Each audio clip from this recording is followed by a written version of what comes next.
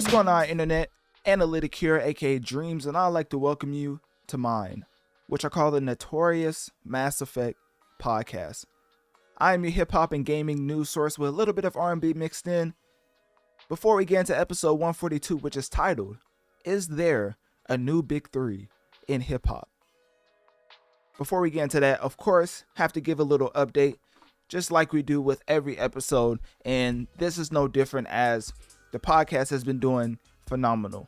It's just a testament to y'all's support, and statistically speaking, because I love to get into the analytics. So getting into my own analytics, we're averaging around 160 to 180,000 weekly downloads, and that is just beyond unfathomable for me.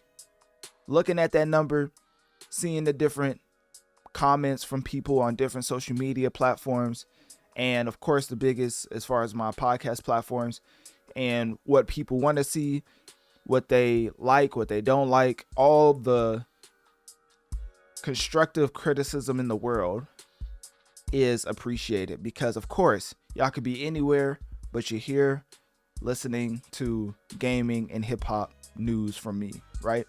So I really appreciate that. And one of the ways I wanted to give back is showcasing how I'm using the support and, of course, the financial support in ways that's making this product even more enjoyable for you. So one of the ways I wanted to do that is by creating a Patreon, because I have certain things that's in the works as far as getting a whole video setup, if that makes sense. Like, I'm gonna have a camera, lights, basically I already have that, I just have to set it up. But the reason why I'm saying that is because that's what the Patreon comes in for. Because if you don't know, which you probably already know if you're listening, there's ads that play throughout every single podcast platform, right? But the Patreon, with the $5 monthly subscription, it will be ad-free content that I'll be putting out at the same rate that I put out on my other podcast platforms, and even more, because it's going to be behind the scenes footage. There's going to be a lot of IRL streams, and with my whole streaming kit that I have together, it's just all in place for that to be an incentive and a bonus to sign up to that monthly subscription, especially with it, besides the fact that it's ad free. The way I'm able to justify the price is the overall content that I'm adding additionally that you can't get anywhere else besides the Patreon platform. So, of course, this is going to be more of a soft launch. And the reason I say that is because I am doing a 2-month giveaway. Now, what does that mean, right? Essentially, there's going to be gifts given out throughout these upcoming months. And the reason why it's 2 is because these episode formats come out every month. So this month for this episode, and then for next month, I'm gonna bring this up again as far as the giveaway. But I'm not gonna do it often because I want people who are actually supporters to get what I'm about to give away. And so some of the gifts that I'm going to give away, 'cause I think I'm gonna do it weekly as far as randomly picking out people. But the gifts that I have is going to be more of the Santa Claus variety, because when I reach out to the person who subscribes, and I should probably get to the rules first, huh? So basically, all you have to do is sign up to my Patreon. Of course, there's only one tier right now as far as the $5 tier. And then during the next 2 months, every week of this month and the next month, I'm going to pick somebody randomly who signs up to the Patreon and shares the Patreon link on their social media, and then tag me to increase your chances. So one, signing up automatically puts you into the giveaway, but then sharing the Patreon link on your social media will increase your chances on winning. So with that being said, some of the gifts that I have, the reason why I say it's the Santa Claus variety, because there's already 2 Elgato screens that I'm going to give away. But what if somebody has no use for an Elgato screen, right? That's where Santa Claus comes in. I'm basically going to message you, ask you what you want, and as long as it's under a certain price point, which I'm not going to tell you because, people, they be like, hey, let me just max it out, right? But let's just say it can be of the expensive variety, right? It can be triple digits, but can't be nothing crazy, right? If you ask for something, at least make it reasonable. But I have a certain budget put to the side for these giveaways. So that's what I'm going to do because I know not everybody has a use for Elgato screens. So along with the Elgato screens, I'm going to specifically ask the person that, I choose as a winner what they want. And then that's how that's going to happen. And then when you get that, you're definitely going to have to post it. So so people don't think I'm just scamming out here, right? I can't be a DJ Envy out here. You know what I mean? Like, selling you stuff that don't even exist, right? So we're gonna figure that out on the back end. But as far as the Patreon thing, this is more of a soft launch because these 2 months is basically me getting together my video setup and production wise as far as the official rollout, because I'm gonna make a whole new trailer for the podcast, for the Patreon, things of that nature. Everything about the Patreon is about giving you higher quality than the other platforms, right? Because I don't want you paying $5 a month and not getting something that incentivizes you to stay, right? As for me, I subscribe to the Joe Budden podcast, and I already know how much they put out on their Patreon compared to the other platforms. So that's my same model that I'm going to follow when it comes to my podcast. Because if it doesn't feel like it's value to me, then I wouldn't be doing it. So that's why I'm doing this whole Patreon tier in the first place. So yeah, that's how you can walk away with gear, quote unquote, or whatever you want as far as the whole Santa Claus aspect of me reaching out to you. But yeah, so to reiterate the rules, basically you just have to sign up for my Patreon. Here's the Patreon link on social media, and then tag me. You have to tag me so I can see it to increase your chances. And then throughout these 2 months, every single week, at the end of the week, I'm going to reach out to some random person who signed up. And if they want the Elgato's green screen, they can. Then that'll be easy, because I already have it. But as far as if they need something specific, then we can figure that out on the back end. But once you get that, then just like the Patreon link, you're going to post the gift in the and then my social media so I can repost it, so people don't think I'm scamming out here. Because that's a big deal nowadays. People, I guess, content creators out here scamming the audience. I was like, what in the world? How you scam the people that support you? But yeah. So off of that, as far as a life update, everything's been going smooth as far as the everyday process. This is beyond a dream. Waking up every day knowing that you get to cover gaming and music, and people time and time again, week after week, come back to listen. It's just a blessing. So that's how I approach it. I don't take this for granted, and for sure, I don't be half what as far as giving you what I think is high quality content as far as information that you can take with you and actually values your time, as far as the gaming and music industry. So speaking on valuing your time, let's wrap up the updates. And as far as my Patreon, Linktree in my bio. Linktree in my bio has my Patreon link, so that's how you can sign up. I don't think I said that, but hey, now you know. So Linktree in my bio.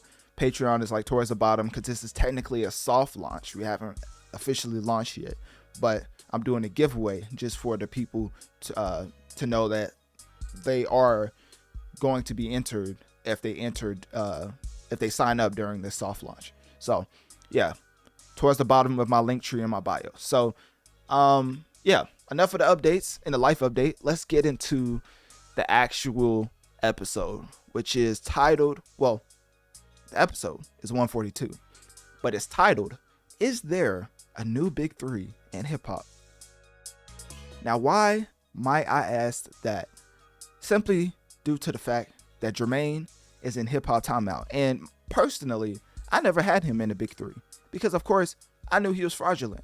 But it took the world to see him on his own stage, Dreamville Festival, just totally backtracking on an actual diss track that he himself put out against Kendrick Lamar.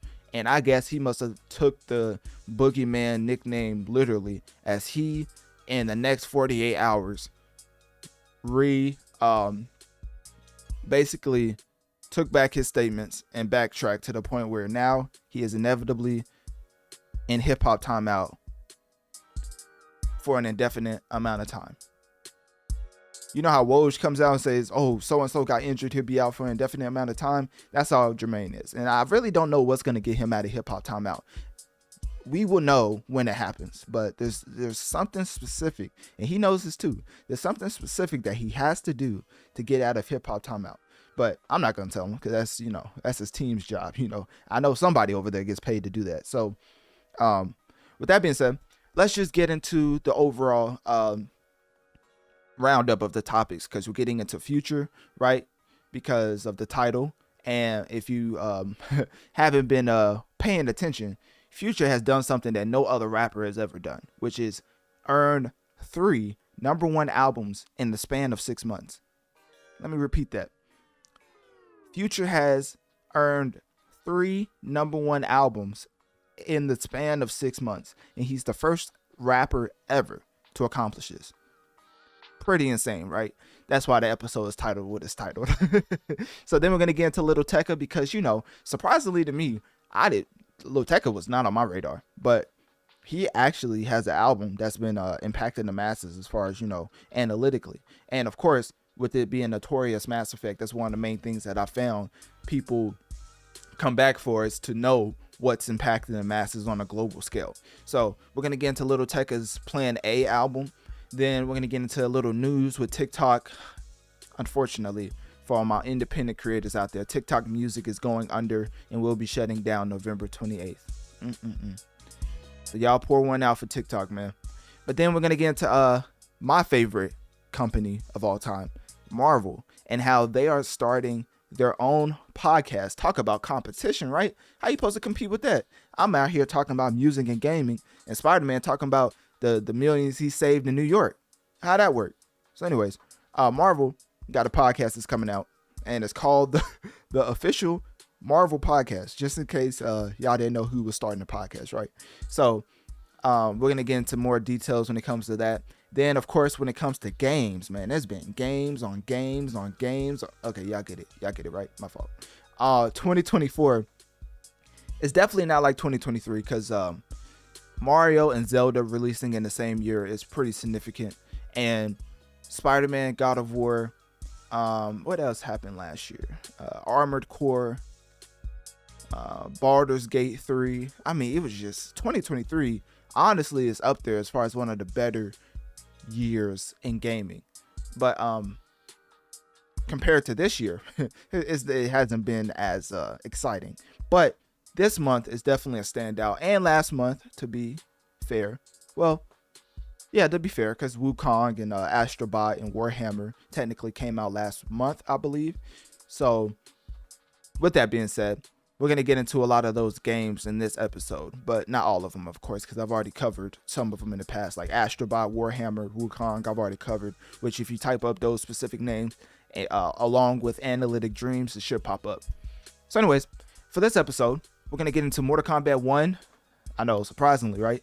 The game that fell off. We're going to get into that because it released a whole new DLC with a story expansion. So we're going to get into that. And then we're going to get into one of the more popular games in the world, which is football, technically. But EA Sports FC, which is technically a soccer game, 25. We're going to get into that. We're going to get into Zoocosis and how that game promised a lot that it did not deliver, but it is okay because I am here to go over the whole debacle. But no debacle was like this one that we're going to get into in this episode, which is Concord. Concord is shutting down.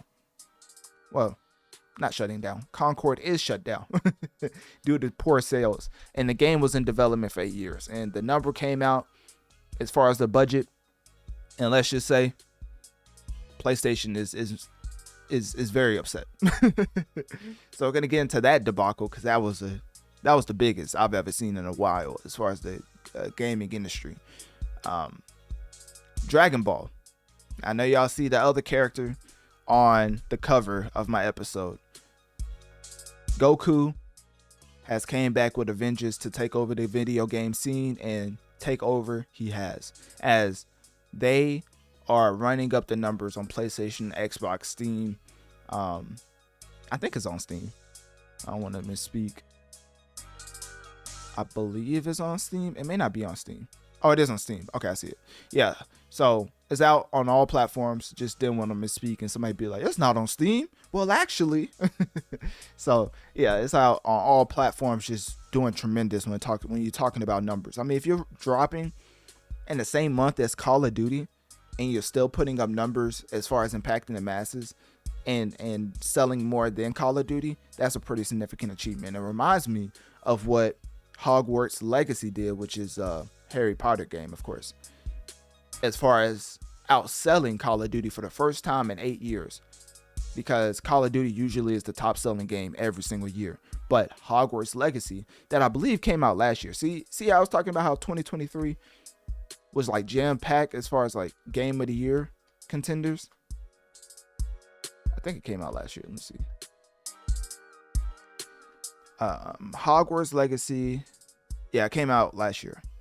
So that was a very surprising feat that it managed to pull off, outselling Call of Duty. And I'm not going to say Dragon Ball is going to do the same thing, but the start that it's gotten off to reminds me of when Tekken first came out. And Tekken, I'm not going to say has fell off, but Tekken is not as popular. So fighting games is a little interesting when they first start off, because everybody's just getting into the mechanics. And once you understand the routine and the gameplay loop and you've played it for a while, it gets kind of old. So we'll have to see if it ends up outpacing Call of Duty at the end of this year. Then we have Silent Hill 2. I try to stay away from horror games because I am not a horror consumer. I despise everything about the horror genre. Just the way they try to make people uncomfortable, make their skin crawl, and jump scares. Jump scares is one of the main pet peeves of mine, because life is already scary as a black man in America. Sorry to get into, my ethnicity, but I don't need to pay money to raise my heart rate. I mean, we already have a family tree of diabetics. You know what I mean? No need to raise my heart rate even more with all this scary stuff going on in a video game, in a fictional TV show, in a fictional movie. Like, I don't need to deal with all that. Life is scary as it is, right? So I just don't like the horror genre. And then you could probably assume I don't like Halloween as well. But I do like dressing up. So that's it's a bittersweet holiday, right? I like dressing up. I don't like everything that Halloween stands for. So anyways, I don't know how I went on that. Oh, Silent Hill 2. We're going to get into that video game and how the remake has remade, pun intended, has remade itself on the charts or whatever. So anyways, then we're going to end with some beef, because people love the beef segment. I don't know what it is, but y'all love drama. I'm talking directly to you. You don't see me pointing at you, but just know there's a finger in front of your face right now. And what you going now? I'm talking like Lil Durk, ain't I? But anyways, back to pacifist mode. I'm just letting y'all know that people seem to really enjoy the beef segments. So we're just going to keep that up as putting it at the end of the episode. So as far as the beef, Nintendo done had enough. Let me tell you something.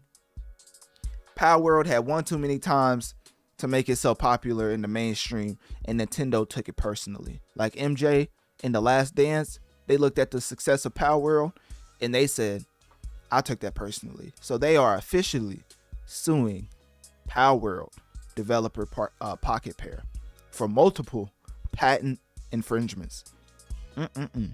Now, if you look up Nintendo Analytic Dreamz, you will probably find that I've already spoken on how Nintendo put out a statement saying that they're looking into the possible infringement that Power World was conducting. Well, seemingly, they've put together a pretty good lawsuit, because if you don't know anything about Nintendo and lawyers go hand in hand. So pray for Power World, because no telling what type of bag they're going to have to drop on Nintendo as far as settling in the lawsuit. Speaking on conglomerate versus conglomerate, TNT versus NBA. Yes, we're going to get into a little basketball talk for the simple fact that we're covering a sports game in this episode, so technically it's on brand, as TNT versus the NBA will inevitably affect the sponsorships and the sponsorship dollars that the NBA receives based on this lawsuit, because of TNT saying that NBA has certain things in place to where a new contract was not even applicable for the fact that they wanted to go with Amazon, I believe. So we're going to get into the details of that specifically. But yeah, another conglomerate on conglomerate beef. But switching into the human beef element, Jay-Z versus Dame Dash / Jaguar. Right. You already know, and you already knew that we was going to get into Sean Carter. And boy, is there a lot of things to get into. But as a Sean Carter fan, I'm not going to lie to you. It hurts my heart. What did Jay-Z say on God's Did? It breaks my heart. It breaks my heart to see all these people have so much validity in what they've been spewing towards Jay-Z. Also, on the Jaguar right side of things, there's been a lot of fictional storytelling going on that we're going to call out. So I'm going to keep it balanced, but at the end of the day, it does break my heart. So anyways, Cardi B versus Offset. You already knew that we had to end the episode with the major red pill content that is a stripper and a rapper's relationship.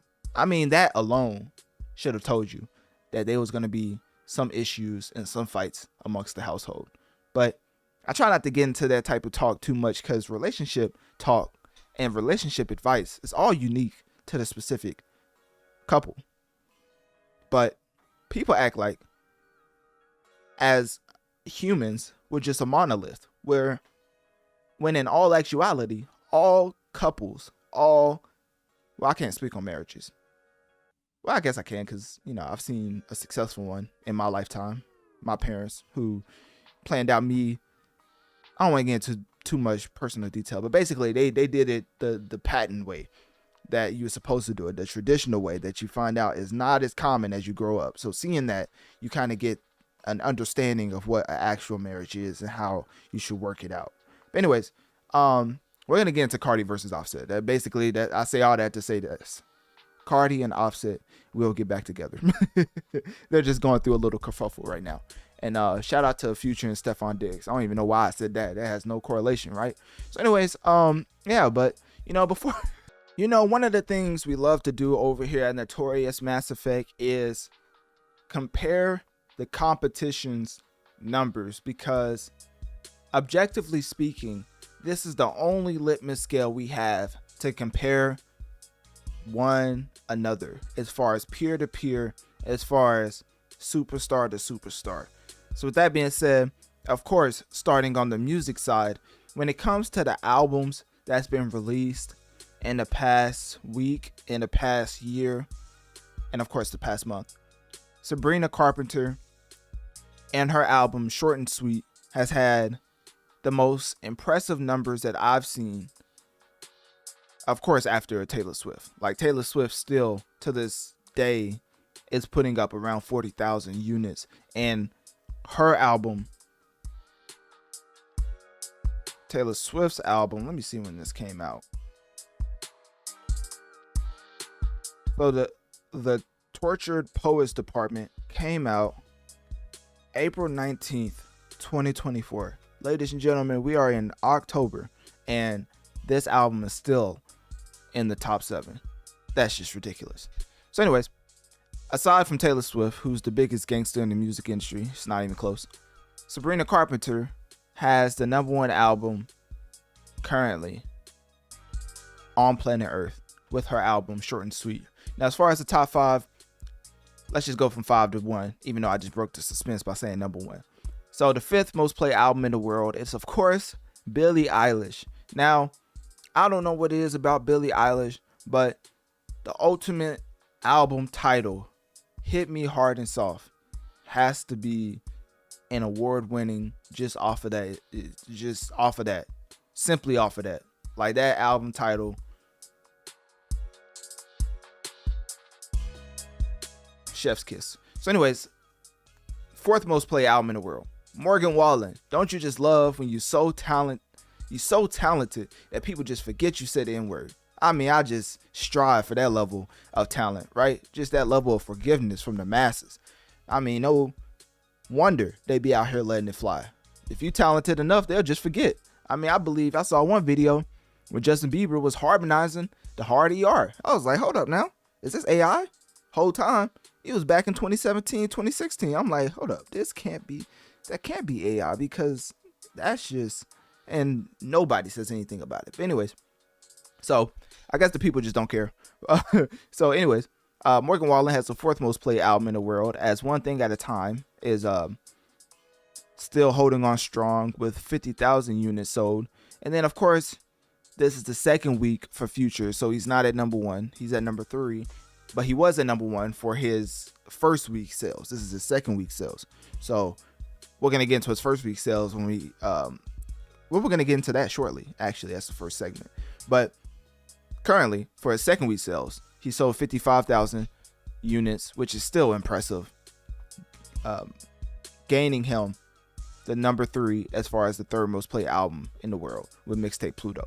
And then you have Chappelle Rowan, The Rise and Fall of a Midwest Princess. Now, that's a pretty interesting title.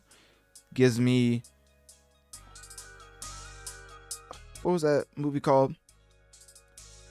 It wasn't The Wiz. That was the black version. What was the white version of The Wiz? That's how you know I'm black. I don't even know the white version. That's crazy. The Wiz. I'm just going to type it in, see if it pops up. Is it The Wizard of Oz? That's the original, right? That is the original. See? Does that let me keep my black card? I don't know. Anyways, so The Wizard of Oz, right? That is and seems to be the inspiration for this title, but I don't know. Maybe I'm just guessing. Because if you don't know, Dorothy, I think that was her name. She was from Kansas. So isn't it funny how the most like morally sound people are from Kansas? Like Superman, Dorothy, Analytic. Oh, my fault. Anyways, Sabrina Carpenter, number 1 album in the world, Short and Sweet. So congrats to that lady, as she is just completely running up the charts right now and does not seem to be stopping in the slightest, right? Let's get into overall market share. This is my favorite thing, because I just got to keep reiterating that Universal Music Group is just unequivocally the big dogs in the music industry, with over 60% of the music market share. Out of all the music released in the world, UMG has 60% of it as far as the consumption. Warner is 2nd with 20%. Sony is 3rd with 18%.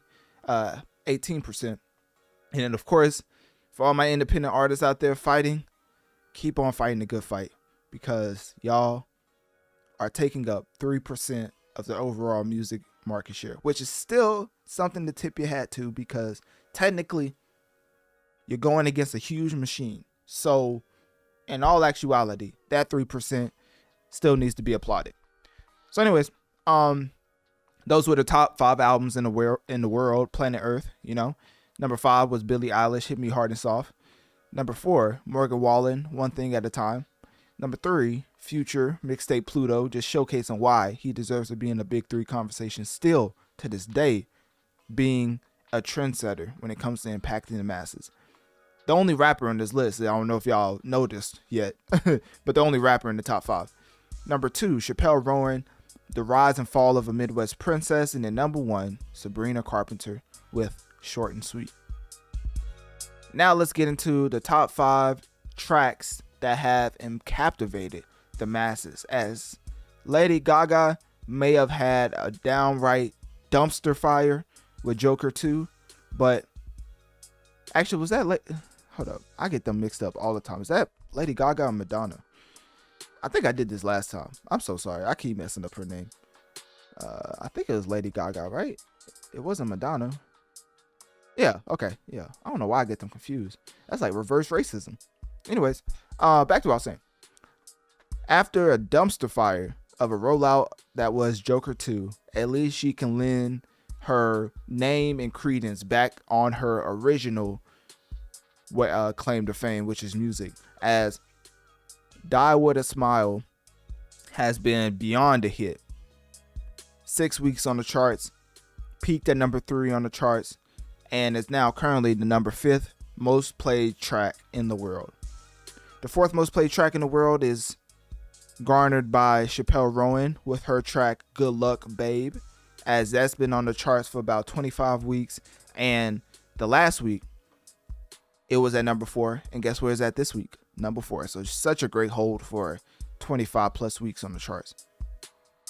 Then, of course, once again, Sabrina Carpenter with her track Espresso, the 3rd most played track in the world. Out of all the music consumption, this one is the 3rd most, as it's been on the charts for about 24 weeks. Last week it was at number 3, and this week is at number 3. So great hold for that track. But a track did get dethroned. And which track was it? Was it Shaboozey or was it Post Malone? Well, I'll save y'all the suspense. It was Post Malone. So Post Malone and Morgan Wallen's track I Had Some Help got dethroned from number 1, which is still not a bad thing. I mean, you go from number 1 most played song to number 2, like, oh, such a big downfall. Anyways, it's been on the charts for about 20 weeks, and it's peaked at number 1, of course, but now it's slid to the number 2 spot. And then, of course, one of the best songs of 2024. And I'm not even just saying that based off numbers. If you listen to that album, it's such an organic blend of hip hop and country. I think this is ultimately what Lil Nas X should have done instead of completely pivoting to the pop lane. This is what people wanted from Lil Nas X. An authentic and organic country hip hop blend of music. And Shaboozey has delivered that on the highest, to the upteenth degree when it comes to quality.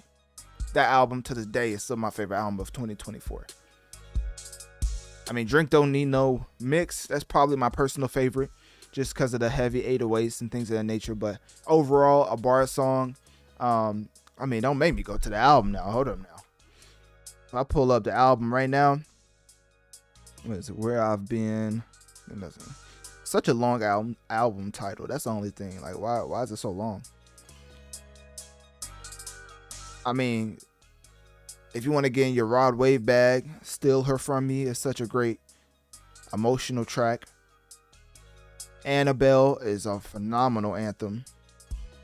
And then finally Over. I mean, if you look up Shaboozey Analytic Dreamz, my whole review of the album is out on all podcast platforms. So you can get the in-depth review of me going into the album. But when I tell you that is a classic body of work, I'm stamping it now. That body of work is classic. I just love how he's been putting out music ever since, like, he was putting out music before even Lil Nas X blew up. So 2014 he was putting out music, and 2024 to have this much success is just a testament to longevity and consistently putting out good quality content to the point where it's just like undeniable. So that's why I admire most about Shaboozey. So that album to me is my favorite album of the year.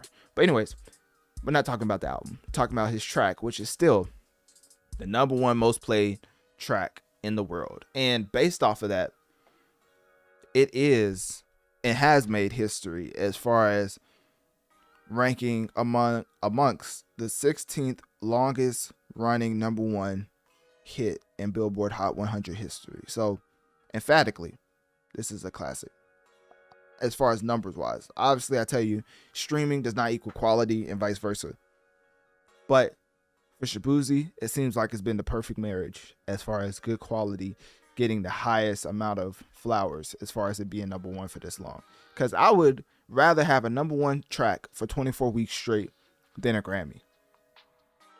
I know that may seem like an asinine statement, but if you see the royalties and the points on a platinum track, I mean, when I tell you Sway Lee, off of those 2 diamond records he has, is good for life. His kids are good for life. And probably his kids' kids are good for life off of those 2 diamond records. I would rather have something like that than a Grammy award where it's just a bunch of people coming together to decide who they want to politic with for that particular award show. So a little side tangent. But anyways, to recap the top 5 tracks in the world, number 5, we have Die With a Smile with Lady Gaga and Bruno Mars. Number 4, we have Good Luck Babe with Chappelle Rowan. Number 3, we have Sabrina Carpenter with Espresso.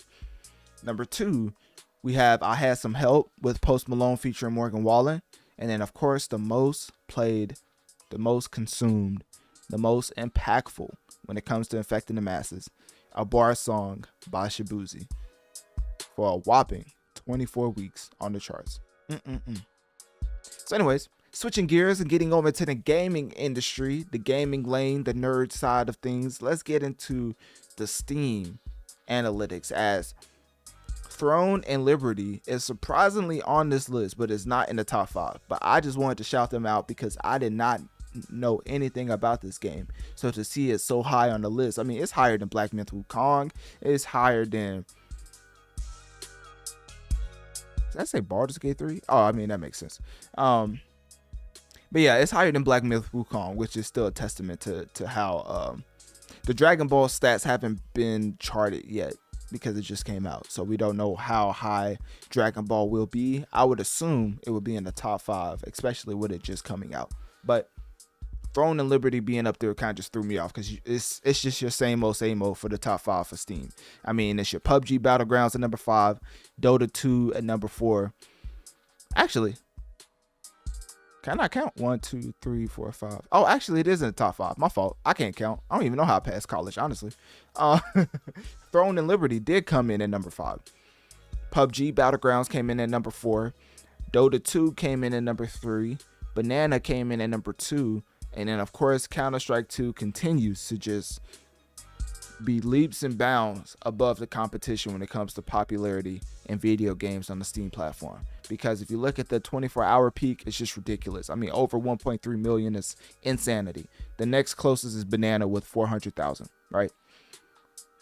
People currently playing the game, like concurrently playing the game, over 500,000 with Counter-Strike 2. Now, I know the esports has something to do with it as far as the esports field, but still, that is a incredible and impressive accomplishment in itself to consistently put up these type of numbers. As Banana is the next closest with 370,000 concurrent players right now, and then Dota 2 is at 262,000 concurrent, PUBG is at 149,000 concurrent, and then Throne and Liberty is at 145,000 concurrent, and then it's a little drop off to number 6 with 83,000. But yeah, so the top 5 for Steam is Throne and Liberty, PUBG Battlegrounds, Dota 2, Banana, and Counter-Strike 2. So getting off of the Steam platform, let's hop into Microsoft land, as the best sellers is what you can come to assume for the average console gamer: sports games and GTA. Well, to be fair, Space Marine is technically number 3. So the third most popular game being Space Marine does give some credence to Microsoft gamers to have some type of hardcore gaming tag on their account, because standard edition FC25 is the most played game on that platform as far as Xbox. Madden 25 is the second most played game, and then Space Marine, already talked about that, is the third most played game. 2K25 is the fourth most played game, and then guess what number 5 is? I mean, just guess. After this pattern, I mean, you should already know what number 5 is going to be, right? College Football 25, ladies and gentlemen, is the 5th most played game on this platform. Now, I'm not going to talk down on them. I'm not going to just throw derogatory terms their way. I'm just going to say y'all are some casuals. And I'm just going to leave it at that. So anyways, I mean, it's kind of hard to throw the casual term at Xbox gamers because they really don't have no games. I mean, if you really think about it, Wukong, Astrobot, I know I'm already making the Microsoft people upset. All right, let me chill. But so yeah, man, that's the top 5. I guess I swear you can't make this stuff up. Guess what's at number 6? GTA's at number 6. Oh my goodness, Microsoft people do not play any games, and these are just like averages. So there's a high percentage that you only play sports games, which is okay. It's okay. But people try to talk about gaming and they only play sports games. I'm like, my brother, you don't game. You just play sports. That's it. You're not a gamer, which is okay. But when they start to get into like the game of the year conversations, when they start to break down, oh man, Xbox is the best platform. Really? What you playing? Oh, 2K? All right. So anyways, yeah, to recap the top 5, college football 25 came in at number 5, 2K25 came in at number 4, Space Marine 2 came in at number 3, Madden 25 came in at number 2, and of course the most popular game, FC 25, which is the standard edition. And it has been going crazy on the Microsoft platform, making it the most consumed game when it comes to affecting the masses on Xbox. Now, switching over into PlayStation land, they are somewhat excused because instead of having it all taken up as far as the top 5 slots of sports games, there's only 3 slots taken up. But to Xbox's credit, Fortnite being on this top 5 could be detrimental to the overall development of your brain when it comes to adulthood. Why do I say that? There's a lot of instant gratification things that happens in Fortnite based on microtransactions because of the live service model that we really don't want to get into, but Fortnite started it. Or not started it. Fortnite popularized it because Game Pass have already, not Game Pass, Battle Pass. Battle Passes have always existed. But when Fortnite went free to play, and now their microtransactions is what's making them the bulk of the money, that is what made other studios say to themselves, let's make a live service game, even though it might be trash, and sell it to consumers and convince them that they're going to be playing this game for 5 years, only to take the game off of the marketplace not even a month after its release. I'm talking about Concord, which we're going to get into that in a second.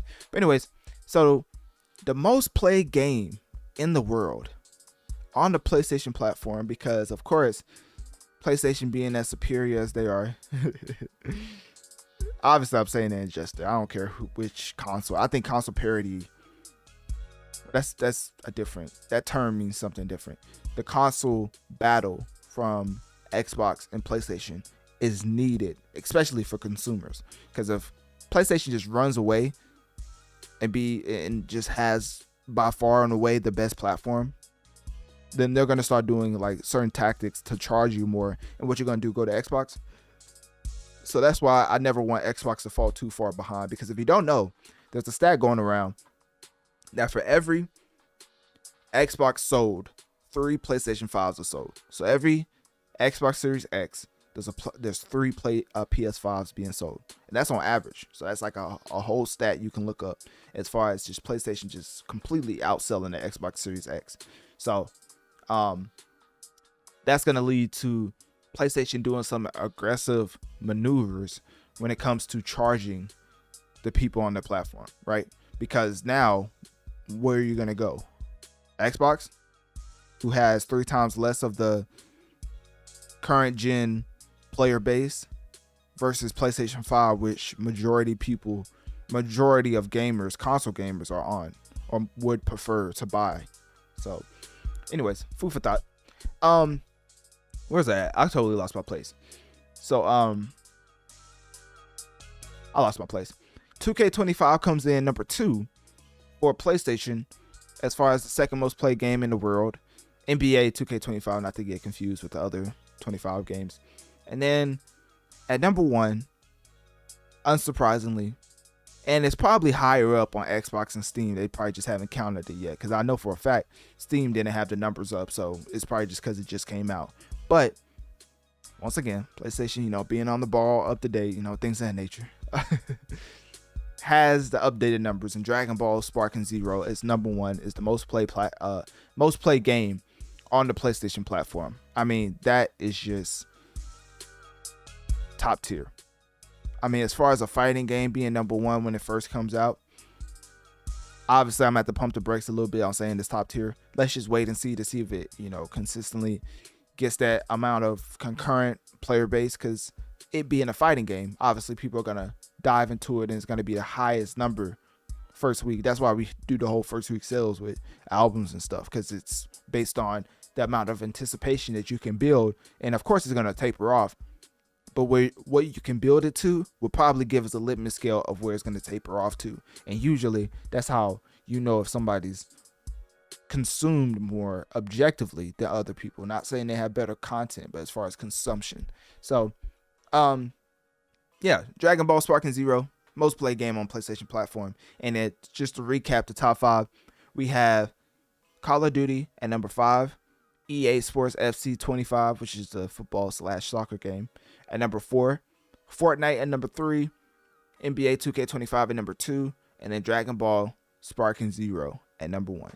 And ladies and gentlemen, last but definitely not least, we got to get into the top 5 mobile games. I told y'all, I'm not going to forget about y'all mobile community. I mean, I really got some things coming for you as far as the Patreon content that I've been putting together, because I figured out, I mean, it was pretty simple, but we're going to have some mobile gaming content. That's all I got to say. That's all I can say right now. We're getting all the puzzle pieces together, but yeah, I like the way it's coming together. So anyways, well, not even more. This will probably be my first time ever putting out mobile content, because of course I still put out gaming content. As if you go to my, shameless plug, Analytic Dreamz video on Spotify to see the video along with the audio, which you don't have to do if you sign up to my Patreon. But hey, them shameless plugs will be throwing at you. You know what I'm saying? You gotta be ready for it. Not to play. All right. Analytic Dreamz video on Spotify to see the video along with the audio, because basically I had part 14 of Elden Ring gameplay walkthrough. I posted that not too long ago, and I'm going to post part 15 sometime this week, and that's going to be the last part for the Elden Ring saga. Sad day in history, but we're going to have to take a hiatus because I have to be Astrobot. I may be Outlaws, it just depends, but Elden Ring has been placed on the back burner for the simple fact that it's just too many games to play, and I do want to play them. So before we get into episode 142, which is titled, "Is There a New Big Three in Hip Hop?" Before we get into that episode, make sure to click my link tree in my bio to access my social medias and follow to keep up with my latest activities. And if you want to support the show financially, click my Cash App link located towards the bottom of my link tree, as it helps the show overall. I'm going to put a Patreon shameless plug in this intro, but I'm not going to do it yet because, we haven't done the official launch. But do remember the Patreon giveaway. It's a soft launch. If you sign up during these upcoming months, you could win a prize. And with that being said, just know, don't ask for like a spaceship or something, because I ain't got it. But it will be nice as far as if you get chosen. So anyways, yeah, man, click my Cash App link located towards the bottom of my link tree, as it helps the show overall. Also, make sure to share this podcast, rating the show 5 stars, as this helps the show reach more people so we can grow together and affect the masses. Oh, and also make sure to click that bell icon for post notifications. I don't know why I had that at the end. This must be the updated one. For some reason, I have 2 intros. That don't make any sense, do it. Anyways, well, you got the intro, and now it's time to get into the first segment, which is starting off hot, because we're getting into the reason why this episode is titled the way it is, as Future has scored yet another number 1 with his album, well, technically mixtape, because he called it Mixtape Pluto. So let's get into that right now.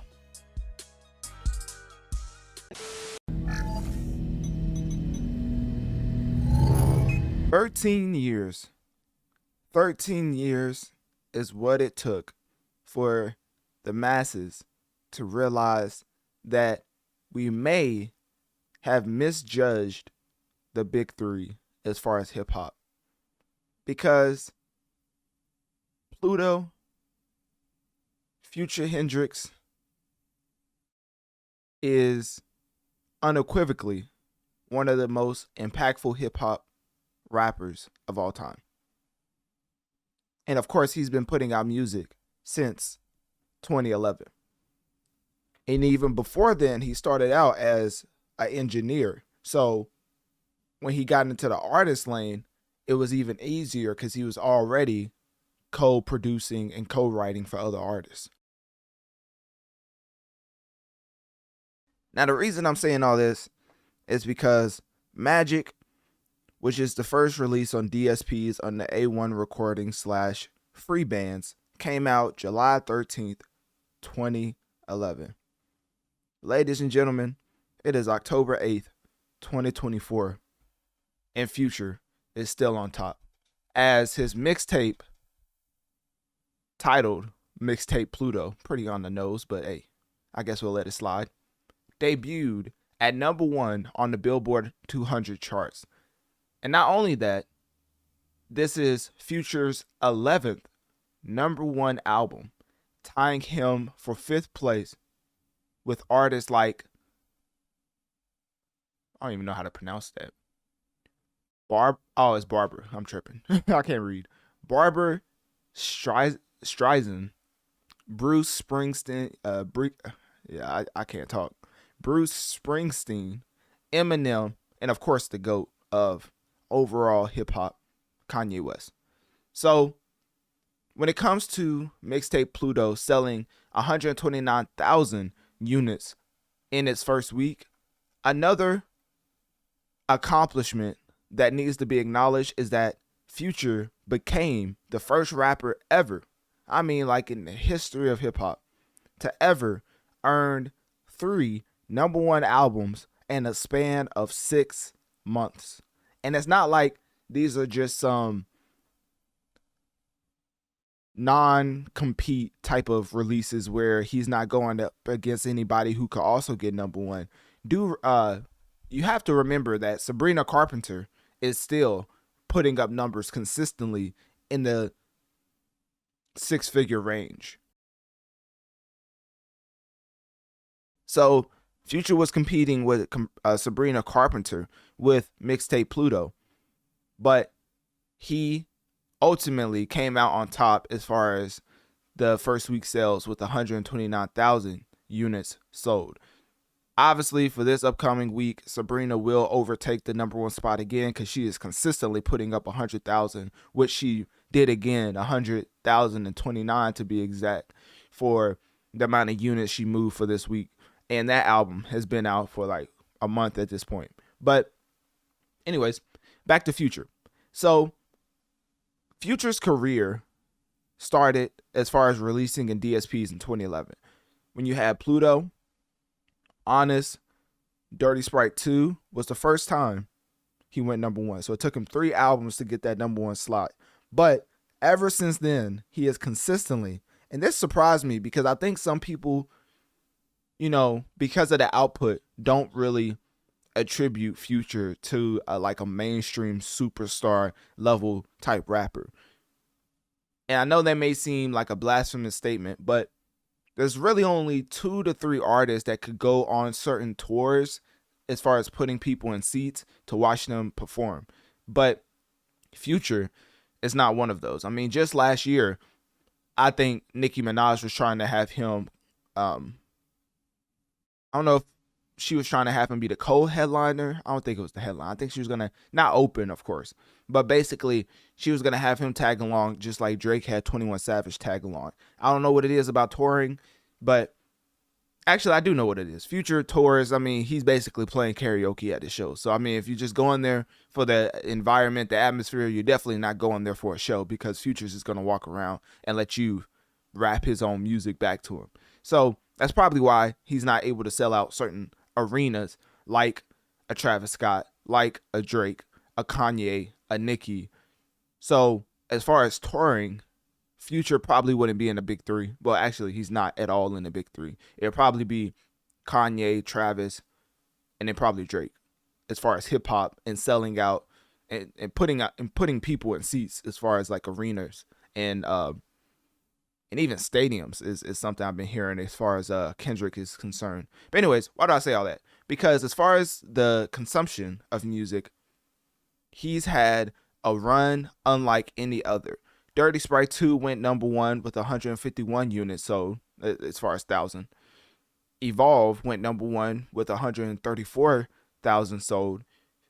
Self-titled album Future went number one with 140,000 units sold. Hendrix went number one in that same year. So once again, 2 albums in the same year, going number one with 121,000 units sold. The Wizard went number one with 125 units sold, as far as 1,000. High Off Life went number one with 153,000 units sold. I Never Liked You had 222,000 units sold. We Don't Trust You, the collab album with Metro Boomin that kicked off the entire avalanche of beefs between Drake and just the whole industry, that sold 251,000. So it's biggest first week sales ever. But of course, gained him another number one. Then you have We Still Don't Trust You. They doubled back just to let that Canadian know that they did not trust him, as they had even more people to kick his back in, as they had ASAP, and then The Weeknd actually gave a verse on the double back on We Still Don't Trust You, which sold 125,000 first week units and went number one, of course. And now, up to date, as far as the album that he just put out on all DSPs, titled Mixtape Pluto, that just came out September 20th, 2024, sold 129,000 units first week, which is more than the double back with Metro Boomin as far as We Still Don't Trust You, because that sold 125,000 first week. So not only did he not only did Future release 3 bodies of work in a span of 6 months, but he also gained more streams off of his mixtape, quote unquote, than he did with his second album with Metro Boomin, which you would think a sequel to anything that's already successful would have around the same units as far as sold. But Like That, I don't know if y'all know, but Like That is probably one of the best hip hop tracks I've ever heard. And that's probably one of the highest compliments I could give a track, because that track to this day is still the 36th most played track in the world, and it's been on the charts for about 28 weeks. So some could say that the Future and Metro Boomin album, We Don't Trust You, when it comes to units and consumption, was heavily carried by the track Like That, which, to their credit, I still think it would be a phenomenal song even without Kendrick. Kendrick just adding all of the hatred he had for the Canadian just uplifted the track even more. So anyways, the reason why I'm saying all this is to put in perspective, do we have to reconsider what is the big three in hip hop? Because some people would say the big three is Drake, Kendrick, and Jermaine. Obviously, if you've listened to the podcast for a while, you already know that I don't count Jermaine anywhere near the hip hop big three. And I've always talked about Future being in that third slot, or Tyler the Creator being in that third slot, or Nicki being in that third slot. I don't know how in the world Nicki just gets put to the side, like she ain't out here being one of the most impactful hip hop artists ever, but her not even being considered for the top 3 is, there's a certain word for it, but let's just say it's pretty interesting how she's been putting on for so long and people still discredit her as far as not wanting to put her in the big 3. So for me personally, Jermaine is nowhere near that. And now, with the consumption wise, as far as analytics, Future has put together a resume that has been undeniable to the point where we have to put him back into his proper perspective, because everybody looks at Future as just a trap rapper that puts out music consistently and, hits and misses, but when he hits, it really does affect the masses. But he's never had a flop throughout the whole 13 years in the hip hop industry. And not even that, he sold in the six-figure range for at least, outside of his first two albums, he's consistently sold in the six-figure range, which is very difficult, especially when you see, I'm not trying to be disrespectful, I'm just using this to put these stats in perspective. Big Sean just put out his album with all the promotion in the world. I mean, he sat down with Charlemagne. He sat down with, he made content with our DC World. He was showing up on all type of interviews, crying and stuff. He had the whole debacle with Kanye West that everybody paid attention to. And then he put out his album, and guess what?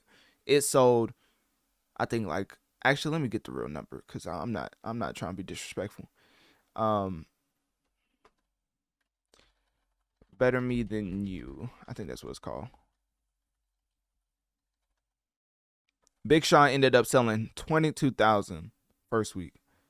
Do y'all remember the time when everybody had Big Sean as a rapper in the top 3? Forget just being a musician. As a rapper, Big Sean was up there and was competing for that number 1 spot as far as the best rapper in hip hop currently. But now, fast forward from Dark Sky Paradise, we've seen that the audience, the genre, for some reason, just does not gravitate towards Big Sean anymore. I think it's because he took a hiatus, but nonetheless, he sold 22,000 first week. Now, the baby was never considered in top 3, but just to give you a litmus scale of how rappers are just completely, for lack of a better term, flopping. The baby, How Is This a Mixtape, sold 9,000 first week and debuted at number 154 on Billboard 200 as far as albums. So, as you can see, people sometimes flop when they put out projects.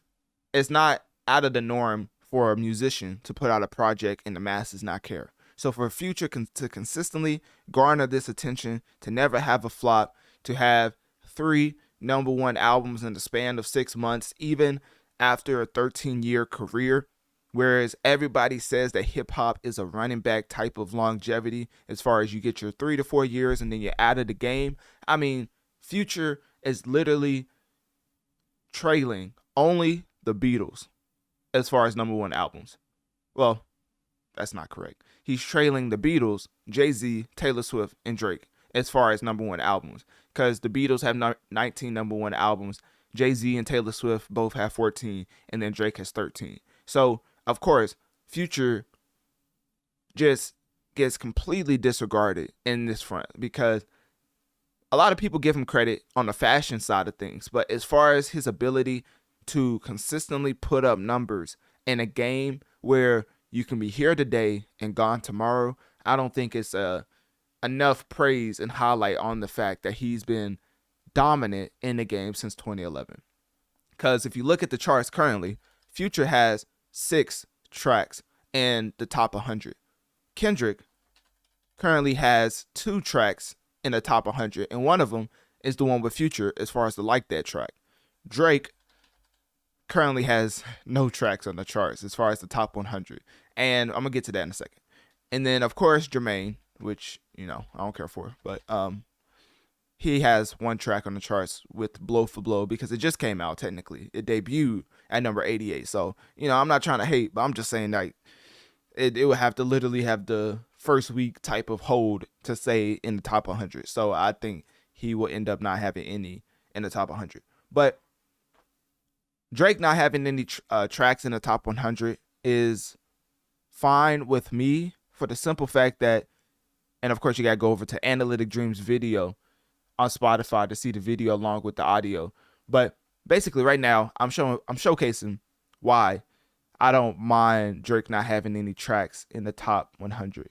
So basically, as you can see right here, Analytic Dreamz video on Spotify to see the video along with the audio. Drake was the most streamed rapper of September with 1.1 billion streams. And he has maintained his record of being the most streamed rapper every month of this year. Why is that pivotal? Because of the way he just got completely eviscerated verbally by the boogeyman, aka Kendrick Lamar. Now, that is just a testament to his discography, because just because your 2024 releases aren't hitting like that doesn't mean that, as far as a totality standpoint, people are listening to others more than you. It's actually vice versa.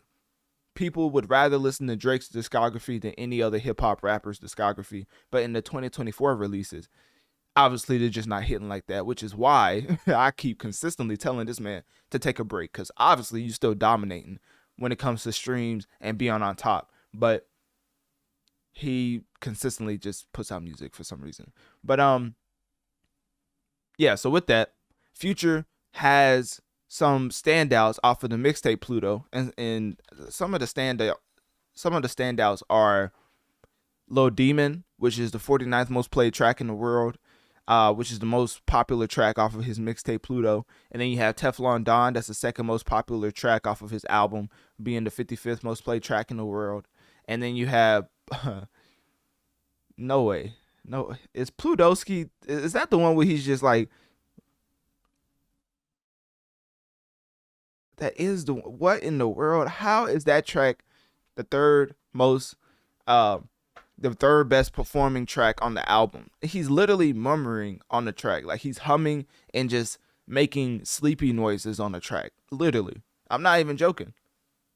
I don't even know how that. Hey, I don't know, man. He a transcender. He a trendsetter. So now rappers just gonna hop on a beat and just start murmuring for no reason because Future did it, which they've been copying Future for a while now. So, anyways, Too Fast, which is my personal favorite track off of the album. So we're gonna get to that in a second. But yeah, as far as the album, that's my favorite track. And then we have Ski, which is the 73rd most played track in the world. And so that would be let me see, 1, 2, 3, 4. Yeah, that'll be the 5th most successful track off of the album. So I just gave you the top 5 as far as the standouts analytically from the album. So you have Little Demon, you have Teflon Don, you have Plutowski. For some reason, people just love the sleeping noises he was making on the beat. You have Too Fast, and then you have Ski. So that's just a testament to putting out a body of work that the masses are finding themselves and captivated by. In the span of 6 months, you've given them 3 projects, and they're still coming back and even picking out their favorites to listen to time and time again. And that is why I keep saying Future has to be put into the big 3 of hip hop, because at this point, analytically speaking, and that doesn't even account the culture wise as far as speaking, and the way that he captivates the culture, which isn't numbers based, right?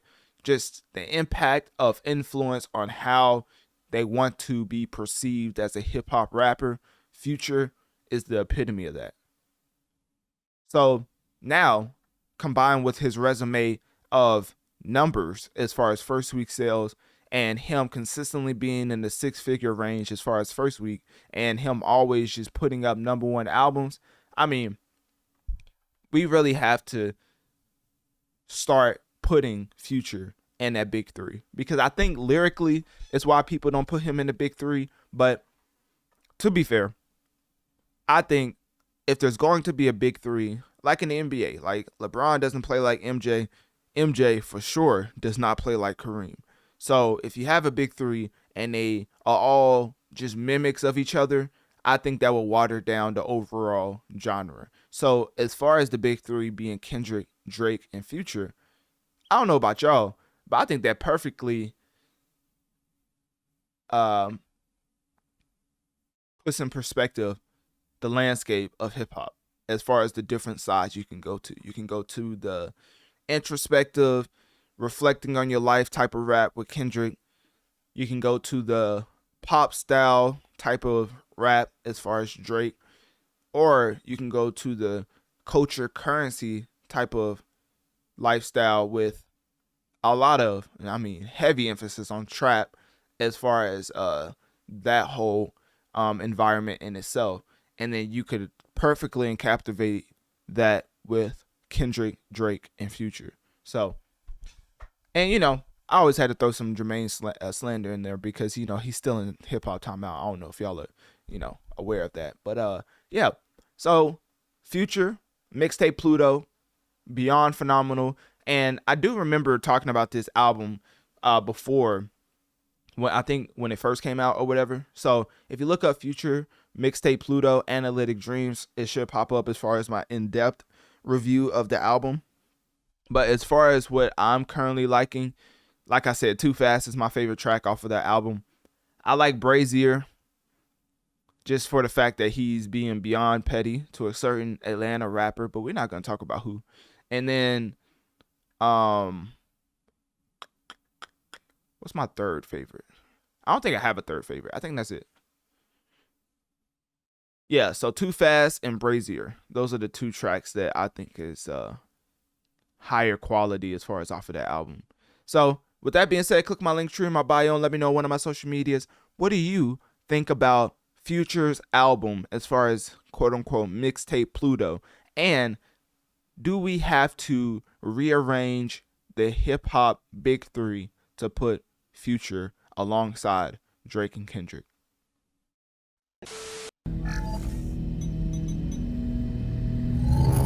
The date is April 5th, 2024.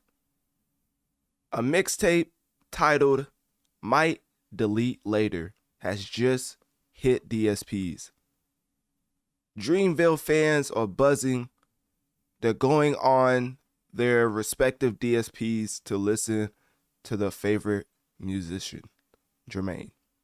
And as they listen, they realize there's a specific song that seems to have its sights set on the one and only Kendrick Lamar. And that track is titled The 7-Minute Drill. Now, April 5th, 2024, it's 8 p.m. The mixtape is being dissected.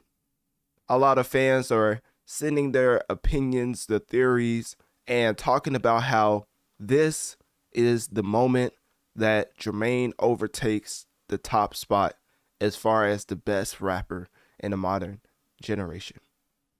April 6th, 2024, only a day after, fans are still speculating on when the follow-up or the response diss track will come from either Jermaine or Kendrick, as now we have officially entered into the realm of a J. Cole and Kendrick battle.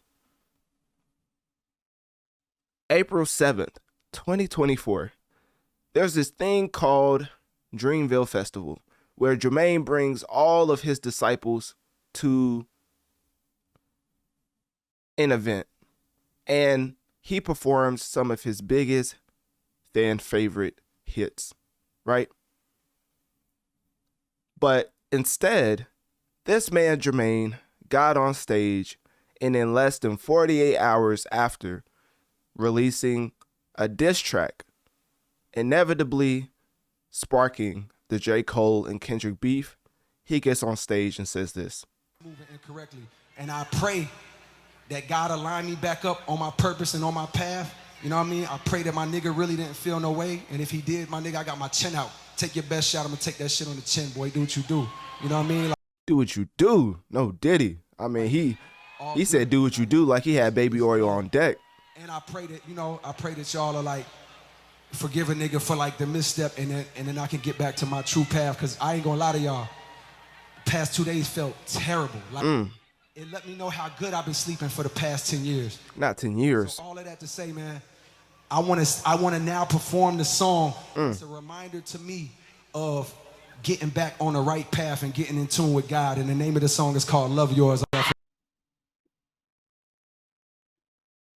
So for everybody who's wondering why we put Jermaine in Hip Hop Timeout, that is exactly why.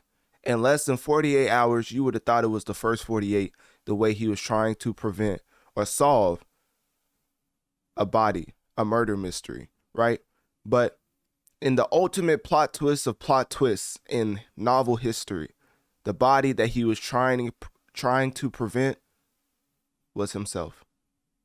Because Kendrick was definitely going to catch a body off of that weak 7-minute drill diss track. That wasn't even 7 minutes, mind you.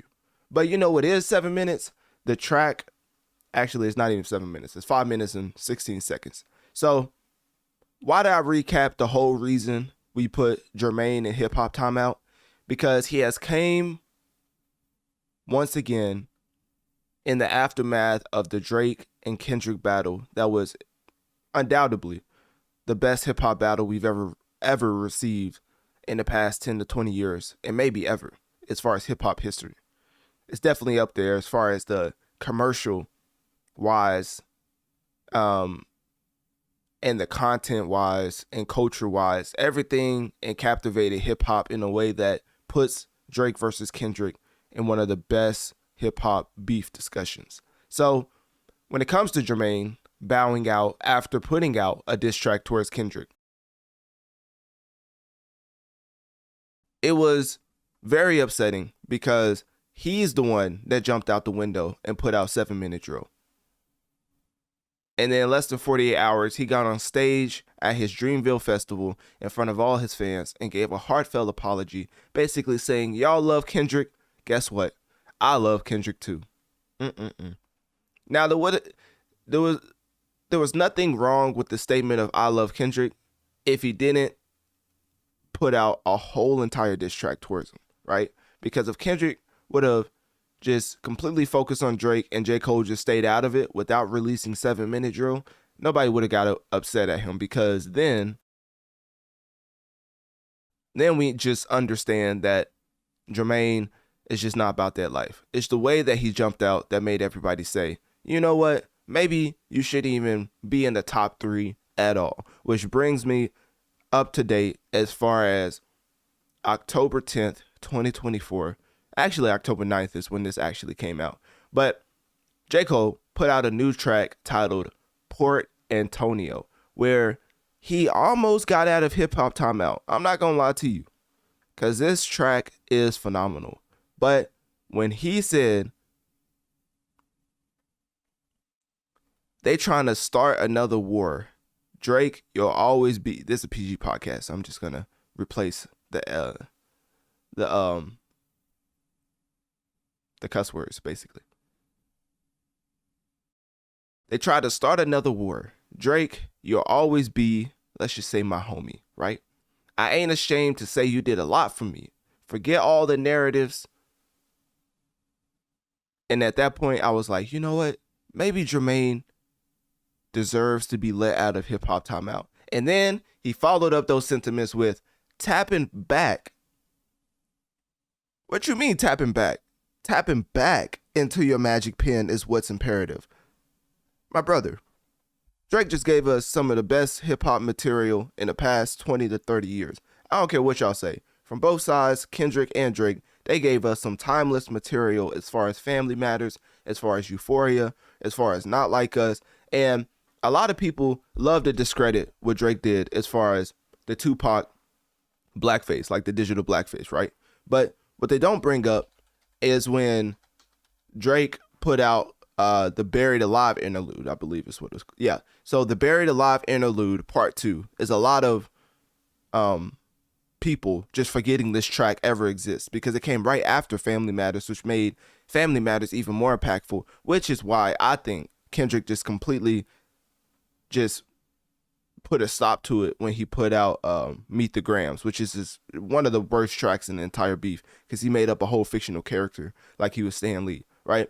Talking about the daughter. I mean, to this point, everybody's just acting like, oh, there is a daughter. We just don't want to name her, right? Like, okay. Like, if there was a daughter, pretty sure somebody would. Like, y'all see this whole Diddy situation? If you build up enough credibility, somebody gonna jump out the window and be like, hey, he's talking about me. I'm the daughter. Why nobody did that? Why the mother didn't do that? The dad, the parent, whatever the parental figure is for the daughter. But anyways, so Kendrick stepped on that by putting out Meet the Grams, which, you know, aged the worst out of the entire battle. It's probably Meet the Grams and Taylor Made Freestyle that aged horribly as far as the overall totality of the beef between Drake and Kendrick. So getting back to Jermaine, because everybody seems to be acting like this is the greatest thing since sliced bread. This is basically Jermaine saying that he doesn't want beef with Drake. That's all it is. If y'all haven't been noticing, Drake has been unfollowing people on IG and has been making front page news. And people are telling me that Drake has fell off, right? So Drake has been unfollowing people, and in waves, mind you. And I guess because of the lack of communication between Drake and J. Cole, simply for the fact that he bowed out of the battle and made it seem like Kendrick took out him and Drake, right? So Drake was put behind the 8 ball because Kendrick already has great momentum. It's like the number 1 seed getting ups. Jermaine's not the number 1 seed, but for this hypothetical, you have to stay with me. It's like the number 1 seed getting knocked off by the number 2 seed in the Western Conference Finals, and now they're heading to the finals. Like, they got all the momentum in the world, and everybody looks at them as like the big dog. So now, whenever you're in such a subjective space that is music, you are already being looked at as like putting out the gospel, right? You are basically hip hop Jesus when it comes to putting out music, because now it seems like everybody doesn't want smoke with you, which is why the whole nickname given to Kendrick, Boogeyman, has stuck and will stick for the foreseeable future. So anyways, after that, Kendrick just completely eviscerated Drake, but Drake did fight back, which is something that Cole never did. Actually he tried and then apologized, which is why he will continue to be in timeout. Yeah. So as far as the track Port Antonio, my favorite part of it was when he was talking about, they wanted blood. Oh, hold on. Let me just pull this up for y'all to see. Analytic Dreamz video on Spotify to see the video along with the audio. But okay, so I lost my place because I made it full screen. Give me 1 second. Okay. They wanted blood. They wanted clicks to make their pockets grow. They see this fire in my pen and they think I'm dodging smoke. I wouldn't have lost the battle, dog. I would have lost a bro. I would have gained a foe. And all for what? Just to attain some more? Poetry at its finest, I ain't gonna lie. The only problem with that is when you start the fact check. My brother, the best thing you had to come at Kendrick with is that his music was similar to The Simpsons in that he fell off. You would have, a lot more would have happened to you than just have lost the battle. I mean, you see how Kendrick put Drake in a PDF file lane? What Kendrick would have done to you, I mean, let's just say behind the scenes, it wasn't going to be pretty. And there's a reason why Jermaine came out to apologize for Kendrick. Because who would have thought that Kendrick, the person who stays out of the way, would have went to the depths of hell to talk about his opponents in such a way that makes them seem like just a straight up criminal, like deserving jail time. Like, that's the way that he has put Drake as far as the perspective of the public. So anyways, Jermaine talks about how he wouldn't have lost the battle, he would have lost a dog, which I wish he would have just changed I would have lost the battle and kept I would have lost a dog, because that would have been the best part. But this is my favorite lines out of the track, because he kept going by saying props from strangers that don't got a clue what I've been aiming for. Since the age of 14, Jermaine is no king. If that means I gotta dig up dirt and pay the whole team of algorithm bot people just to sway the whole thing. Now, this is where we get upset at Jermaine. This man takes shots at Kendrick in a way that's very subliminal but obvious to people who follow hip hop. Jermaine has talked about streaming bots before. I forget what track it was, but I remember he's talking about people just how many faking their streams, getting their place for machines. I think it was a lot or something like that. The track with 21, I believe. You see how Jermaine fans, you know what I mean? They probably don't even know that bar. Not just playing. Let me chill. All right. So yeah, that was something I remember as far as him talking about bots. I think that's the only other time he ever talked about bots. So people are trying to connect that, right? People are trying to say, oh, he's just talking about the industry. He's not taking yet another shot at Kendrick, right? But what they fail to realize is that the following lyrics is literally, if that means I gotta dig up dirt and pay the whole team of algorithm bots just to sway the whole thing on social media, competing for your favorable memes to be considered best of live and rest the weight of both things. Okay, I think that is completely wrong. Who in the world is transcribing a genius? Because that is not what he said. I want to play it, but if it ends up on DSPs, oh, that's a whole nother discussion. We're gonna get to that in a second. Yeah, he released this through YouTube, by the way, which we're gonna get to that. But I don't know if this is the right lyrics. I ain't gonna lie to you. Basically, this man follows it up by saying, on social media, competing for your favorable memes. I don't know why it says memes. To be considered best and the weight of both things. I understand the thirst of being first. Who in the world is trying to be first in the rap industry through bots and favorable memes from the public through a battle? Like, number one only has one person to put in it, right? And who have we put that person as far as giving him the crown of the modern generation, the best rapper, right? That's Kendrick. So if you're saying somebody's using algorithm bots to sway social medias for your favorable memes, and then you follow that up with, I understand the thirst of being first, who do you think he's talking about? You think he's talking about A$AP Rocky? You think he's talking about Wale, Big Sean, who just, let me chill. That's one of my favorite rappers. But there's only one person who's basically considered in first place right now based on social media perception. Anyways, let's keep going. So with that being said, of course, he kept going saying, now some would discredit me, try to wipe away my pedigree, but please find a person that's rapping this incredibly. Boy, if they ain't bars, I don't know what is. So the only thing with that is that, let me see if I can find it. He said something about being free. That was where I had to. Okay, they stripped me of my spot. Here it is, it's right here. They stripped me of my spot, and now I'm finally free. They say I'm picking sides, but don't you lie on me. And then he gets to cop and please for Drake, right? So the only thing I have to say about this is that I have an episode coming out titled, Is There a New Big Three in Hip Hop? Because I don't know if you know, but Future literally just became the first rapper ever, like in history, to have 3 number one albums in the span of 6 months. And before you say, oh, he had no competition or things of that like that, right? Sabrina Carpenter is running the game right now when it comes to music consumption. Future's mixtape Pluto overtook Short and Sweet for the number one spot, right? So when he outsold Sabrina Carpenter to have his third number one after putting out his third album in the span of 6 months, I'm like, let's have a real discussion about the top 3 in hip hop, because I don't know any other rapper that could do that in the span of 6 months. Besides Drake, besides a Kendrick.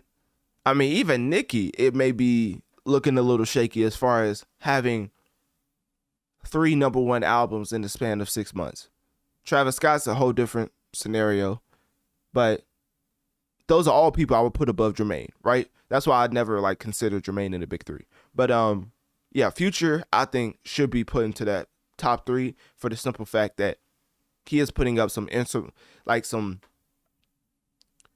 unequivocally, he is putting up numbers that has never been done before in the hip hop genre. So when it comes to that fact, as far as Future just overtaking rap analytically in 2024, you still have to realize that touring wise is probably why we don't put Future in that big 3, because who in the world is going to a Future concert when it comes to a stadium or an arena, right?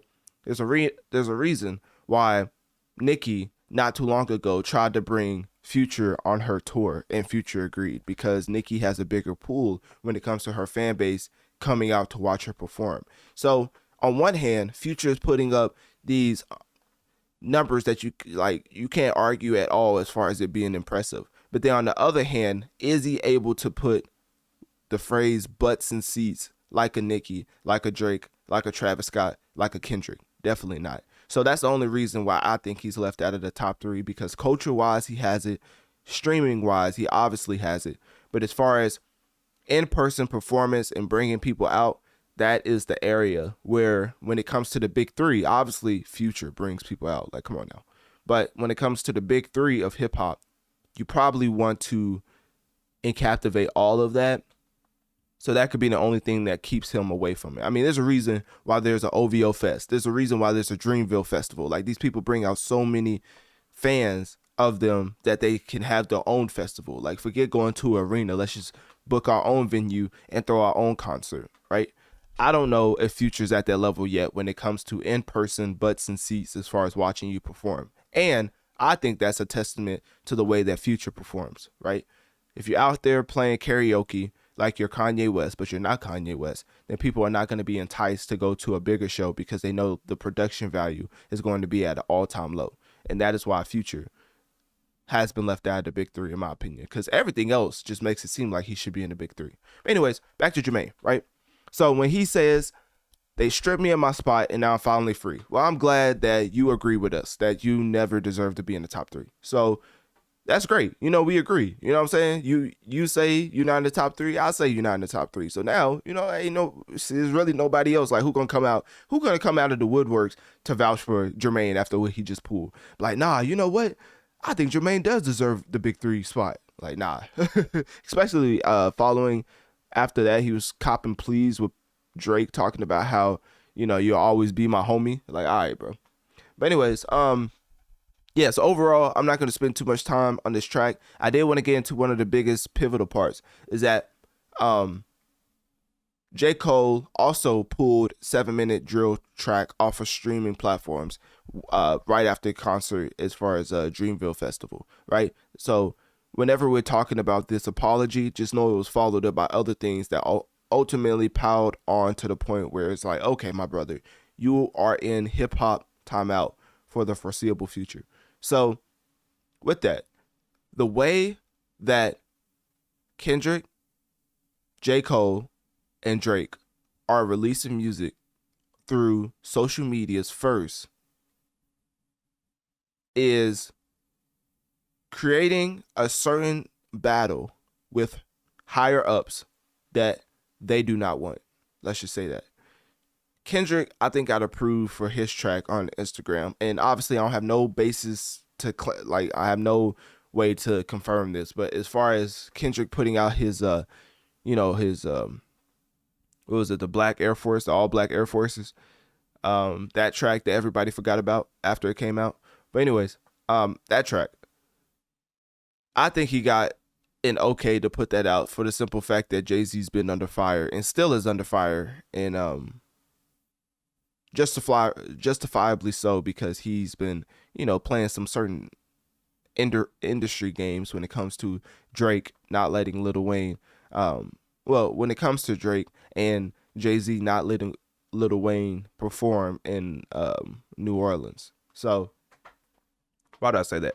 It's because putting out music on social medias first means you are exclusively releasing your music through an Instagram, through a Twitter, a YouTube, when your contract, specifically J. Cole, is, well, I know for Kendrick it's under UMG. Let me look up.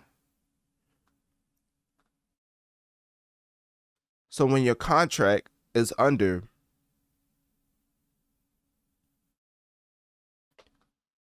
when's the last time this man put out a track? This man has really been in hip hop timeout. I mean, Blow for Blow doesn't count. That's with T Grizzly. He hasn't put out a track since I forgot he put out Grippy. Oh my lord, this man's trash. All right, anyways, yeah, man, I can't find it. I don't know what he's under. Let me just go to his last album. Actually, let's go to Might Delete Later. Okay, so Interscope Records, which I believe is under UMG. So anyways, you're under Universal Music Group, which is, you know, what most of the popular rappers go to, because it's ran by Lucian Grange, the most powerful man in the music industry. But you're putting out music exclusively to YouTube, Instagram, when you have a whole entire contract with Interscope Records, right? So, in that fact, a lot of major labels are upset, and I know for a fact that Drake and Universal Music Group are beefing, simply for the fact 100 gigs is something that should never exist for free on an Instagram, quote unquote, Finsta. So they're going through their back and forths. That's why you see songs getting put up, taken off, as far as Blue, Green, Red, as far as Super Soak, as far as all these other tracks getting pulled off when Drake tries to, because ultimately, right, you have to have sample clearances. And so if you're out here putting out music through your Finsta, and then Universal Music Group contacts you like, hey, this is exclusively under or licensed under us, and you're putting it out on a free platform that we can't monetize from. So now we are going to put that song out on platforms that we can monetize. They put it out on platforms they can monetize, and then they realize that the samples haven't been cleared, and they can't get cleared to where they get taken down. So now it's a very interesting game between Drake and Universal Music Group, because one of your biggest breadwinners, because keep in mind, Universal Music Group has like 59% of the overall music market share as far as October, right? So, as far as like 2024 up to date in October. So, with that being said, Taylor Swift, Post Malone, Sabrina Carpenter, all those others could make up for Drake leaving. But Drake is still under contract. So, with that being said, the overall battle between Universal Music Group and Drake is simply simply put out music on platforms we can monetize, right? Why is Drake doing the 100 gigs, putting music out on free platforms like it's back in the day with Spinrilla and SoundCloud and things of that nature? Because it's exactly that. He wants to have that mixtape type of feel where he could just throw out music and fans just tell him what is hot and what is not. But only problem with that is you signed a contract, my brother. It's like if LeBron James went and started playing for some random professional team in LA, was seeing him hoop at like the random fitness center, and everybody showing up to watch him hoop, right? For some random professional team. They would be upset. They'd be like, you know what? You have a contract under us, and you're out here giving out free performances that we can't monetize off of.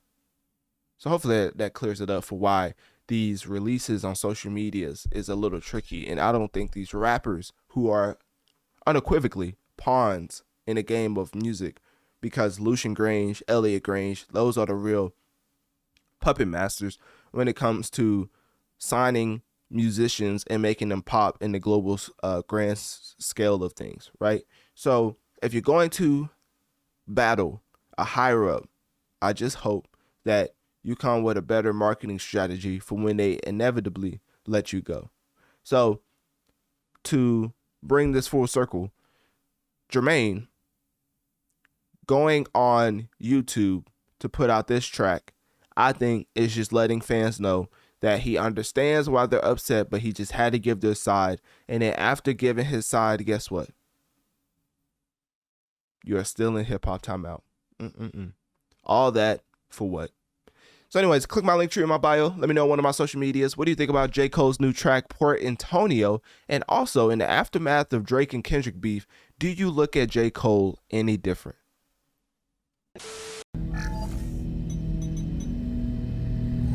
Now, I would be completely lying to you if I said I listen to Lil Tecca's music.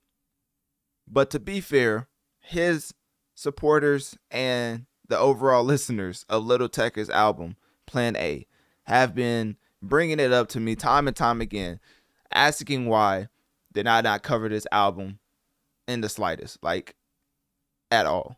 So to do my part as far as the due diligence in covering Lil Tecca, we are now here to talk about his album, Plan A. So for those who don't know, and of course for his supporters that wanted me to do this, here it is.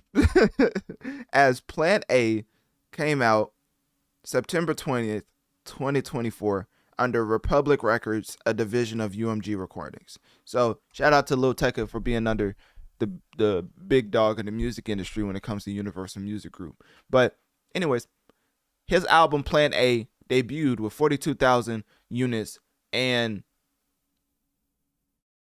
as far as its position on the album Billboard 200 list, he was at number 9. So it was definitely a strong outing, I would say.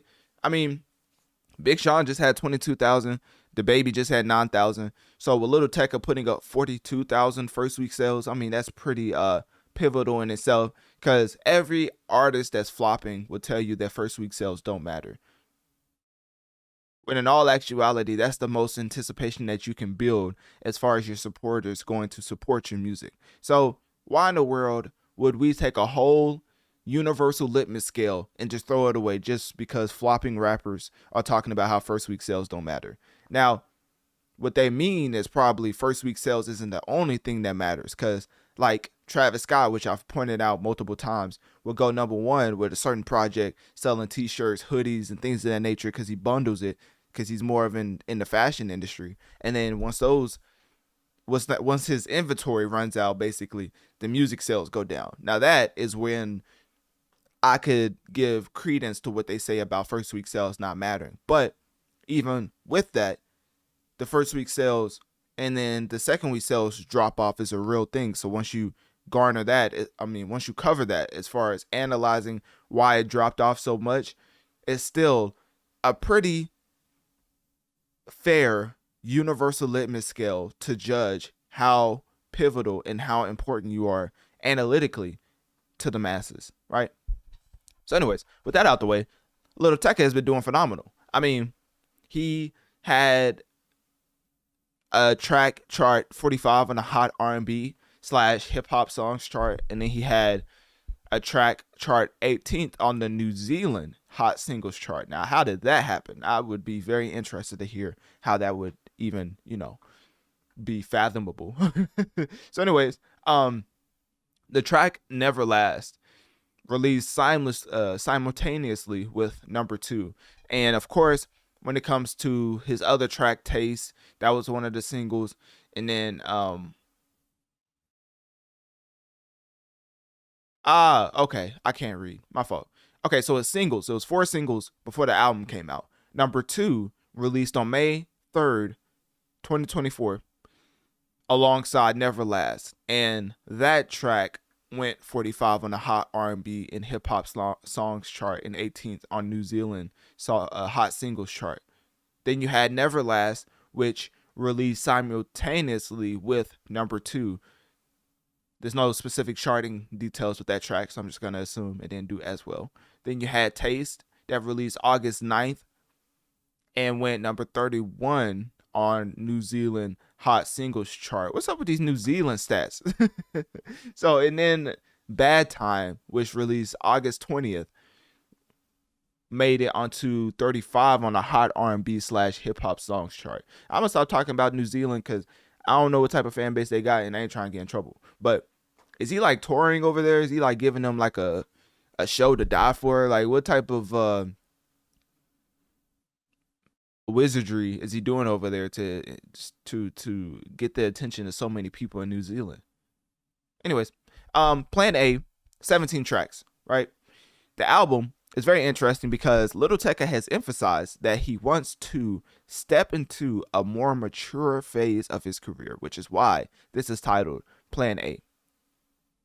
And the album actually has certain elements as far as his personal growth and development to make you understand why he's taking the route of going mature, right? Because I believe this is the same person, and this is how you know I don't listen to a lot of Lil Tecca. I think this is the same person that said, I have 2 twin Glocks, turn her to a dancer. I mean, I don't know how old Lil Tecca is, but that makes no sense. Lil Tecca age. Oh, this man's 22. That makes all the sense in the world. I ain't gonna lie to you. Because that track came out, like 3 years ago? Let me see, 20. Okay, so no, that's 4, 5 years ago. Goodness. This man was 17? That's ridiculous. All right, no wonder he had that bar. So anyways, yeah, his brain just didn't fully develop. So we're going to let him slide. We're going to let him slide with that one.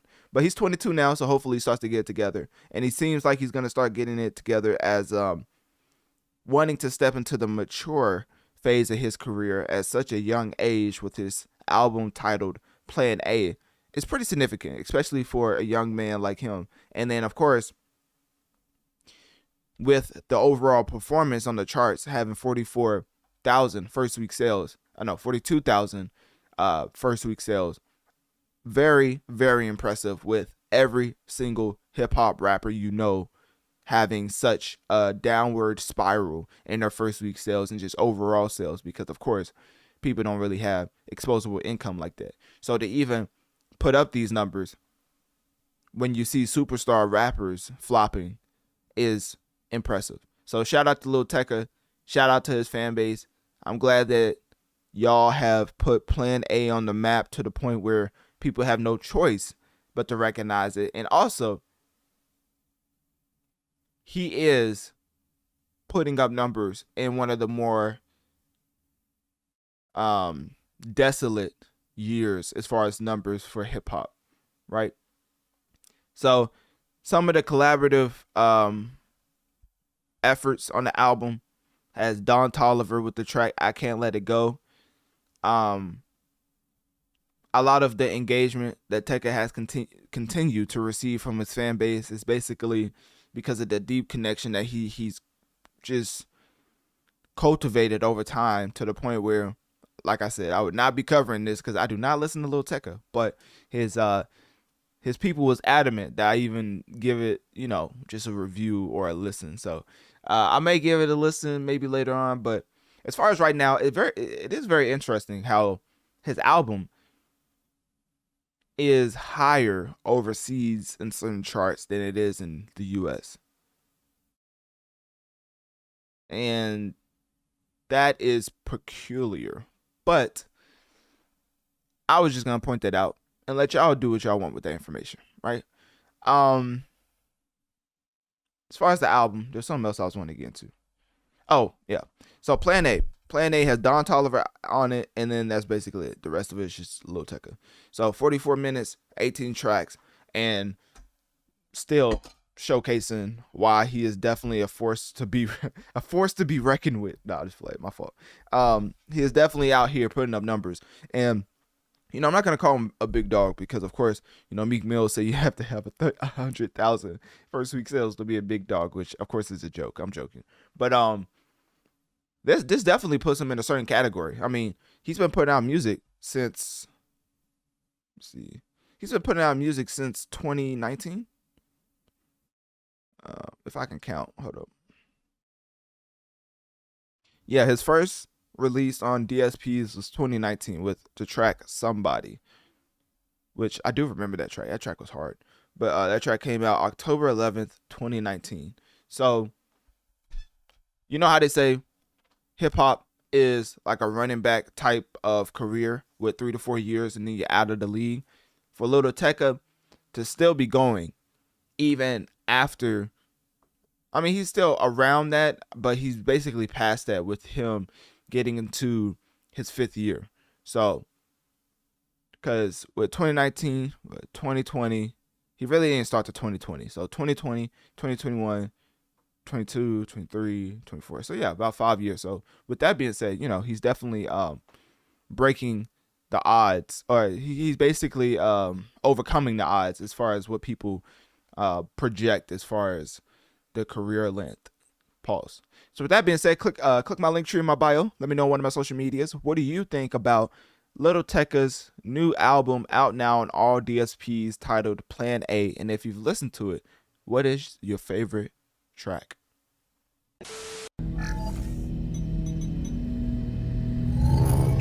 In today's Tech Bites, TikTok shutting down its music streaming service. TikTok's parent company, ByteDance, says TikTok Music will end in November, just over a year after it launched. Existing TikTok accounts were able to sync with TikTok Music, allowing people to download songs that appeared in videos.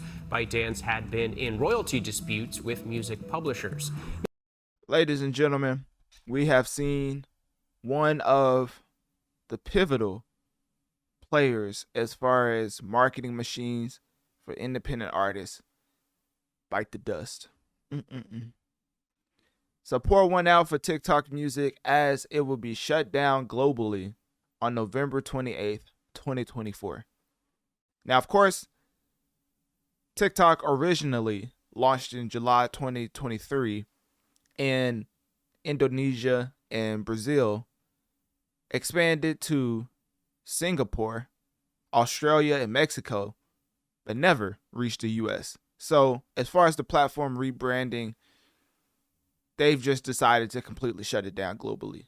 As ByteDance, which is the owners of TikTok and all these other extracurricular lanes they're going down with TikTok, they basically said that they want to focus on TikTok's role in enhancing music discovery through streaming services rather than directly competing in the streaming market. Translation: Universal Music Group were going to put foot on neck if they ever try to make their own DSP. When I tell you that Universal Music Group, which for those who don't remember, earlier this year, I believe, UMG basically took all the artists off of TikTok. Why did they do that? Simply for the fact that they weren't getting enough cut of the pie as far as music, as far as royalties, right? As far as the payments that they was receiving. So I'm trying to find out when this happened. Let's see, TikTok, UMG dispute date. I think it happened. Okay, yeah. So January 30th, 2024. And if you look up TikTok Analytic Dreamz, everything as far as me covering TikTok will pop up on whatever podcast platform you listen on. But basically, I covered it in its entirety, so I'm not gonna beat a dead horse. But Universal Music Group is unequivocally the big dogs in the music industry. They told TikTok to either pay us more or we're taking our artists off. TikTok basically said, "Who you think you talking to?" So UMG was like, "All right, I got you. Bet that." And they took all the artists off the platform, right? The biggest gangster in the music industry, Taylor Swift, comes during the hiatus of them taking their artists off of TikTok and tells UMG, "If you don't put us back on TikTok, I'm going to raise you know what via my Swifties." And now, coincidentally, TikTok and UMG found a way to coexist as UMG's catalog is now back on TikTok. So anyways, that's the ratchet version of what happened. But anyways, the reason why I say that is because I think this is just another effect of them trying to get into the music industry. Because yes, I do believe TikTok ultimately is one of the most pivotal marketing machines you can have as an independent musician. But UMG, Warner, Sony are not going to let TikTok take over, because then it makes their quote unquote major label machine look, basically it makes it look like it can't compete. And that's a bad thing when you're paying money to somebody who's quote unquote a master marketer, but somebody who's an independent artist promoting their music on TikTok day in, day out is getting more streams than you, simply for the fact that TikTok has a better algorithm when it comes to what's that word? Algorithmically? I think I almost said it. Anyways, I'm keeping that in. So TikTok's algorithm basically promotes content in a way that's very unique and effective. I don't know why other social medias haven't been able to figure it out, but a song on TikTok can literally go viral overnight. Doesn't matter when it's released. Reach millions of people that can lead to all type of brand deals and success in the music industry. Notable examples: Lil Nas X and Doja Cat. So popular on TikTok to the point now people don't even look at them as like a TikTok artist. Even though most of their viral hits, the long-term hits, and as far as how they've found and managed to keep themselves in front of the masses has been done through TikTok. So anyways, those are just two examples I wanted to use, but there's so many other examples. And that's a major label artist using the independent machine of TikTok. That's when it's combined. You get a Lil Nas X and a Doja Cat. And you already know how big those two are. So getting back into TikTok, I think this is a big deal that TikTok music is going down, but it's not as much of a big deal because ByteDance's reason of wanting TikTok to play more of a role than like directly competing in the streaming market makes sense because they don't want UMG to ever try to put their foot on their necks again, because who knows if Taylor Swift will save them next time. But users have, as far as TikTok music, users have until October 28th to transfer playlists, and refund requests must be submitted by November 28th. And then as far as the overall refunding details, I mean, Apple and Google Play can easily request refunds, and then you will be issued automatically depending on the platform. And then if the subscriptions extend beyond November 28th. So, if it expires before that, you can't be like, oh, I want a refund for a month you didn't even pay for, right? So anyways, in consequence of TikTok music being shut down, ByteDance will be pivoting to expanding the Add to Music app, which features, they're expanding the app of TikTok by putting the feature of Add to Music app, where TikTok users will be able to save tracks to platforms like Spotify, Apple Music, and Amazon Music.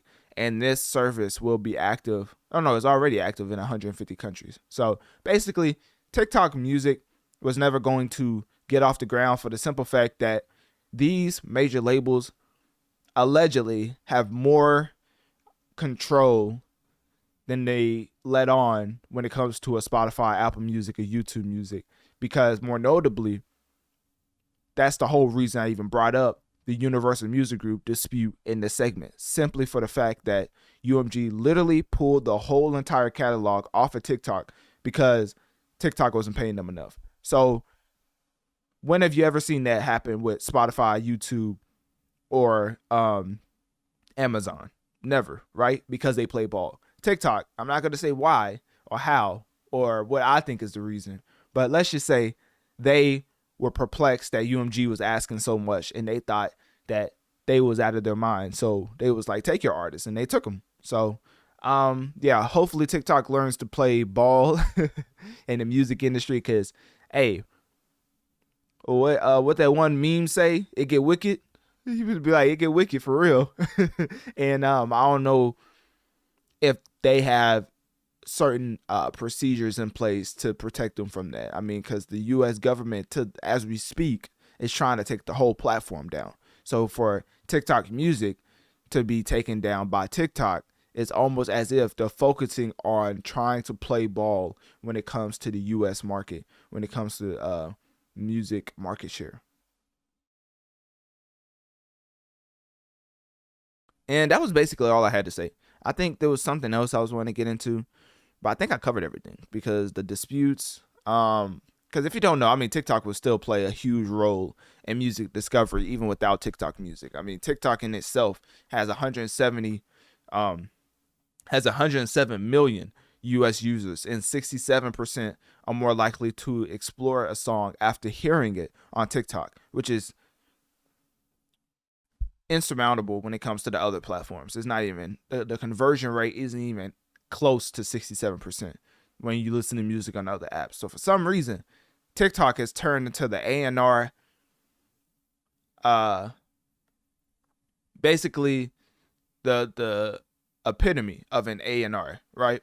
That is basically TikTok at this point, as far as getting the conversion rates to lead people to listen to more independent music. So I think it's a good thing, because with the market share currently, I mean, independent artists literally, I say only, is still a significant amount when you think about the field, but others, which is independent artists, have 3% of the field, and then UMG has 59%, Warner has 20%, and Sony has 18%. And this is the market share of all music out on DSPs.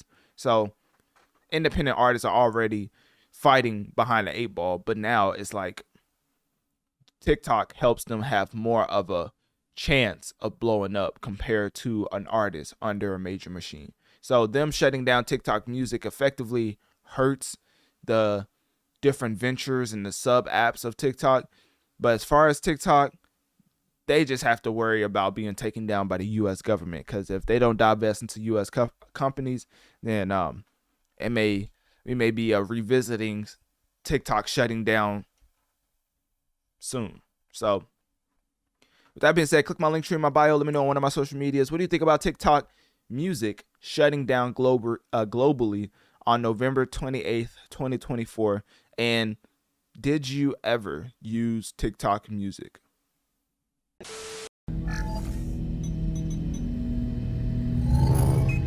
Dive into the Marvel Universe for the latest news, interviews, character deep dives, and exclusive surprises on the official Marvel Podcast. With access you can only get from inside the House of Ideas. Listen to Marvel's stars and creators talk about what's coming up next in comics, games, movies, TV, and more. Featuring interviews with Marvel Studios' Kevin Feige.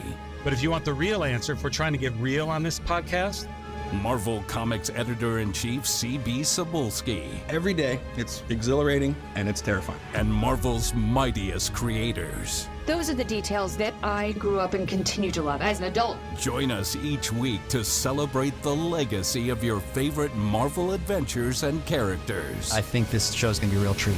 Whether you're a lifelong fan or brand new to Marvel, the official Marvel Podcast. Listen. All right, bro. We ain't trying to hear that no more. All right, so basically, the reason why I'm bringing this up is for the simple fact that I'm a huge Marvel nerd.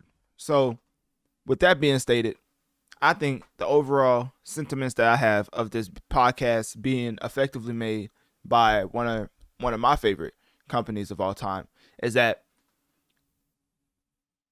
Kevin Feige is trying to figure out what y'all want.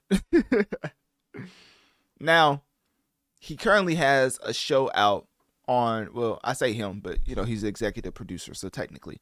But let me see.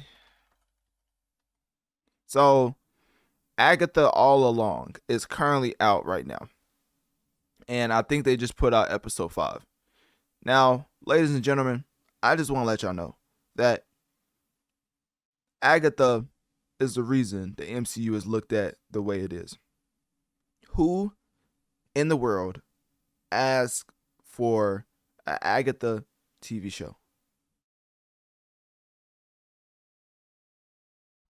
The amount of top tier A-list characters that we haven't even received great storylines from or for, and we're focused on Agatha.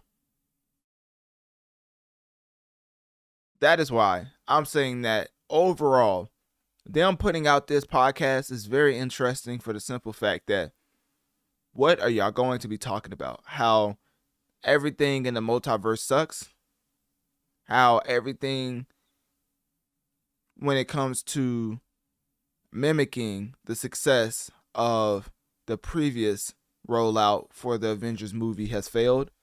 Or are you just going to talk about the future as far as Marvel movies? Because as a Marvel stan, I can admit when they have slipped a little, and let's just say they've slipped a lot. Now, as far as the timeline, you know, I like to give constructive criticism. So X-Men 97 was a great step in the right direction as far as where they can go. But why is that? Because they're focusing on A-list characters and treating them as such. Making spinoffs of spinoffs is not going to work anymore, especially when you have flop after flop after flop.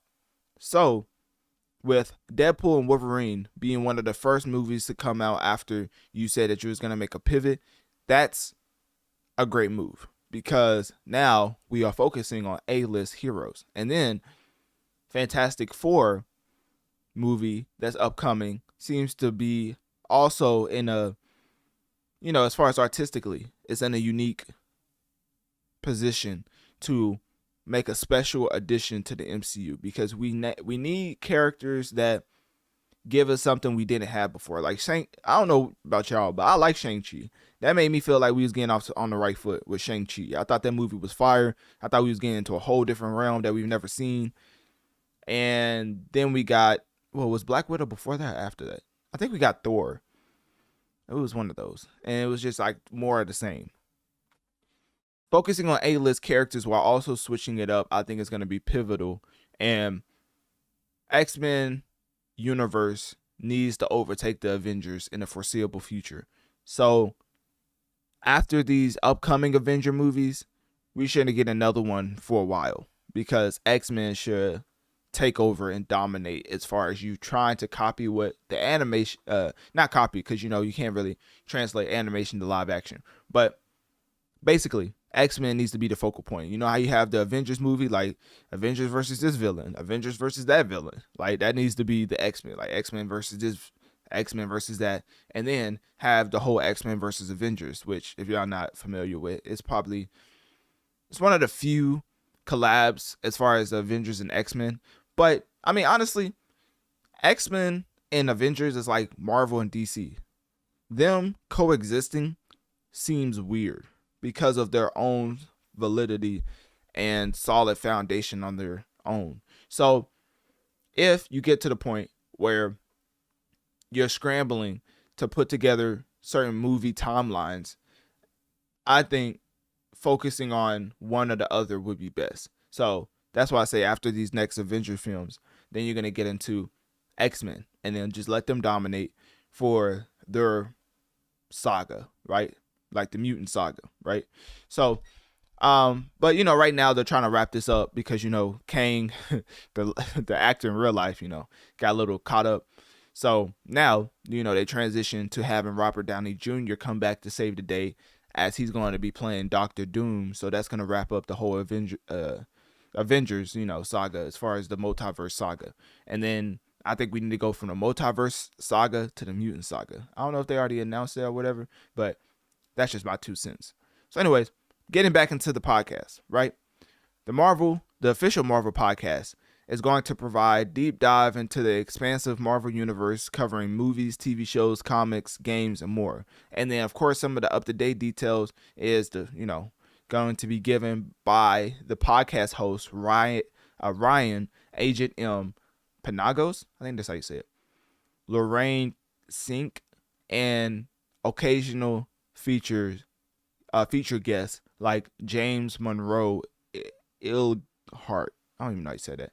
Anyways, as far as what they're going to be focusing on, obviously going to be focusing on Marvel content, but more intriguing and more interesting, they're going to be getting into some of the behind the scenes information that fans would not be able to find or hear anywhere else. So that is something where I am a little envious of.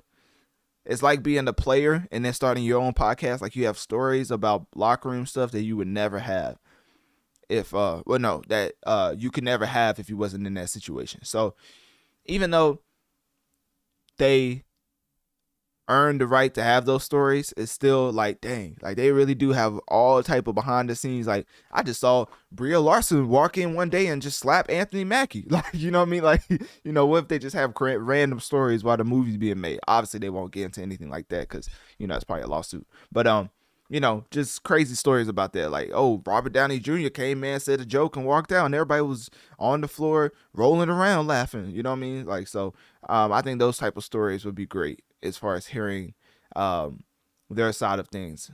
So hopefully as far as the hosts, hopefully Ryan and Lorraine, hopefully they're very involved in every single movie, so that way they can give more of the behind the scene details and more of the locker room talk, as much as they can, because Marvel's pretty tight-lipped. I mean, if y'all seen the media rollout for Infinity War, they were not messing around. I mean, talk about tight-lipped and tight ship, basically handing out fake scripts to the point where the real actors who actually had pivotal screen time in the movie was just acting with ghosts because they couldn't tell you what character you was with at the time. Like, Marvel really keeps things tight-lipped and tight ship, which is why I think this being a podcast about insider talk needs to be the focal point. I don't think people care too much for the up-to-date, the future details as far as what Marvel has coming and stuff like that, because of course they have to get into that. I mean, it's a Marvel podcast. I think it'll be best when they get into the quote-unquote Marvel locker room talk, where they talk about the behind the scenes of certain actors and movies. But I don't know, sometimes you can't get into that because what if they just rude? Like, you know what I mean? Like, if you lean up to a movie, it'd be hard to say like, oh, this Tom Holland came in, just backflipped and kicked me in the face. You know what I'm saying? Like, you can't really, make these actors look a certain way, especially if you're promoting them. So I guess it's a fine line, but hey, they chose to be a part of this industry podcast, so I need industry insider information.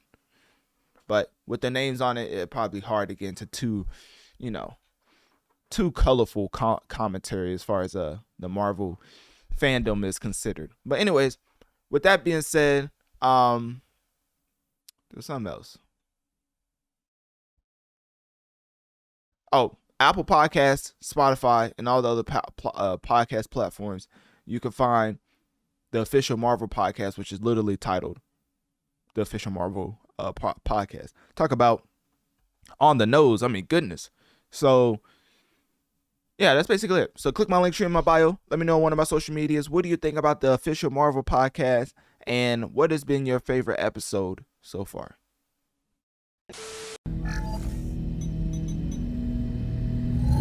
Since it is October, which is Halloween season, it's only right we get into a psychological horror as far as a classic, a staple in the horror genre.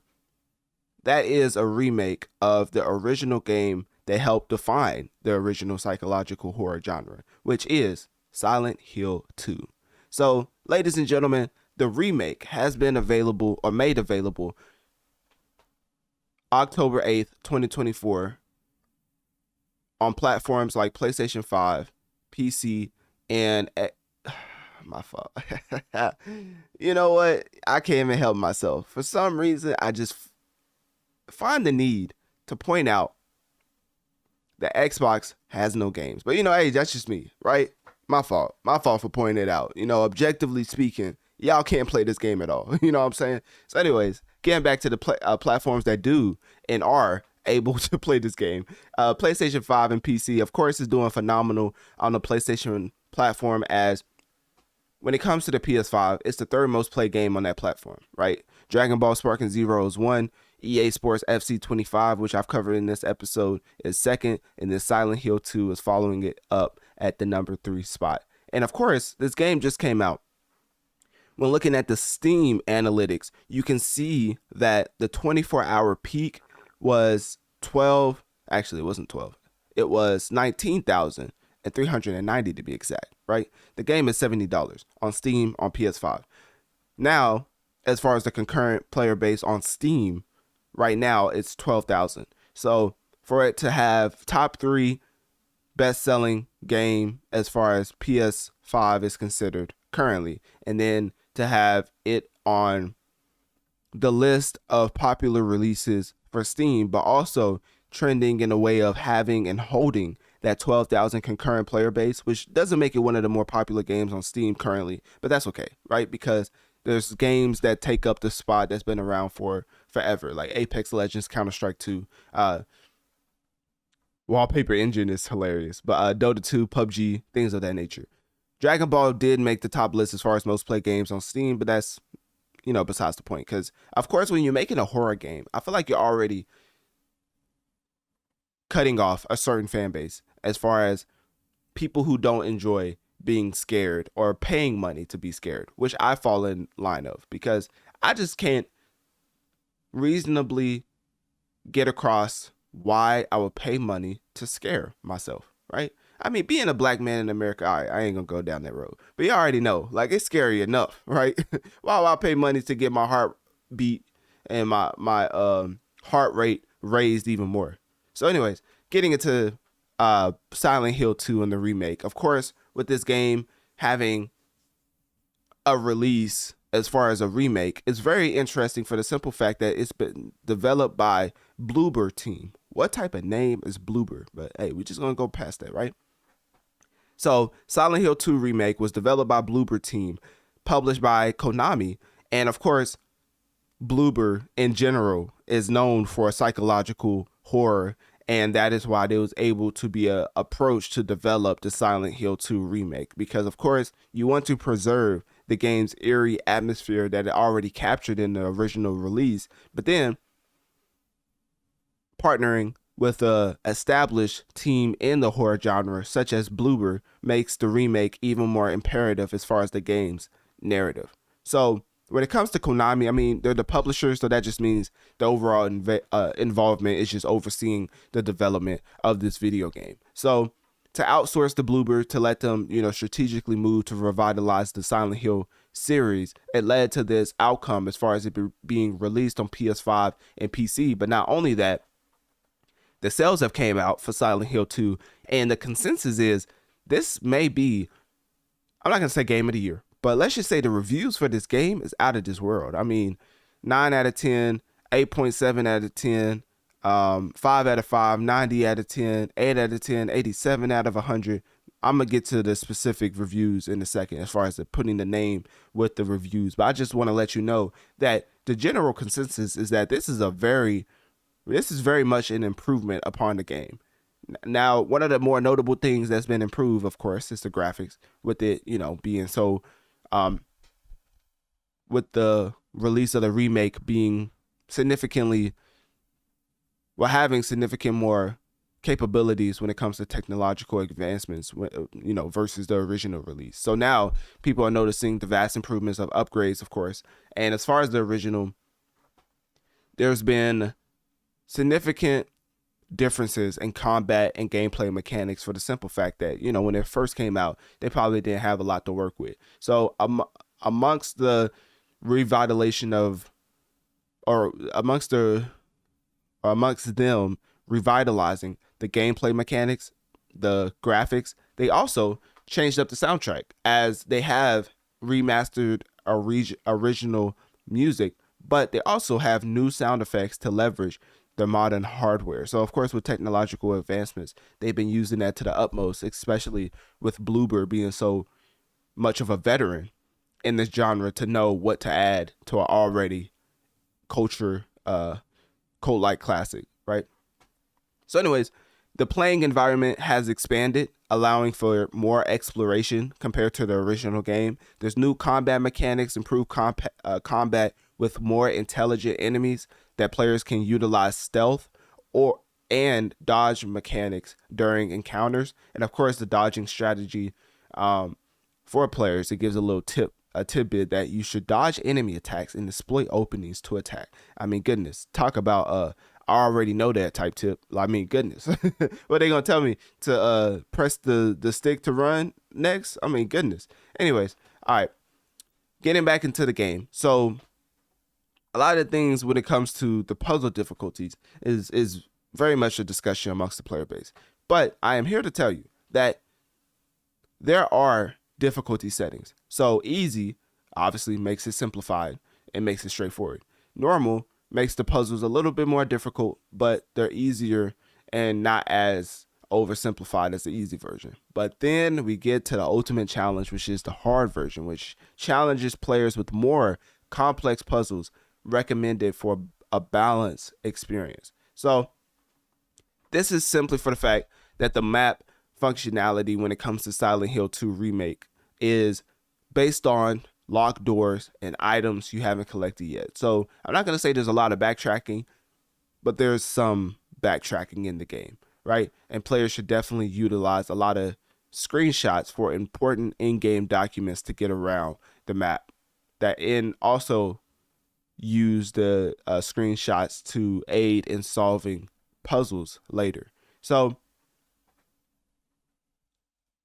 when it comes to Silent Hill 2 Remake, it comes to the overall public reception of it. A lot of people are saying that the game's relaunch seems to be a great improvement upon the original, and they say that this is definitely a great step as far as reviving interest in the Silent Hill series. And then, of course, when it comes to sales, and this being in the horror genre, you're already cutting off a significant portion of people who don't want to be scared when they play video games. So with that being said, for them to still be the third most played game currently on the PS5 platform, and then for them to still have 12,000 concurrent players peaking as far as a 24-hour peak at 19,000, I think that's a significant hold and should be an accomplishment, especially for Bloomberg, especially I said Bloomberg, that's funny, especially for Bloober team and Konami. So overall, I mean,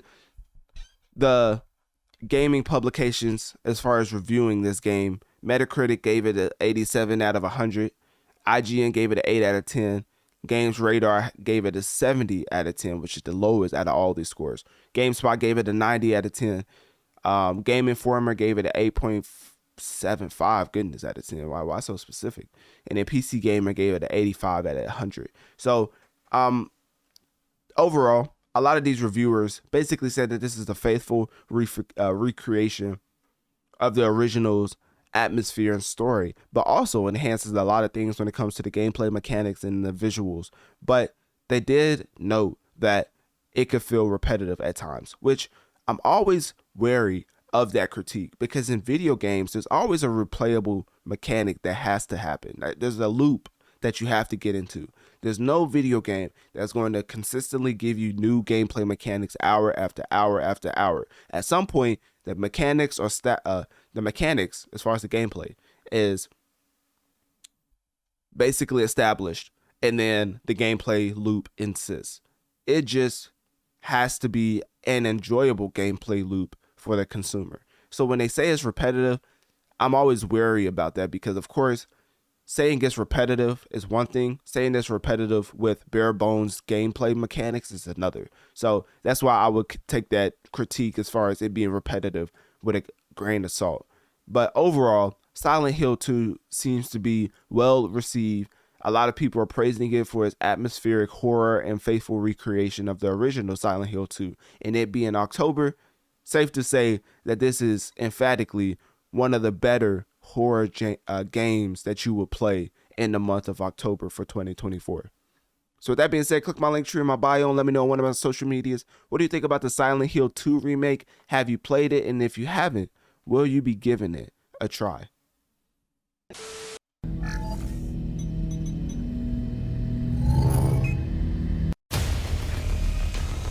What's this?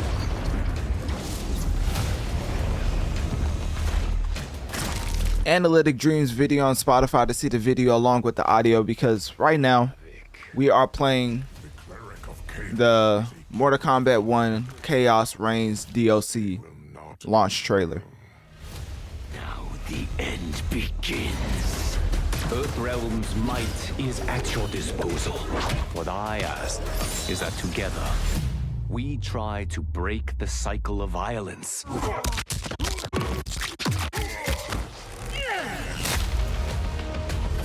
Let real warriors handle this. My speed and skill are beyond you. Greetings, brother. The future. Hold up, is that new Saybot? I forgot they had new Saybot in this. Must embrace it. When this crisis ends, we settle our differences. I don't know if y'all know, but Noob Saibot is my favorite character, like, by far. Second, of course, Sub-Zero. Once, definitely shameless plug. Analytic Dreamz video on Spotify, because I have Mortal Kombat gameplay walkthroughs posted. And, you can see me putting hands, feet, and elbows on people with Sub-Zero. That's all I'm saying. But, whatever. Let's get back to the trailer. Usually, I'm pretty nice at fighting games. And I say usually, like, it's always I'm pretty nice. As far as Mortal Kombat, Street Fighter is a little different story. Got Omni-Man in the cut, Peacemaker in the cut, Homelander.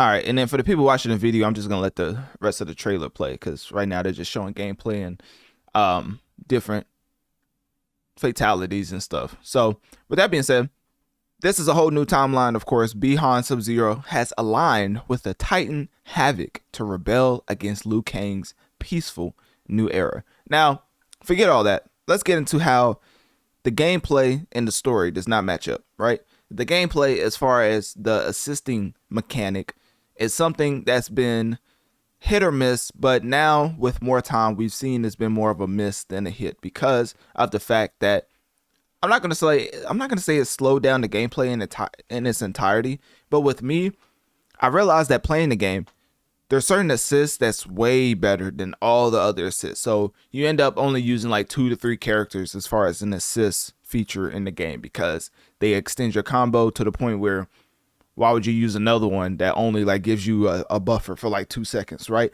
The assist powers are not built the same as far as in the game. And when I was using Sub-Zero, I found myself using a lot of I forget what his name. The guy who shoots the why can I not remember his name? I think it was Cyrax. Because it was Cyrax and Sector. But they show so there's female variants of the Cyrax and Sector in this DLC, but there's the male variants, and there's one of them that has a assistant feature where he basically shoots a rocket and it extends your combo, right? But when I was using that, I realized that this assisting power is way better than all the other powers I was using with the other characters. So it's not really as mix and match as they tried to make it seem as far as having like a 2-on-2 format or having an assist. Some characters are cool, but then their assisting feature when you have them as an assistant character is pretty trash. So with that being considered, I think the biggest thing to note with the Mortal Kombat 1 is just how underwhelming it is from the standpoint of the foundation. Now, the story got off to a fantastic start. But then you realize that the overarching story, there's really nothing that's developing. There's no character arcs. There's nothing that's intriguing. You're playing the story and then you get to the end and everything's thrown out the window as far as making sense, right?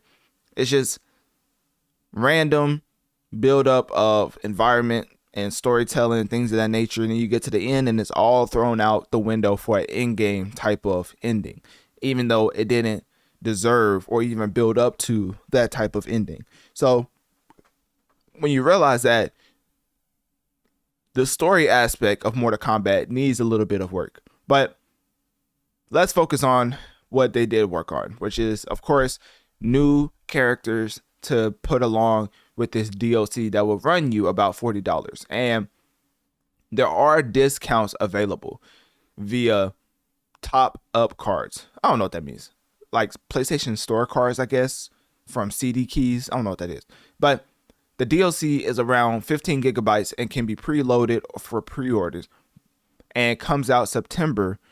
It's already out. So as far as this DLC already being out, the reviews have said that the expansion definitely adds new story content. I mean, of course, but you come to realize, just like the main story, it lacks character development and narrative depth. And a lot of the critics was basically saying that it adds to the lore, but it's just there. Like, it's nothing that's intriguing to make you want to play it, besides the addition of new characters like the female versions of Sector and Cyrax, the fan favorite character as far as Noob Saibot, guest characters like Ghostface, T-1000, Conan the Barbarian, other additions as far as guest fighters, which are anticipated to be a significant draw, but they are not immediately available at the expansion's launch because of the, of course, timeline that they want to release content through. And I think fighting games is the perfect setting to have that live service type of approach. But if the foundation is bare bones to the point where, if you remember, when Mortal Kombat originally came out, it had a certain mode that you played against your friends, but it was King of the Hill type of structure.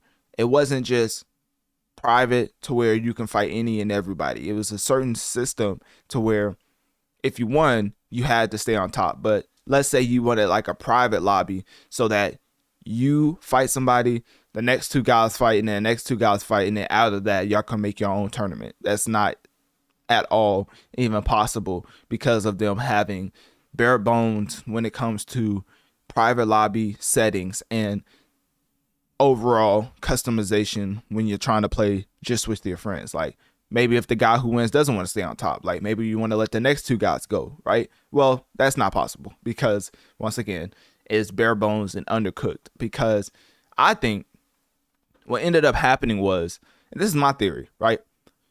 NetherRealm had Injustice in its sights as far as making Injustice 3. But then I think they realized at some point that they wasn't going to be able to accomplish that. And so they pivoted towards this Mortal Kombat 1 game coming out, because even though this game shows a lot of promise and does receive bonus and not bonus, it does receive content on a consistent basis, it's basically just skins. It's nothing of the wowing variety besides the guest characters that were added as far as Omni-Man, because I even came back when Omni-Man was in the game. I mean, shameless plug once again, Analytic Dreamz video on Spotify, and just look up Mortal Kombat gameplay Analytic Dreamz and the shit pop up. But basically, I played as Omni-Man. He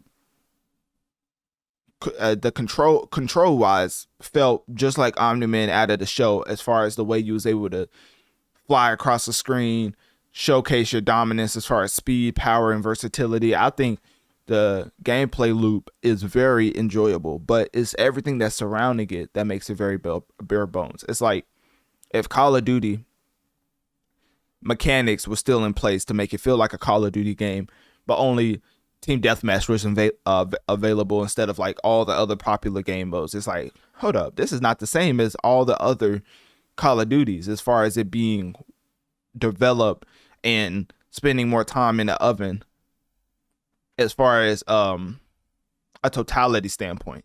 Because one of the more pivotal things that I even recognized was when I was playing the game and then the tutorial mode, there were less features than the previous Mortal Kombat tutorial mode. And I'm like, how does that even work?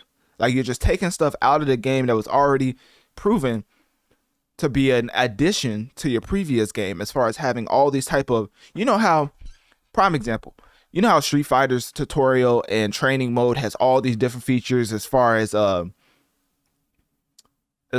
frame data, as far as moves that you can pin to the top of the screen if you want to work on it, like all the little things that makes these games feel like they actually value your time is missing from Mortal Kombat 1.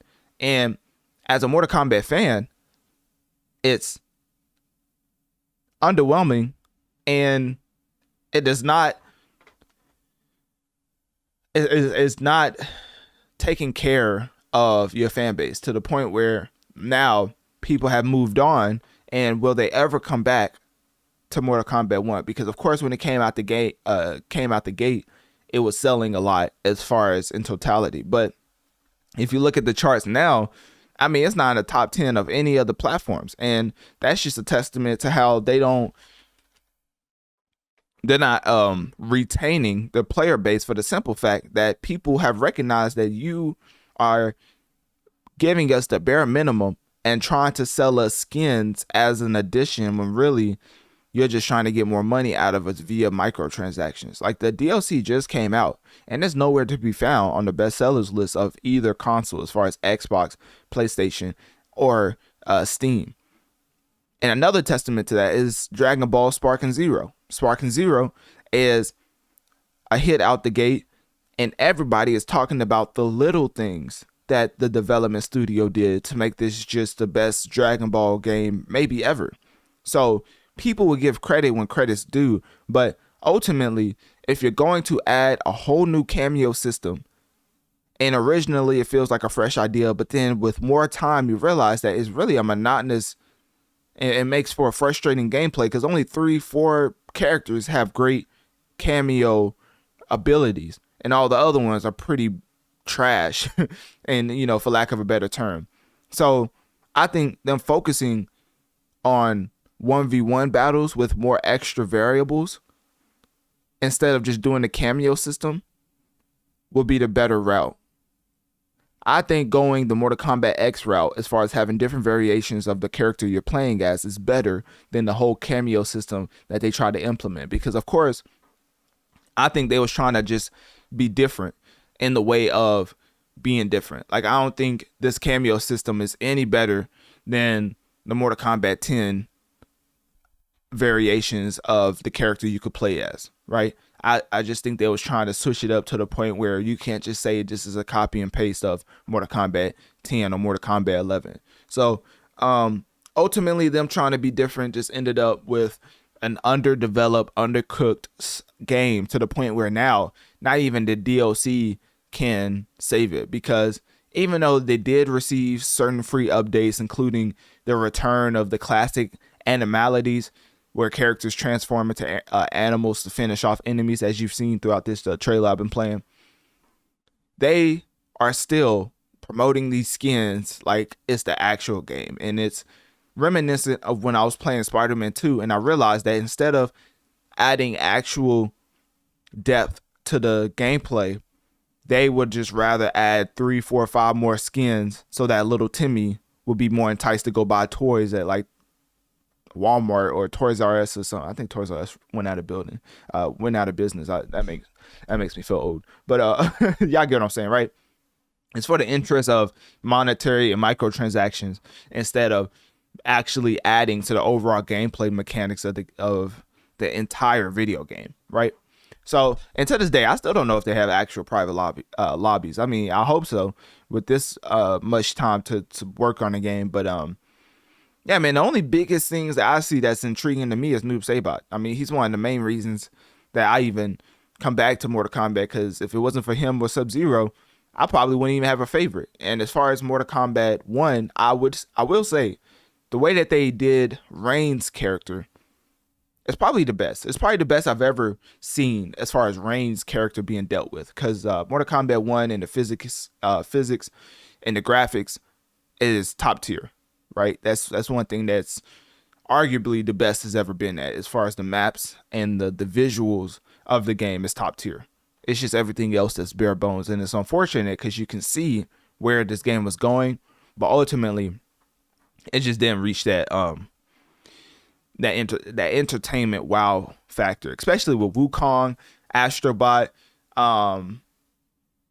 There's an anime game out that's right now. I forget the name of it, but there's a certain anime game out that's taking the world by storm. And then you have, of course, Black Ops coming out. And then you have all the sports games. Then you have Warhammer.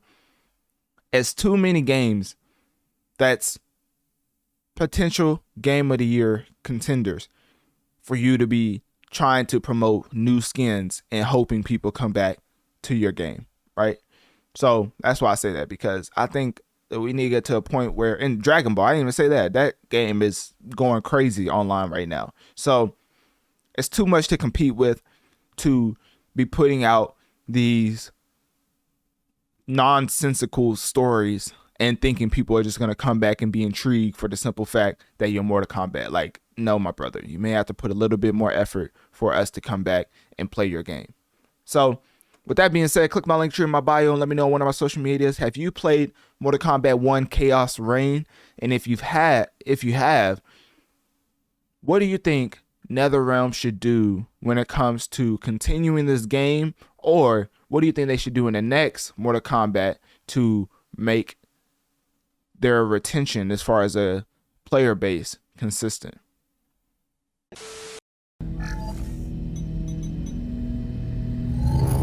Now, I don't think I've ever covered the most popular sport in the world when it comes to the video game attached to it. So this is beyond due, because with an estimated 3.5 billion fans globally, it is unequivocally the most popular sport in the world, with cricket coming second. I know for the United States people listening, y'all probably like, what is not the National Football League, which we stole the title in the first place, but we don't care. It's not that. No, it is not. As globally, soccer is the most important, it's the most popular sport. Cricket is the second most popular sport.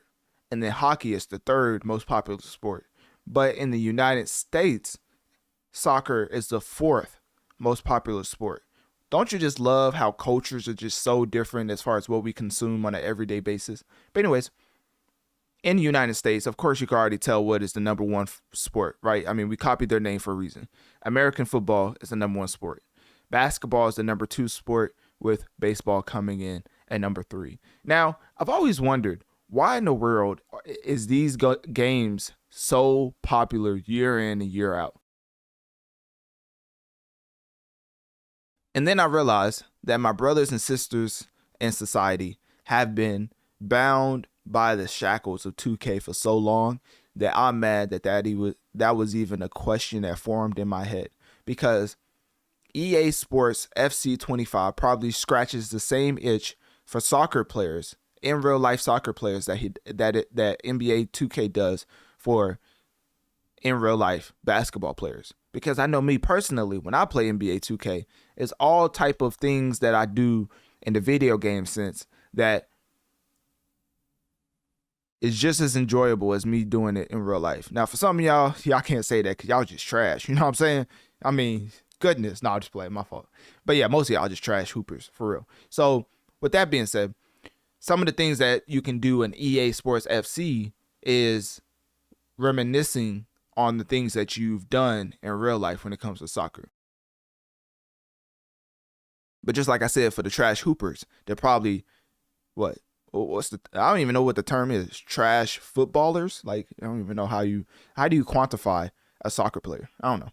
Anyways, getting into EA Sports FC, we're going to get into some sales, of course, and then a review roundup, because ultimately, when you look at 19,000 licensed players from over 700 teams across both men's and women's league, you realize and come to realize that EA Sports FC 25 boasts the largest licensing we've ever seen in the franchise.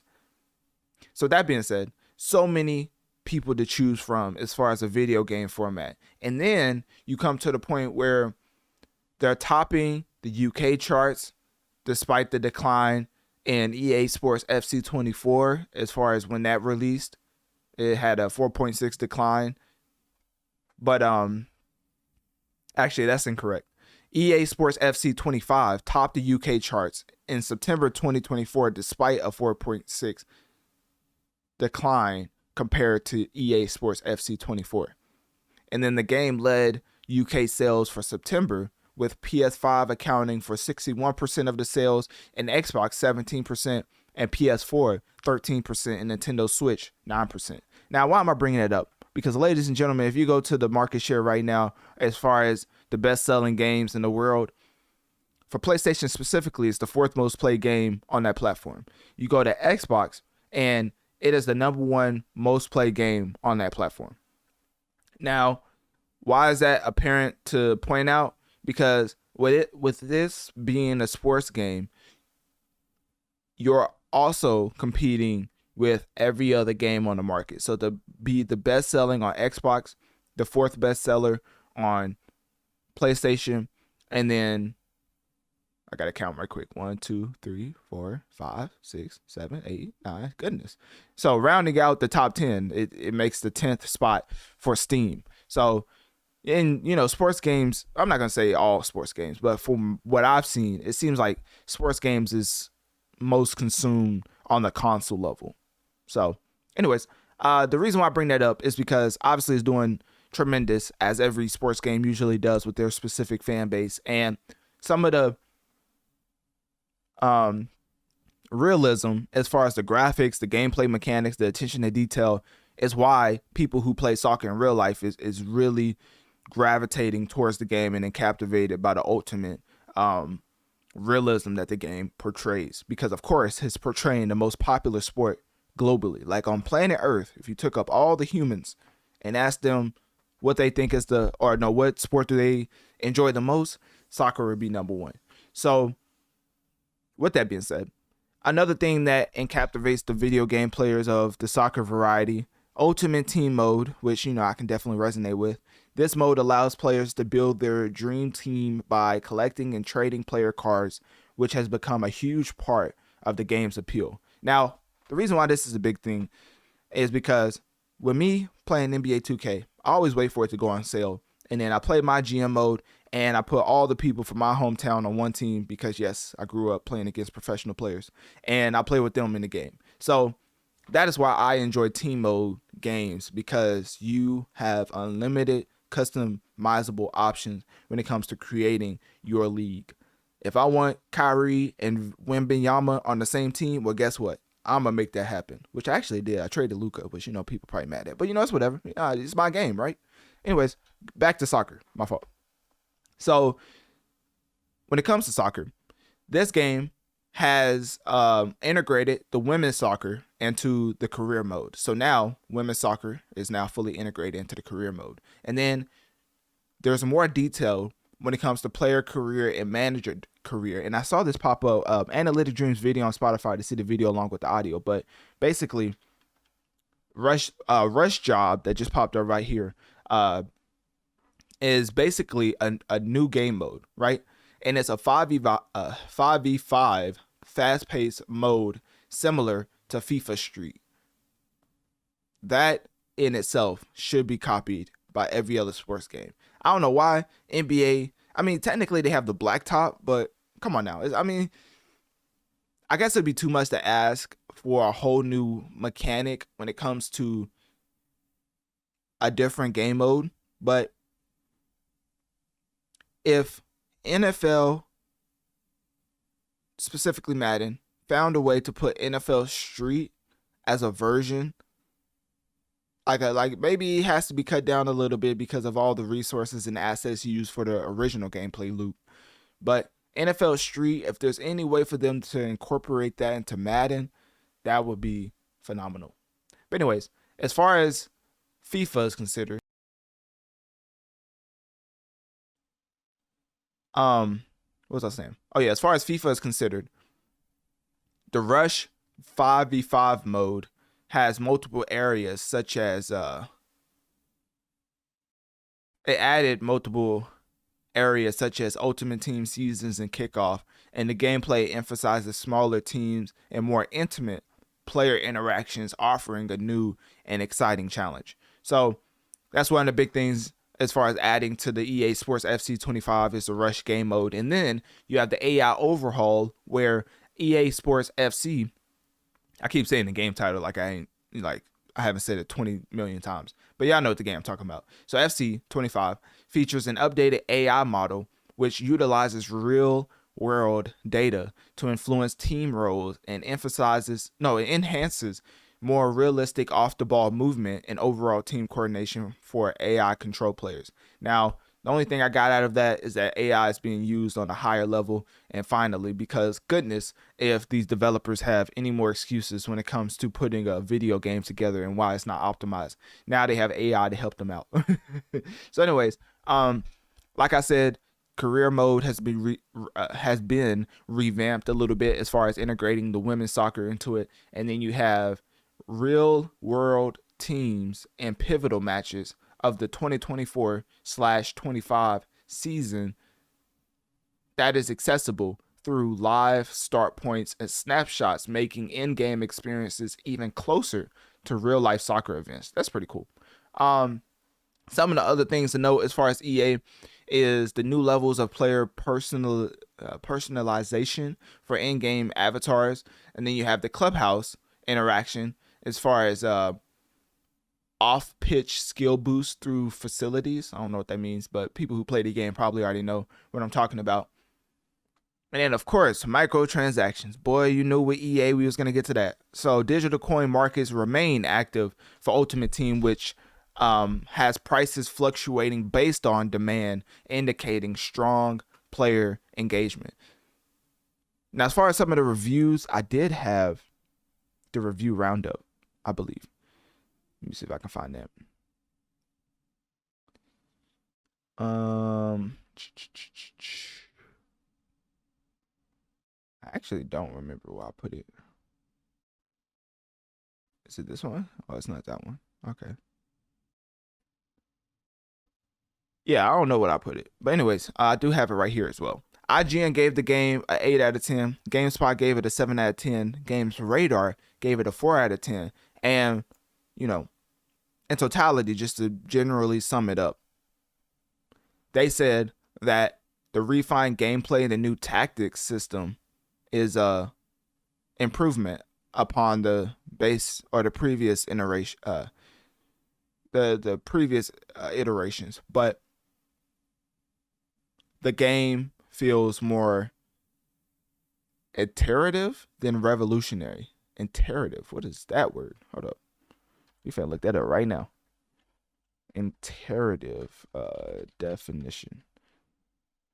Okay, involving repetition, such as, bro, it's a sports game. Of course, it's gonna be repetition. Yeah. So, anyways, it seems like it's just a great game, honestly. For what I've seen, from what I've heard, it's a great game. As you can tell by the reviews, they've reviewed it well with 8 out of 10, 7 out of 10, 4 out of 5, 77 on Metacritic. A lot of people are enjoying the new game, and they are basically enjoying the rush mode while also just the overall realism of playing a sport in a video game that you also play in real life. And for people who don't play it in real life, I mean, you could probably enjoy it as well. But I know, as playing like NBA 2K, it's just a certain extra enjoyment factor of playing a game that you've played in real life and got the same amount of enjoyment out of both.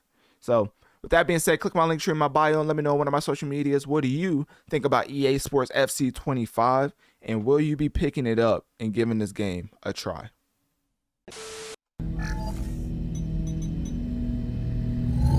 Now, if you've been following the podcast, you already know that Zoocosis sparked my interest way back when it initially revealed its trailer as far as the premise of the game. So if you look up Zoocosis Analytic Dreamz, it should pop up as far as my coverage of the reveal trailer. Now, why did it spark my interest? Well, for the simple fact that the setting and the plot seem to be unique as far as the way that the horror genre usually strays from. Because, of course, we have Jurassic Park, but Zoocosis in its entirety is very different. It's more of a Five Nights at Freddy's, a Resident Evil, and a Planet Zoo all mixed together. And the premise is basically you're a zookeeper, and it focuses on animals who have mutated due to the virus. And the most important thing to keep in mind is that this game is only currently available on PC via Steam, right? As far as consoles, I haven't heard of any plans of this game coming out on those platforms, but in general, I would think that at some point it would come to those platforms, because I was looking at Xbox, I was looking at PlayStation as far as the top games on the platform. And then I realized this game was only set to come out on PC for the whole time. So I looked at the Steam charts, and as far as the horror element, I don't see Zoocosis anywhere on these lists. And so that led me to believe that this game is more niche. I feel like the sales aren't really talked about for this specific game, for the simple fact that it's more of a niche genre, and the people who are into the horror type genre just know that technically it may not be as compelling as the top selling AAA titles, but as far as having its niche in the horror and simulation, I think that you would enjoy this game for the simple fact of the premise. Now, of course, this is more of a review roundup and coverage of the sales, but with it only being out on PC and with this being a niche game, there's not too much we can get into when it comes to sales. I mean, it's nothing as far as a litmus scale that we can look at besides the Steam charts, and I don't see it on there at all, which is not a bad thing. Like I said, it's just more of a niche game. So just because something sells a lot doesn't mean it has high quality. Just because something doesn't sell means it has low quality. The two is doesn't correlate as far. I mean, sometimes it correlates, but for the most part, something of quality doesn't mean it's going to automatically sell, and something that's subpar doesn't mean that's going to have no sales, right? I mean, It's Only Up had tremendous sales out the gate, and that game is literally you just going up. So with that being said, getting into Zoocosis, I've already said it's a horror game, and a lot of the animals in this game, as far as the giraffes, the hippos, the gorillas, the zebras, etc., is the main animals, but players can potentially cure them as far as, them mutating due to the virus and revert them to their original form based on in-game decisions. Now, that's another topic I want to get into, because apparently this game has 23 endings. So as far as an RPG connoisseur, when I hear multiple endings, I'm always skeptical, because it's like, are you changing the color of the sky? Are you changing like one line in the ending, or is it actual completely different endings as far as all 23 being considered? That is where I come to the response of the people who's played the game, as the sentiments around the ending is that there's not really much of a payoff. The lack of closure with the multiple endings seems to be interesting, for the simple fact that if you have 23 endings, you would think one of them would give you a satisfying conclusion. Obviously, those people who play the game who say, oh, I love my ending. And there's just majority wise, people are coming out to say that they felt like their decisions really didn't matter in the grand scheme of things, which is not something you want to hear when majority of the game, as far as when they're selling it to you, is your in-game decisions and how it impacts the overall story. And of course, the narrative issues is a lot of things that people have criticized, like the whole optimization when it comes to CGI sequences not meeting the expectations of the current player base. And also, they felt like it felt out of place for the game's unique style as far as the visual element. But just because majority of players are not as satisfied with the ending doesn't mean that you personally won't find one of the 23 endings satisfying or adequate, right? So getting back into the overview of the game, a lot of game publishers reviewed this game, in IGN, GameSpot, PC, Eurogamer. Let's just say they didn't have the highest of praises for Zoocosis, with IGN giving it a 5 out of 10, basically mentioning that while the concept is intriguing, the execution falls short due to repetitive gameplay and lackluster graphics. GameSpot gave it a 4 out of 10, criticizing the game's poor optimization and uninspired level design, which is something that I thought wouldn't have been a critique, for the simple fact that the premise, the reveal trailer seems like they was going all out as far as ultimately showcasing a unique visual style when it comes to the horror genre. I mean, how many games, I know there's one titled Planet Zoo, but how many games are out here in the zoo that's based on horror besides a Jurassic Park, right? And with that being said, I think that they had a great opportunity to put just a stamp on the foundation of horror games, sort of like a Five Nights at Freddy's, how that setting was so unique and compelling to the point where it has its own franchise, and even just had its own movie not too long ago. I believe there was a Five Nights at Freddy's movie. I don't see when it came out. So that movie came out October 27th. No, it didn't. It came out, why can't I find it? It came out 2023. And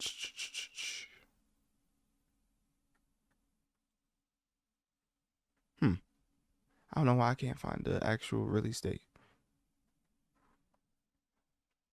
So Five Nights at Freddy, the actual movie,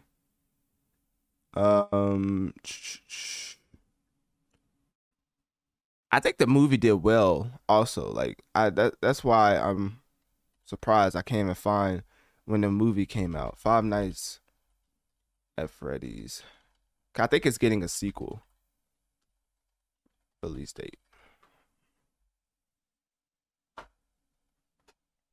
Okay, it was October 27th. All right, so last year, I had to fact check. I didn't want to be, can't be spreading misinformation. Anyways, October 27th, 2023 is when the Five Nights at Freddy movie came out. And essentially, it did well enough for its fan base to where they was going to come out with a sequel. Now, will that sequel ever see the light of day? We'll have to wait and see. But as far as a genre being innovated upon, as far as a setting being the most pivotal factor in the horror element, as far as being in basically a Chuck E. Cheese setting, and having the animatronics come at you in horrific ways. That is as a premise. And of course the backstory, because I've gotten into Five Nights at Freddy's. I remember watching, I forget his name. I don't know why I'm forgetting his name right now. But anyways, I was watching this guy play Five Nights at Freddy's, and I don't even like horror games. So you know a horror game has to be good if I'm just going against my will as far as my scary level being tested as far as Five Nights at Freddy's. So the setting can do wonders for a video game when it comes to the horror element, because that's the main thing in my opinion. So when Zoocosis completely nails that, and it has more of a dark sense when it comes to the highlight of the game, when it comes based on the strategy, because of you having to heal or avoid healing certain animals, but then if you do, they succumb to the virus and now you got to run from them, right? It's just such a balance that I think was very interesting as far as the way they set the premise. So anyways, like I said, this game is on PC via Steam, and it launched with a discount of 10%, bringing the price down to $22. It was originally $25. So it's not going to break the bank, obviously, but the overwhelming reviews from multiple publications, I mean, Metacritic is sitting at a 4.3/10. Seemingly, all the major publications are criticizing the cliche story and the failure to live up to its intriguing concept of turning zoo animals into nightmarish creatures. So basically, people are all coming together, and the general consensus is the plot and the overall concept is amazing, but the execution is below subpar.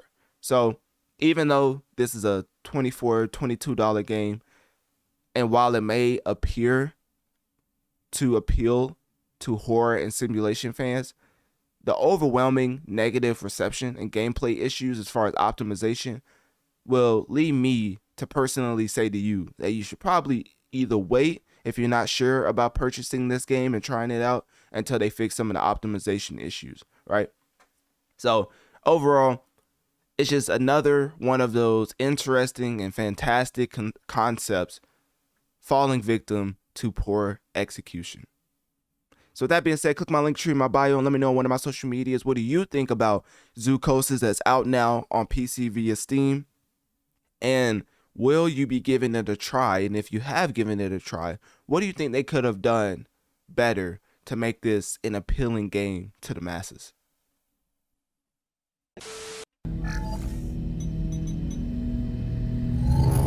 It's not the end that matters, but the journey. Of course, this was eloquently put by none other than Kakarot, more commonly known as Goku, the ultimate mascot of Dragon Ball.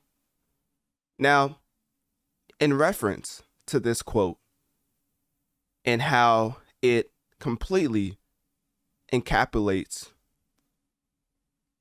the surroundings as far as the release of Dragon Ball Sparking Zero that's out now on all platforms as far as PlayStation 5, Xbox Series X and S, and Microsoft Windows, which is basically PC via Steam. You come to realize that the fans of the legendary anime diving into the game are finding true joy in living out their childhood in a video game that basically lets them revisit a lot of experiences and adventures that they've already encountered when they, of course, watch the anime. So when Dragon Ball Sparking Zero, out now as far as October 11th, 2024, it's going to give a lot of hardcore anime fans, but more importantly, gamers, an experience with beloved characters and storylines that you really can't find in any other anime fighting game. I would bet that Dragon Ball in its series, as far as its video game counterpart is considered, is one of the best iterations from anime to video game land. Because of course, you had Naruto Shippuden, I believe. And no, I think it was called Naruto Ultimate Ninja Storm. That was another great crossover as far as getting a reincarnation of an anime in video game format and it being serviceable to its fan base. Why am I saying that? For the simple fact that Dragon Ball has not only gained the hearts of hardcore anime fans, but also in video game land alone. Because in general, when we're looking at it from an analytical perspective, the Steam's global sales chart, the Xbox chart, the PlayStation chart, they all have Dragon Ball in its rightful place as far as being either in the top 5 or ultimately number 1. As currently speaking, Dragon Ball Sparking Zero is one of the more popular games in October for the simple fact that it has consistently had around 100,000 concurrent players, peaking around 122,000 as far as its initial release. Now, of course, this is a $70 game, but that's a small price to pay for revisiting some of your favorite storylines in your childhood. Because when it comes to Xbox, when it comes to PlayStation, specifically PlayStation, is the most played game on the platform right now. So, of course, it's followed by the usuals as far as sports games and Call of Duty. Well, actually, Undisputed and Silent Hill 2, interestingly enough, is in the top 6 as far as PlayStation, well, top games on PlayStation in the United States. But as far as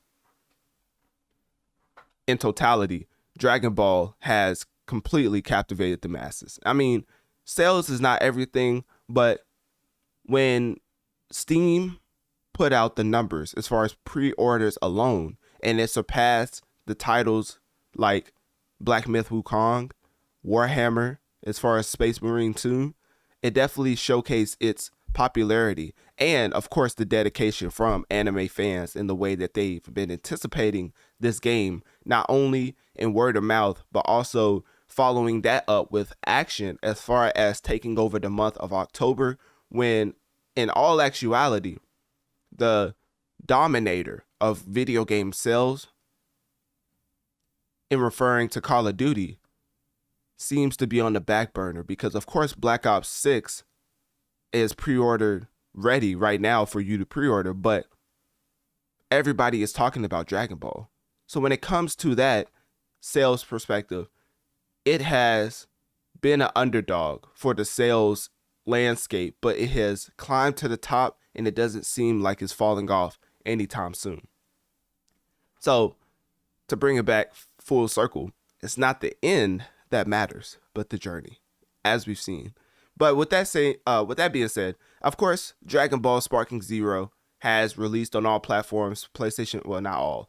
Of course, for the people still playing on retro consoles, in reference to PS4 and Xbox One, best believe me, this game will not run on that. But the platforms it will run on is, of course, PlayStation 5, Xbox Series X and S, and PC via Steam, right? So another thing I wanted to get into was just how it was, or it had, early access as far as October 8th, but that was only available for people who pre-ordered the game either digitally, and they got either the Deluxe Ultimate or Sound Ultimate Edition.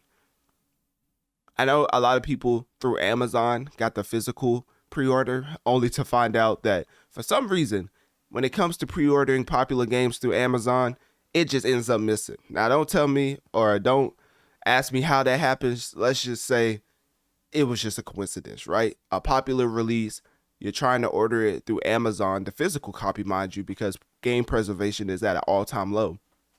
So maybe you want a Dragon Ball Sparking Zero, because honestly, speaking to people in this community, it seems like this type of video game won't be able to be as substantial for the foreseeable future, for the simple fact that they had a lot of new storylines to incorporate into this specific game. And then when you had the guy who was the narrator at the very end of every single episode of Dragon Ball, as far as I totally blanked on his name. Hold on, let me see if I can find. I think I could find it. As far as there was a specific guy. Yeah, okay. Doc Harris, the English narrator for Dragon Ball Z, the person who was always like, find out next time on Dragon Ball Z. Obviously, he did it way better. But that was the guy who passed away. So, RIP to him. And it's just such a interesting timing because when this game came out, obviously a day before is when the news started to break as far as him passing away. So, of course, we don't know if he passed away on that day, but just it even being close to that time of this release is insane. And then, of course, some of the new incorporations as far as the newer storylines when it comes to Dragon Ball is now all in one package as far as Sparking Zero, whereas in the past it may have left out some of the newer storylines as far as Dragon Ball is considered. Now, obviously, I don't really watch Dragon Ball like that, but I can say that from the anticipation, from what I've heard, this is the perfect video game for Dragon Ball fans, and not only Dragon Ball fans, but people who enjoy the arena fighter genre, right? Because as far as playable characters, I mean, this game is packed full with playable characters, especially at launch, which is insane, as the overall number is 181 characters in from the Dragon Ball franchises in this game on at launch, which is very commendable, with every single fighting game having characters as DLC as far as in the future, which Dragon Ball does have. But to launch with 181 characters is something that should be applauded and should ultimately be highlighted when it comes to a lot of corporations shortchanging their player base for the simple fact that they want them to pay for stuff that should have already been in the game, right? So with that being said, let's get into the dicey subject of the DLC. So basically, there's Summon Sharon. I don't know how you say that, but there's 3 packs of there's 3 days of early access that you can receive if you get the deluxe edition, and that is for the DLC, of course. And then another thing you get with the deluxe edition, which is $99, mind you, is the season pass. So if you pay for the one up, as far as there's the standard edition for $70, there's the deluxe edition for $100. If you get the deluxe edition, it includes the season pass with 3 packs of content with 20 playable characters. The bonus Summon Shenron, I don't even know how you said it. I think it's Shenron. And 3 days early access to DLC. And then, of course, the Ultimate Edition, which is $109, comes with everything from the deluxe and standard, plus an Ultimate upgrade pack, and then a Summon Super Shenron. Now, I don't know what in the world a Shenron is, but I know anime connoisseurs are probably screaming at their screens right now what that means. But let's just say, as somebody who's not as in tune, I have no idea what that means. So anyways, you may be wondering, when are these specific early access dates available? Well, it just passed. So by the time you're hearing this, it was already up. If you didn't already know about it, then hey, at this point, just forget about it. As the game is out now for everybody, for the whole entire public, early access and general public. Yeah, basically early access is already passed. So now it's out now for everybody. So anyways, I want to get into some reviews because, of course, I like to go over sales. I like to go over the review roundup because I like to get a consensus of what people feel about this specific game. Now, besides the Vegeta monkey fight, which we're going to get to in a second, and I'm pretty sure the monkey has a name and people are probably screaming it right now. But hey, like I keep saying, I don't know these specific names and I'm not all into Dragon Ball like that. But anyways, of course, this game that was developed by Spike Chunsoft. I think that's how you say it. Let me make sure. Yeah, so this game is, I think I found it and then I completely lost it. Isn't that great? That is fantastic. Okay, so Spike Chunsoft is the development studio, and basically they worked on this game, but they also have a lot of other accomplishments under their belts as far as working on popular franchises like Danganronpa, what in the world is that? And My Kai Kingdom. So anyways, those are some of the other notable games it's worked on. But it's brought its expertise, of course, to the gameplay mechanics of Dragon Ball Sparking Zero. And the timeline of this game, as far as the development cycle, is over 5 years, as noted by the producer, Jun Furutani. Hopefully I said that right. And the basis of Spike Chunsoft as far as developing this game under Bandai Namco, of course, because that's the publisher. I mean, as far as anime games, I think Bandai Namco basically has most of the games under their belt as far as when it comes to publishing. So the emphasis in the development years, that was over 5 years, from Spike Chunsoft, was basically emphasizing the need to refine the fighting mechanics while also introducing new elements like the cost-based character selection for a balance in team battles. Now, I have seen this. I've been watching people play the game, and apparently there's a system, right?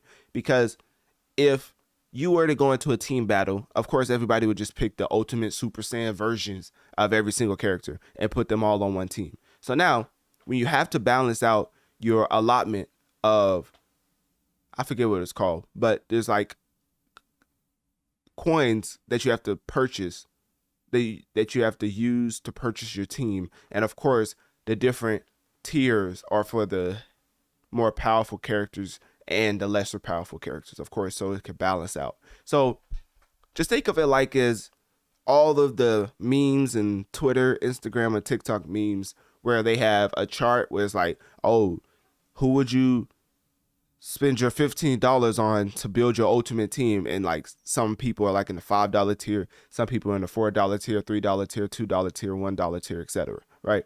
So that's basically how Dragon Ball has innovated on the team battle sense, well, in the team battle sense, as far as having cost-based character selection, which helps out, especially when you're trying to get into that competitive play field as far as esports is considered. So with that being said, of course, some of the other game features and innovation that Dragon Ball Sparking Zero introduces, along with the balancing system with the cost-based character selection, they also have systems to ensure competitive fairness in online matches, that goes back to the cost base. And then also, they just really are showcasing how they want to cater to both casual and competitive players. Because, of course, you could turn it off if you just want to have, Super Saiyan teams versus Super Saiyan team, right? But as far as the competitive landscape, you need the checks and balances so nobody just gets straight blue Vegetas or was it Majin Buu Vegeta? I forget what it's called. But anyways, the ultimate power form of these characters and have them all on one team. Meanwhile, you fighting with the kid character, the kid forms of the popular characters, right? There needs to be a balancing system, but if you want to turn it off, of course you can. So as far as marketing this game, from a marketing standpoint, this is top tier as far as portraying a game appealing to your core fan base, but also appealing to the masses as far as people who was ultimately not even thinking about this game, but now are going to play it for the simple fact that they see that a lot of issues when it came to Dragon Ball video games have been addressed, but not even addressed. Some of the animations in this video game is probably top tier. It's probably the best we've ever seen in video game land, especially in the unique art style that they're using. Still having certain animations in a video game is still impressive. I don't care how you slice it. Like Sparking Zero has some of the best graphics I've ever seen in a video game. And of course, that changes with time. But as far as right now, Dragon Ball Sparking Zero has undoubtedly one of the best looking games of 2024. So anyways, when it comes to that, of course, comparing it to other games would be a little disingenuous because this is a fighting game at the end of the day. So there's going to be repetitive gameplay mechanics for the simple fact that it's a fighting game. So with it being an arena fighter, with it being in the Dragon Ball universe, the way that they make it stand out as far as the runtime is definitely the story. As when you play through the story, you can play through Goku's story, you can play through other characters, you can play through other characters' story, and then also it just reflects the overall story building that's been happening for quite some time, that's ultimately packed into one package. That's Dragon Ball Sparking Zero. So anyways, enough of the sales talk. Let's get into some of the ratings, because of course when it first came out and reached platforms like Steam, it had 94% as far as a positive rating, and then across various sites it averaged 84 to 85 out of 100. Some of the more specific reviews, of course, IGN gave this a 7.5 out of 10, praising it for its nostalgia-like appeal and faithful recreation of Dragon Ball fighting fantasy, but noted issues with responsiveness and complex menus. Games Radar gave this game a 7 out of 10, calling it the pinnacle of fan service, but pointed out that the simple enemy AI and repetitive mechanics detract from its depth. Also, GameSpot gave this a 7 out of 10, so it's a pretty much a 7 to 6 out of 10 when I'm looking at the actual and detailed reviews from different publications. So as far as PC and Metacritic, it seemed like those are the highest ones, but you know, Metacritic fluctuates, so it may have went down a little bit. But anyways, GameSpot gave it a 7 out of 10, saying that they commend the game for its vibrant visuals and extensive character roster, but mentioned that the repetitive combat can become tiresome over time. So of course, with every fighting game, that's going to be a complaint. But more specifically, with Dragon Ball being a arena fighter, it's going to find itself having more of those complaints, for the simple fact that arena fighters is hard to translate into the competitive field. I don't know what it is about the mechanics of an arena fighter versus like a 2D or a 3D fighter, but it's just completely different as far as in a competitive landscape, because people find loopholes that probably shouldn't even exist, and it's hard to patch out because of it being in a arena like setting. So anyways, with that being said, Dragon Ball Sparking Zero definitely has DLC on the way, and if you get the deluxe edition or even the ultimate, if you get anything above the standard edition, you will have early access to the upcoming DLC. There was something else I was wanting to get into. Oh, okay. So basically, everybody has been getting whooped by the Vegeta monkey, right? Remember I said that earlier in this segment? So I did my due diligence as a true journalist to find y'all a video to help y'all out with that monkey, right? So with that being said, there's a video that I wanted to show y'all, because when this crossed my timeline, especially with me watching everybody just completely struggle against this boss, it made me think of this video, and I was like, you know what? I'm going to show this during my review. And now, here it is. So Analytic Dreamz video on Spotify to see the video along with the audio. But let's get into how to beat the great ape Vegeta. Is a giant ape bullying you? Is that big monkey keeping you down? If you, like many people, are having a hard time overcoming the oversized ape Vegeta in Dragon Ball Sparking Zero, it might be time for a change in tactics. Fortunately, your pals at IGN know just the strategy to put that behemoth of a primate flat on his back in this guide on how to beat Great Ape Vegeta.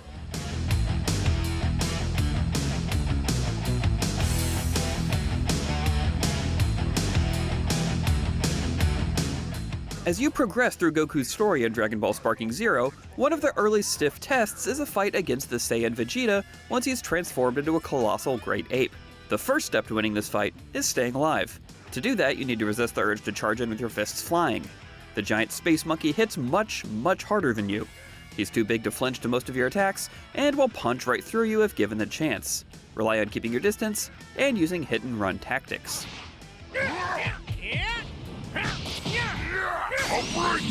Ranged attacks are your friend in this fight, specifically your Kamehameha attack, but you need to time your attacks properly.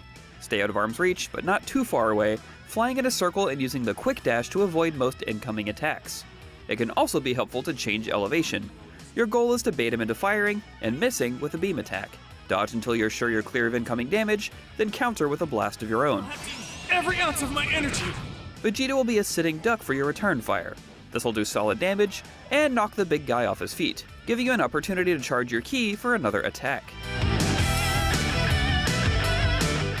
Once you have at least one stack in your skill count, you can fully charge your ki to go into sparking mode. Now is the time to press the attack, as the added power from this form will cause Great Ape Vegeta to actually flinch, allowing you to potentially land a long combo. String out a full barrage of normal attacks until your opponent falls over. As soon as he does, finish with a Kamehameha wave, then immediately start charging again. If you have more points in your skill count, you can try to charge back up to sparking right away, otherwise, start circling again, and look for another counterattack window. If you can manage your ki, keep up these hit and run tactics, and avoid the urge to stand toe to toe unless you're in sparking mode, then you should be in great shape to send that great ape to an early grave. Or at least advance to the next chapter.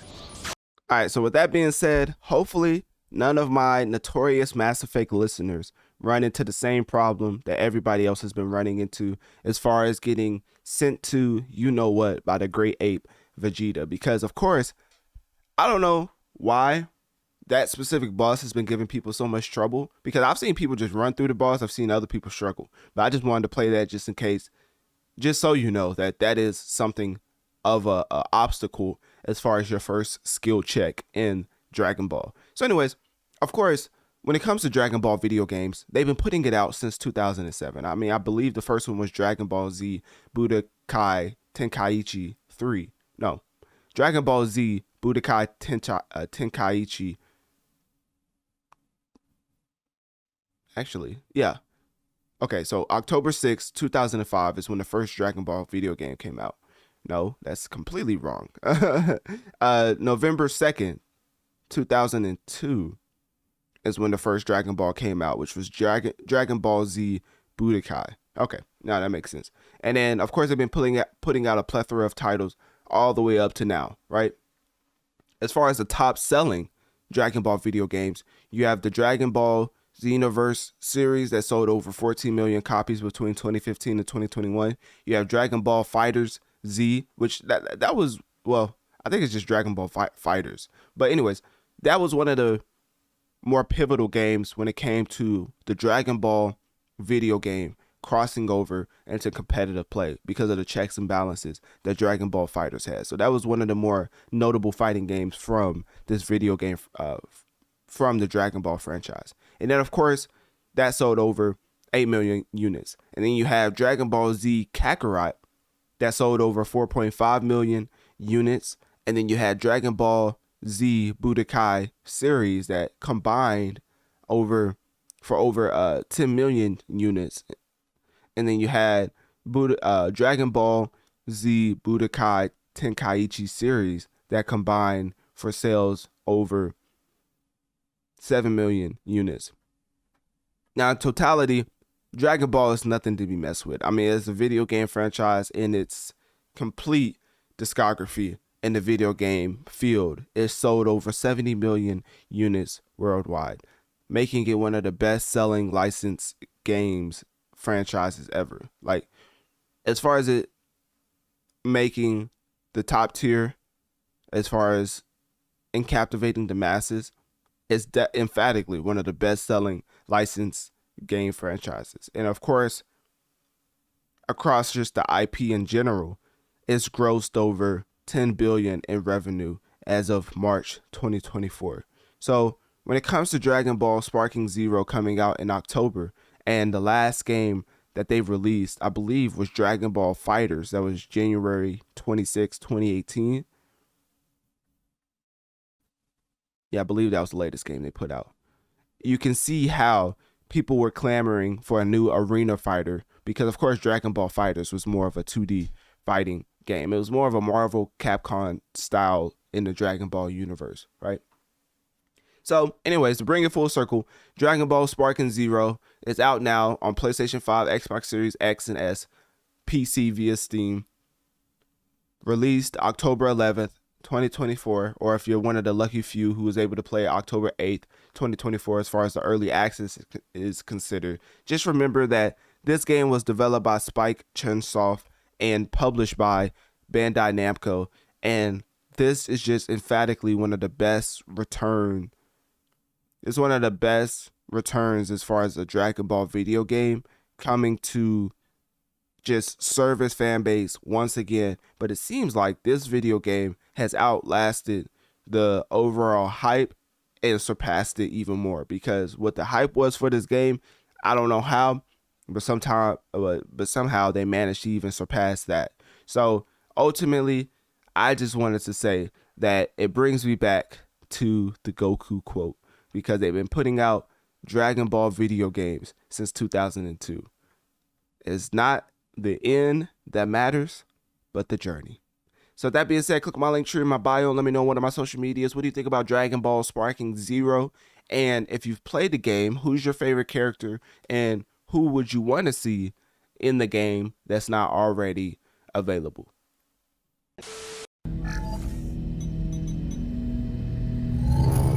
As a gamer, it does not warm my heart to see any game go under. But more specifically, the video game that was tagged, that was labeled the future of PlayStation. When we're talking about Concord and the ultimate promise, but then the ultimate way of going out in a blaze of anonymity. So in general, whenever you're getting into a hero shooter and you just realize that people say that is the best time to put out a hero shooter because of Overwatch 2 being beyond underwhelming and Valorant being beyond underwhelming. But what they fail to realize is those specific fan bases are now dedicated to mediocrity when it comes to the service from the developers, because Overwatch, the original Overwatch, and Valorant are unequivocally classics in the hero shooter genre. So now, if you put out a misstep as an Overwatch 2 or certain DLCs or skins and variant Valorant, you come to realize that their player base is more inclined to forgive them for the simple fact that they have indeed given us and lived up to their promise time and time again. So when they do slip, stuff like this doesn't happen. Because Concord had $400 million in development. Sony invested $400 million in Concord. So usually when you invest that amount of money into anything on hopes for a high ROI, you would be hard pressed to throw that product to the wayside whenever troubles come about. So when everybody is saying that charging $40 for Concord is what ultimately put the nail in a coffin, I can't argue with them for the simple fact that an Overwatch, a Valorant, a Fortnite, a lot of these other games are super popular in the shooter genre, but more specifically in the hero genre, we have Marvel Rivals that is seemingly creeping onto the scene as far as being one of the big three when it comes to hero shooters. Now, obviously that's a big claim, so I'm open to being wrong, but as far as Marvel Rivals, I think that's another hero shooter that a lot of people are looking forward to. So when it comes to Concord having over $400 million put into it, released on August 23rd, 2024 for PlayStation 5 and PC. Then 2 weeks later, September 6, 2024, just completely decimating the video game for the fact that they got poor reception. For the fact that Concord failed to gain traction, peaking at only 697 simultaneous players on Steam during its opening weekend. So many factors that played a part into the ultimate downfall of Concord. 25,000 total sales were estimated across both PS5 and PC. I just want y'all to know, if I invest $400 million into something and I'm not even seeing half of that, and I'm not even seeing a quarter of that, I mean, based on 25,000 total sales, that man was doomed from the jump. And that man, as far as talking about the conglomerate, as far as Sony. Because, my brother, you are not getting your money back. You spent $400 million on a game that ultimately was selling the same amount as indie games. That is just a no-no as far as future installments, as far as DLC and battle passes for Concord. So guess what? They pulled the plug. I mean, if only 0.2 of all PS5 players were active on the game post-launch, that should tell you that nobody cared. Nobody cared that your 5v5 hero shooter that had all the promise in the world as far as giving you that unique that unique gameplay element as far as hero shooters in the sense to compete with a Overwatch, with a Apex Legends, only to have 0.2% of your fan base, of your player base, even tap into the game post-launch. That should let you know that it was doomed from the jump. Because Wukong jumped out the gate putting up monster type numbers and is still one of the most played games. Astrobot to this day is still in the top games for PlayStation, and even Undisputed, somehow Undisputed found his way into the top 10 as far as PlayStation games. I know that game just came out, but still, like, if you cannot drum up anticipation when you initially launch, then it's only downhill from here, because it was already an uphill battle.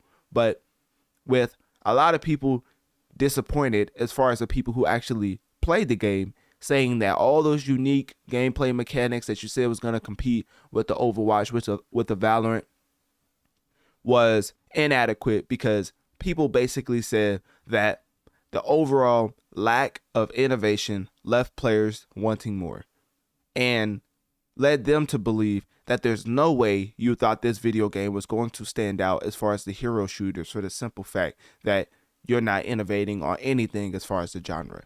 So now, when you're completely shut down and full refunds were offered to all purchases, so now it's not even, oh, at least we made a little bit of money. I mean, even though you wasn't going to even get close to your ROI, but getting into at least getting some of the sales from its initial launch and keeping some of those to maybe move it to another project, that is completely gone, because now they're giving out full refunds to all purchases. Which brings me to my next point. As far as having digital copies and physical copies, this is one of the main reasons physical copies will always be superior.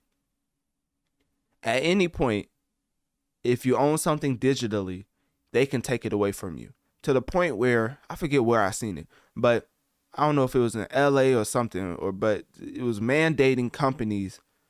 It was mandating PlayStation and Xbox to put rent instead of buy on all their digital games on their marketplace, for the simple fact that you're basically licensing assets, and whenever they want to take it down, they can, because it's digital. You basically don't own it. There's no way for you to download an entire game, put it on a disc through the marketplace. So you're essentially licensing a title. Which is why people like physical copies, because then you can go into more of the lane of reselling it down the line. Because if you don't know, game preservation is at an all-time low, for the simple fact that people just don't take care of their consoles, their games, and it moves so fast as far as upgrading technology, to the point where when they move on to the new game, they usually sell the console, and then when they sell it, it's all battered and bruised. And so as far as finding one in pristine condition, I mean, it's super hard, especially in this marketplace. So anyways, some of the post-launch expectations from Sony before they decided to shut down Concord misaligned with players' expectations, and because of the lack of innovation, they ultimately felt like they was underserved, or basically cut short when it came to the output of content from Concord.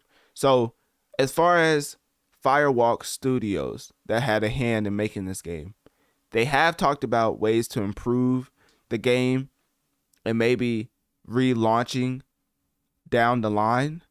But let me tell you something. If you're going to keep putting out a game, pulling it, putting out a game, pulling it, I mean, you've seen what happened to Multiverses. That game, let me make sure. Is that game even out? That game came and went like it never even released, right? Multiverses release date. Multiverses fell victim to the put it out, take it away, put it out, take it away. So when it officially released in May 28th, 2024, but in the same year, I mean, we're not even that far away from May as far as this specific year. We haven't talked about Multiverses since it came out. And that is a testament to how people will forget and maybe forgive. But if they do forgive, best believe they will not forget when you first gave them that undercooked product that they tried to charge you $40 for, right? So ultimately, if you're trying to have a certain toxic positivity when it comes to the overall development of the game, and if you're looking at the development team to provide crucial feedback, if you're looking for the development team to respond to your crucial feedback as far as it being addressed, let's just say it's probably not going to happen, for the simple fact that even they haven't got their stuff together, as the game director for them has stepped down. So what does this mean? This means that they didn't believe in the game in the first place. I mean, the game director stepped down. They basically told him, he was like, hey, the game that you was head director for is completely being shut down. So either you step down or we fire you. Like, they probably gave him one of them spills. And ultimately, he probably was like, you know what? I don't want this to happen again for me. So let me just step down and stop taking the brunt of the criticism when it comes to the lack of innovation and Concord's ultimate failure.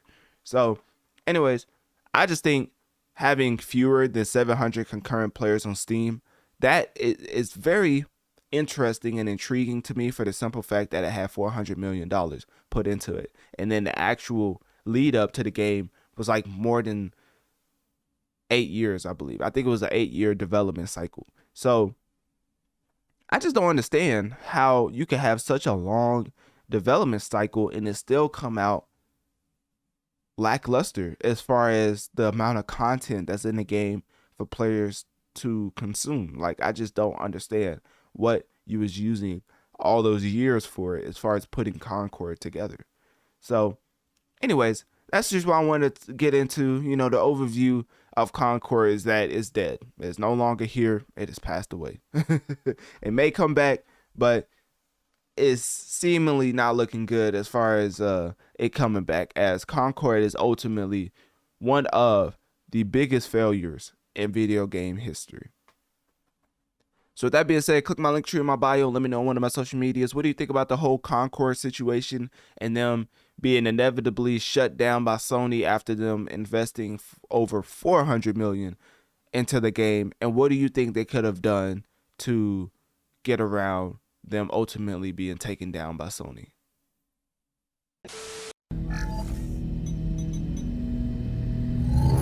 Understand? How do I not have a case? That's literally a black Lucario. That's not a black Lucario. That's Anubis. Anubis? In Power World, they call him Anubis. Yeah. What? Anubis. What? They can't stand it. Come on, his legs is closer. They what? A little closer. See, how can you not understand that his legs was closer? Like, in all honesty, you know what I'm saying? Anyways, Analytic Dreamz video on Spotify to see the video along with the audio, because I'm playing a very specific video from the GOAT's RDC world, as this pertains to our specific segment that I'm about to get into right now. You don't have a case. Listen, you're the Pokemon CEO. We understand. You don't have a case right now. I'm trying to help you out. I understand. Okay, you're my client. Maybe you're right. Like, you don't have a case with. Currently showing side-by-side comparisons. Is that not even?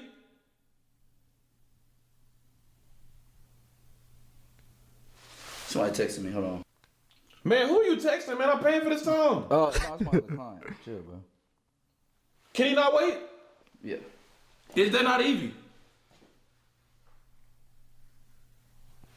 That's Crimus. Crimus. How much time have you spent on this game?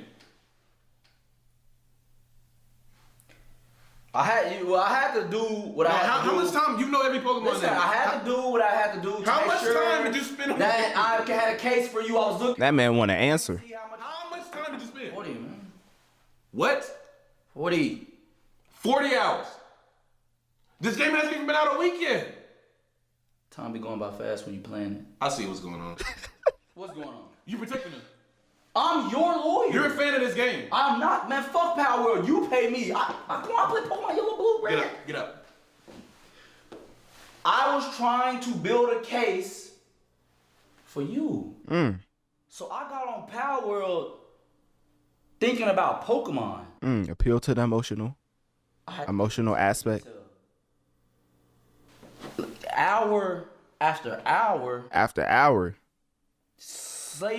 Slaving pals. Now that is one thing about Power World. It's an interesting correlation with slavery, but we're not gonna go there right now. We're just gonna keep going. And I put the gameplays of Power World and Pokemon next to each other and realized it was perpendicular. Man, this is bullshit, bro. Get out my house. All right, so yeah, that was the Ghost RDC World. Of course, making a skit on how Pokemon was talking to the lawyers about Power World. Now, this skit came out 8 months ago. Why is that important? For the simple fact that all the way up to, hold up, give me 1 second. Okay, here we go. So basically, September 19th, 2024, it was a specific address to whom it may concern. Now, this lawsuit is pretty interesting for the simple fact that the Pokemon Company / Nintendo, they do not play around when it comes to their patents, right? So when they come out and say Kyoto Minami Ku, I think that's how you say it, Representative Director and President Shintaro Furukawa, I think that's how you say it, together with the Pokemon Company, filed a patent. Oh, also, Analytic Dreamz video on Spotify to see the video along with the audio, because I currently have the lawsuit up right now for you to see. So, anyways, filed a patent infringement lawsuit in the Tokyo District Court against Pocket Pair Inc., who are the developers and creators of Power World, right? Nintendo goes on to say, this lawsuit seeks an injunction against infringement and compensation for damages on the grounds that Power World, a game developed and released by the defendant, infringes multiple patent rights. Nintendo will continue to take the necessary actions against any infringement of its intellectual property, including the Nintendo brand itself, to protect the intellectual properties it has worked hard to establish over the years. Can I get an amen? All right. So after getting through that lawsuit, you realize that ultimately they're just trying to big dog their way through this situation, as technically they are suing over video game mechanics, gameplay mechanics, right? And this is very imperative that you understand, because if Nintendo patents these basic mechanics, because that's basically the lawsuit. If you read the lawsuit, it's talking about the infringement of its intellectual property when it comes to certain basic mechanics. Now, as far as the designs, I feel very confident saying Nintendo has a case. But as far as the specific lawsuit, having them suing over basic gameplay mechanics, I think it's a very interesting way in the way they're going about saying that they cloned their game. Because even though Power World may seem uninspired, don't forget, Nintendo is one of the biggest dogs in the industry when it comes to having lawyers on deck. So Power World is very much in danger. But if they're suing over basic gameplay mechanics like point and click and a lot of other mechanics when it comes to the overall compensation of for damages, and is basing their claims and a lot of things that they could sue other indie games with, I think this is a dangerous precedent, because if you have any monster collection / fighting games, a lot of these basic mechanics that are in the lawsuit are too vague for them to have a winning case on. But they did file this lawsuit, as you've seen previously when I had it up on the screen. They filed this in Tokyo. So as far as Power World and them being developed by Pocket Pair, which is an action adventure survival game, of course, but it does have monster catching mechanics.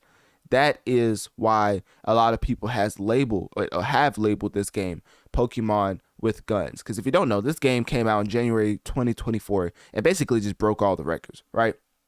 It was on top as far as most played games and on Steam. And I think it came to the consoles even later, because at first I believe it was only on the PC platform, but now it's coming over to, I think it was mobile via the PUBG developers. I guess they're helping them with the mobile aspect and the integration of the game. But now, recently, Power World is also on PS5. So with that being said, they launched in PS5 after the whole lawsuit as far as Nintendo going at Power World, which is technically the lawsuit, and where it's at is the largest market for Power World, because, you know, it's China. So if Power World's largest market is in China, where all these free-to-play models dominate that specific region, then Nintendo going at them seems to be because of, it's not even friendly fire, because of competition in their backyard, right? Because the whole specificities of the lawsuit is the aiming and releasing a capture item, right? Then you have changing a creature's status to owned by the player. So with that being said, there's concerns with this whole lawsuit because those are broad gameplay mechanics, not even talking about some of the things that Nintendo has grounds to stand on when it comes to Power World, because everybody sees the influence, the inspiration when it comes to Nintendo and Power World developers Pocket Pair, right?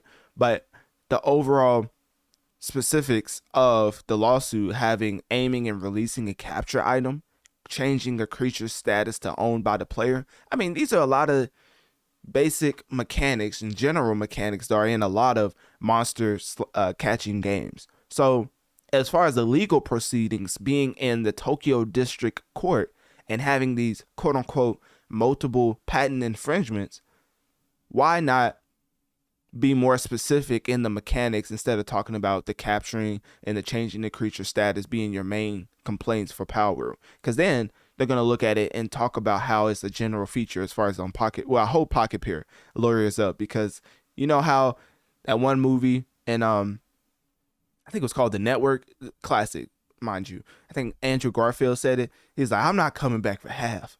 I'm coming back for everything.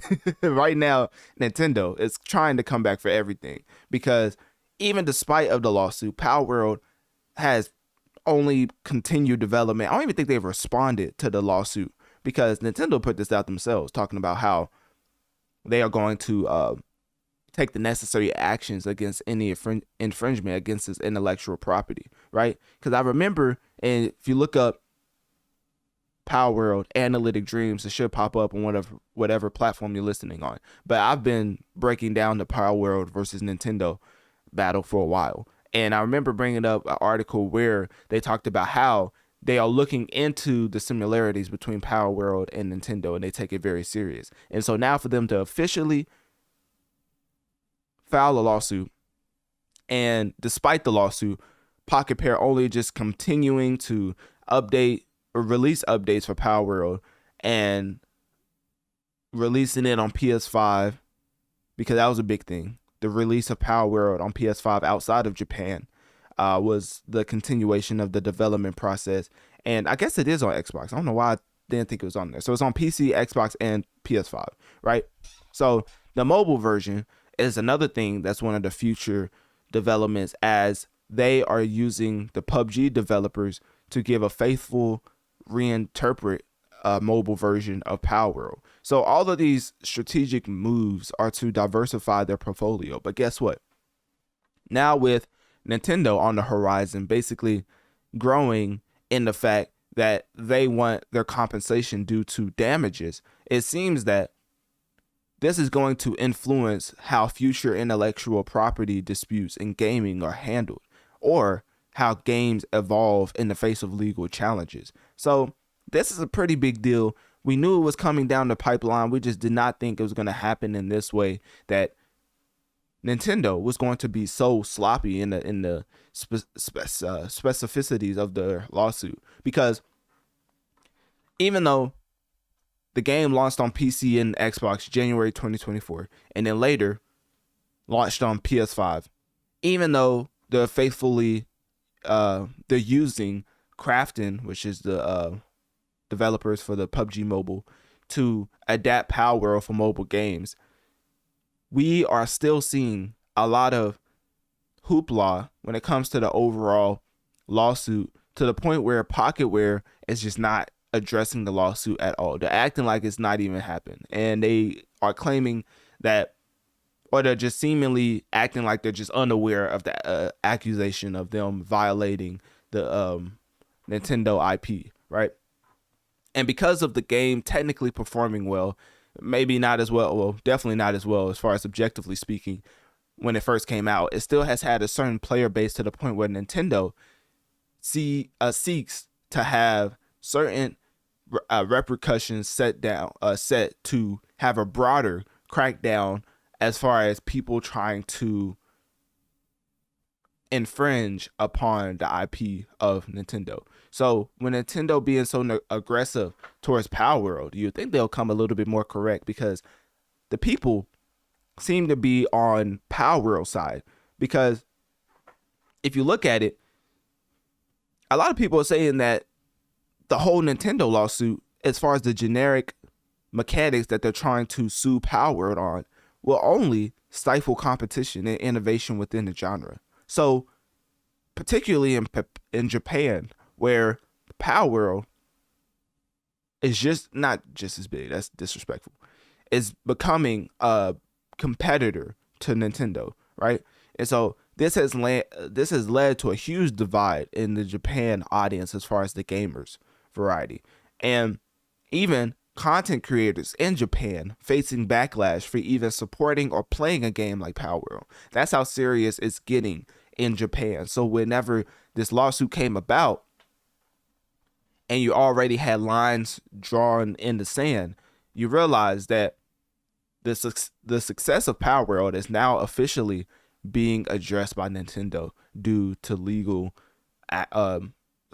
via legal actions. So overall, I mean, this case is going to be pretty huge. It's going to set a precedent in the gaming industry in regards to game mechanics and how they're patented and treated, and this is going to have a huge impact on future development practices as far as, monster catching type games, or labeling a creature captured after you have it, and labeling the status owned by the player. Like, I think those are pretty broad, but honestly, when it comes to Power World's success, Nintendo, like I just said, they're not coming back for half. They're coming back for everything. So anyways, click my link tree in my bio. Let me know on one of my social medias. What do you think about Power World versus Nintendo, and them seeking compensation for the damages on grounds that Power World has infringed multiple patent rights? And what is your what is your thinking, and where do you stand as far as Nintendo versus Power World?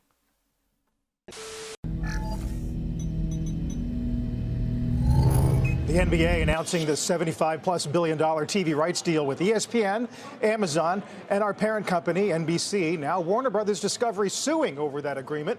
How does this deal transform the future of sports streaming? That is the focus of today's Tech Check with Julia. I guess Big Bank really does take Little Bank, as the wealthier entity has showcased on the front lines that they indeed are the big dogs when it comes to completely stripping the NBA away from TNT, to the point where TNT, as part of Warner Bros., tried to match the offer made by Amazon for the package of NBA media rights. And of course, NBA, looking at Amazon and the amount of money that they're bringing in compared to TNT, because if you don't know, Amazon has a market capitalization of over $1 trillion. Yes, 1 trillion with a T. TNT, under Warner Bros. Discovery, so we're going to focus on Warner Bros., right? I don't even want to focus on TNT. Warner Bros. In its entirety has a market capitalization of $30 billion. Now, I'm no mathematician, right? But I would say that that's significantly lower when comparing that to Amazon. So NBA is looking at Amazon, they're looking at TNT, they're basically making a business decision on who could bring more eyes to the NBA product as far as TNT versus Amazon. And let's just say, when it comes to the global reach, it's really not even close. I mean, the significant advantage of streaming nowadays compared to cable is more obvious than ever, as Amazon Prime is available in over 200 countries and territories. So with that, it gives it a huge competitive advantage over the traditional cable networks like a TNT.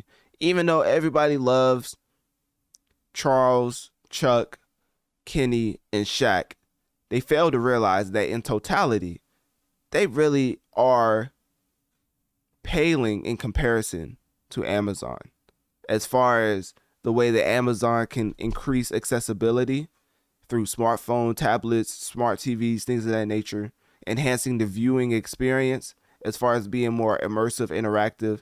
And then, of course, the global reach of Amazon's global platform as far as them broadcasting to the masses. And then to the point where Warner Bros. Had enough. They was like, goodness, the way the NBA doing tricks on it, we suing. Because y'all ain't finna just hype up Amazon like this, see that we matched the deal financially, and then still not accept our offer. So guess what? Now, under the terms of our existing contract, which is in the midst of the legal battle, they said, talking about Warner Bros., that y'all have to take our match as far as contractually, because it had the right to match any third party offer, specifically, including Amazon. So when NBA says that they are not accepting their matching offer, well, now Warner Bros. Are like, hold up now. I know this ain't what I think it is, because this contract right here says. So now the lawsuit insists. NBA, of course, came out and basically said that they are contending that Warner Bros. Response wasn't a match of Amazon's offer. So the counter offer was not matching the amount of incentive that Amazon was offering, which is why they went with Amazon. Warner Bros. Is trying to make it seem like they matched the offer dollar for dollar, and NBA just chose Amazon. But in all intents and purposes, this is very interesting because we haven't heard any more advancements as far as the legal proceedings because, well, we haven't heard any like settlements or any decision made because the legal proceedings are ongoing. As of October 11th, 2024, these legal proceedings are still ongoing. So NBA versus Warner Bros. Is very interesting, and for me specifically, because industry beef is one thing, conglomerate beefs is a whole nother.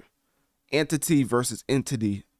Let's see which bank takes over the other bank, because ultimately the NBA seems to be going in the way of streaming, and they don't want to seem as older product staying on traditional stuff like cable, right?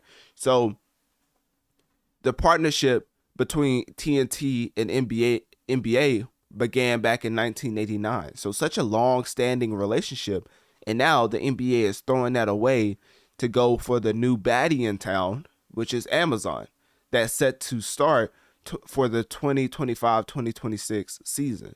So now the NBA will be broadcasting or have broadcasting agreements with ESPN, NBC, and Amazon. So Amazon replacing TNT is beyond unfortunate, but it was inevitable as streaming has overtook traditional means as far as watching television. So anyways, let's get back into the breakdown.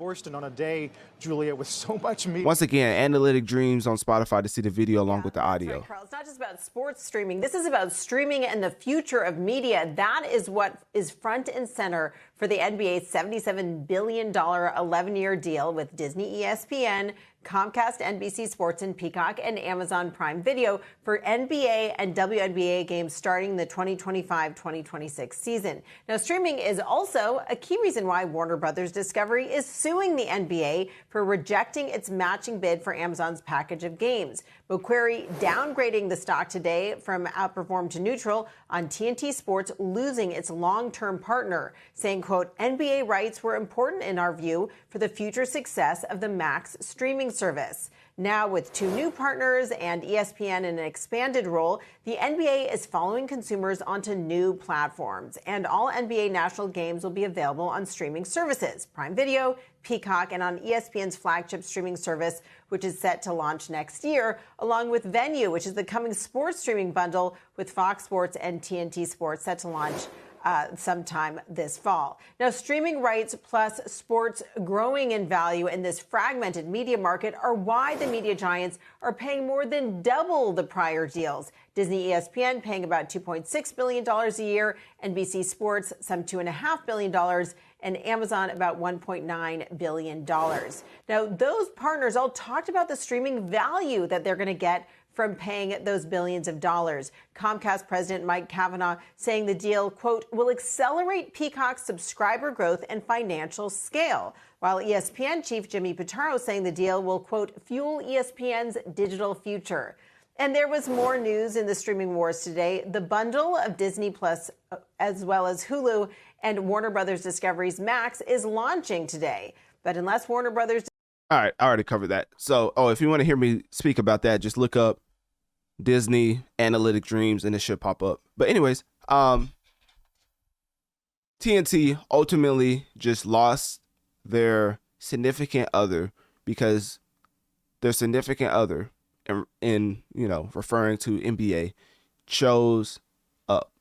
That's simply what it is in more simplistic fashion. NBA chose up, and that choosing to choose up, but I think I just confused myself. Basically, NBA choosing up led to Warner Bros. Getting a little tight. So now they're spinning the block on the X to sue. Where have we heard that before? It's just interesting when you see it in the landscape of a conglomerate versus conglomerate, because that's usually something that rarely happens. But this would be interesting. I can't wait to see how this eventually ends. I can't wait to see how this ends, because this is a long-standing partnership between the NBA and TNT. So for Warner to sue NBA, I mean, it's getting really serious as far as the relationship ending. It's like a a marriage that you've had since 1989, and now the NBA chose up as far as Amazon being the new baddie in town, and now you're trying to sue. I can't wait to see how this ends up. But anyways, click my link tree in my bio. Let me know one of my social medias. What do you think about NBA versus TNT? And also, whose side are you on in this downright saddening debacle of a marriage?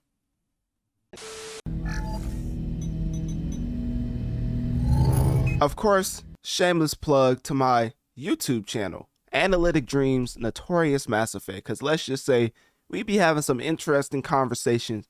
Well, y'all do over here on the short side of my YouTube channel, because let me tell you, there's a lot of interesting clips that's went up, and one of them, of course, pertains to this specific segment and talking about Jay-Z versus Dame Dash. Now, let's just listen to Dame Dash give some advice that is totally not hate, right?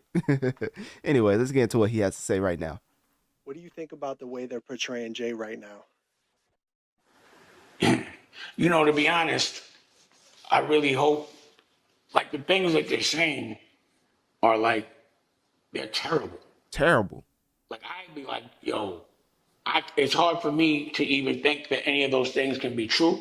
I don't want them to be true. He don't want that. Like, you know, they saying they're going to pick him up next year. I don't want to. There it is. There it is, ladies and gentlemen. It's a subtle signs of a hater that they expose their true intentions, right? So they say they're going to pick him up next year. Where'd you hear that from? Somebody asked Dame Dash where he got that from. What is your source, my brother? They say they're going to pick him up next year. Who they going to pick up? Sean Carter? Anyways, let's keep going. See that man go to jail. As much as he's been to me, you know, unfair toward, or not unfair, the way he be fucking with my money. Not messing with his money. I want to hope that that's the worst that he's been doing. I would never want to hear like Jay at a freak off party. Like, that's crazy. See? Who brought it up? The shit they saying. And I just be wondering why he don't say nothing about it. You know what I'm saying? Because it's terrible. What do you think about the way they're... All right, so obviously that's the Dame Dash side of things. We're going to get to Jaguar right in a second. But basically, Dame Dash comes across as a hater, but he does have certain accomplishments in the hip-hop field to where his word needs to be taken with a level of seriousness, right? But also should probably take it with a grain of salt for the simple fact that he is trying to currently sell his portion of ownership for Jay-Z's debut album, Reasonable Doubt, which he came back to say that Jay-Z was trying to step on it by saying that the earnings are going to come back to him at the end of the day, so why even purchase it, right? So, of course, when Dame Dash is pointing that out, he's probably a little salty on the fact that Jay-Z can pull these type of tactics to squash whatever he's trying to do as far as making monetary gain off of Jay-Z and his IP. So anyways, with Dame Dash, when it comes to Dame Dash's shares,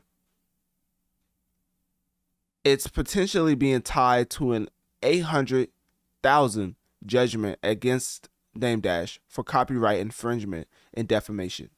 Now, this is an actual lawsuit you can look up, as the judge clarified that the asset in question is Dash's interest in Rockefeller, not directly the works owned by it. And of course, Jay-Z doesn't have to comment on it because his lawyer,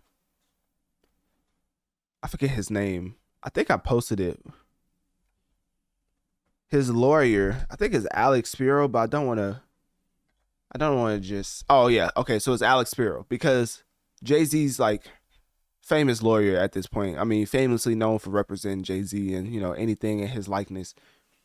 He's came out and spoke on certain things when it came to lawsuits, but you notice how Jay-Z does not really say too many things as far as directly to the public. There's a reason why Jay-Z rap, I got lawyers like shooters because I'm throwing them M's and they're doing it pro bono. I definitely messed it up. Let me just look it up. My fault. Lawyers like shooters Cause I'm throwing them M's. Cause he was like, this is not a him cause I'm him. I think it was Guys did. Yeah, it's bringing up 99 Problems. That's definitely not it.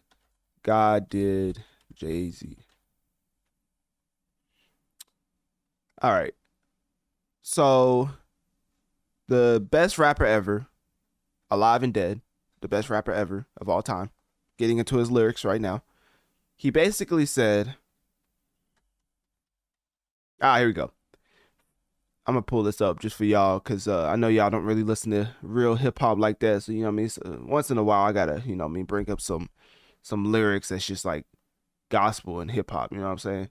Anyways, one of the greatest rappers of all time, Jay-Z, gave us a bar saying, for those who make the laws, I'ma always have smoke for them. I got lawyers like shooters, working pro bono for him as a favor, cause I throw them M's.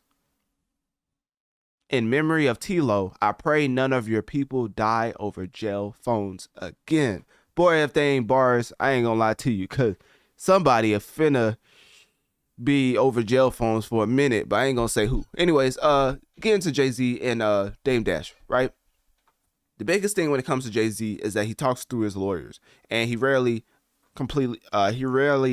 directly addresses the public.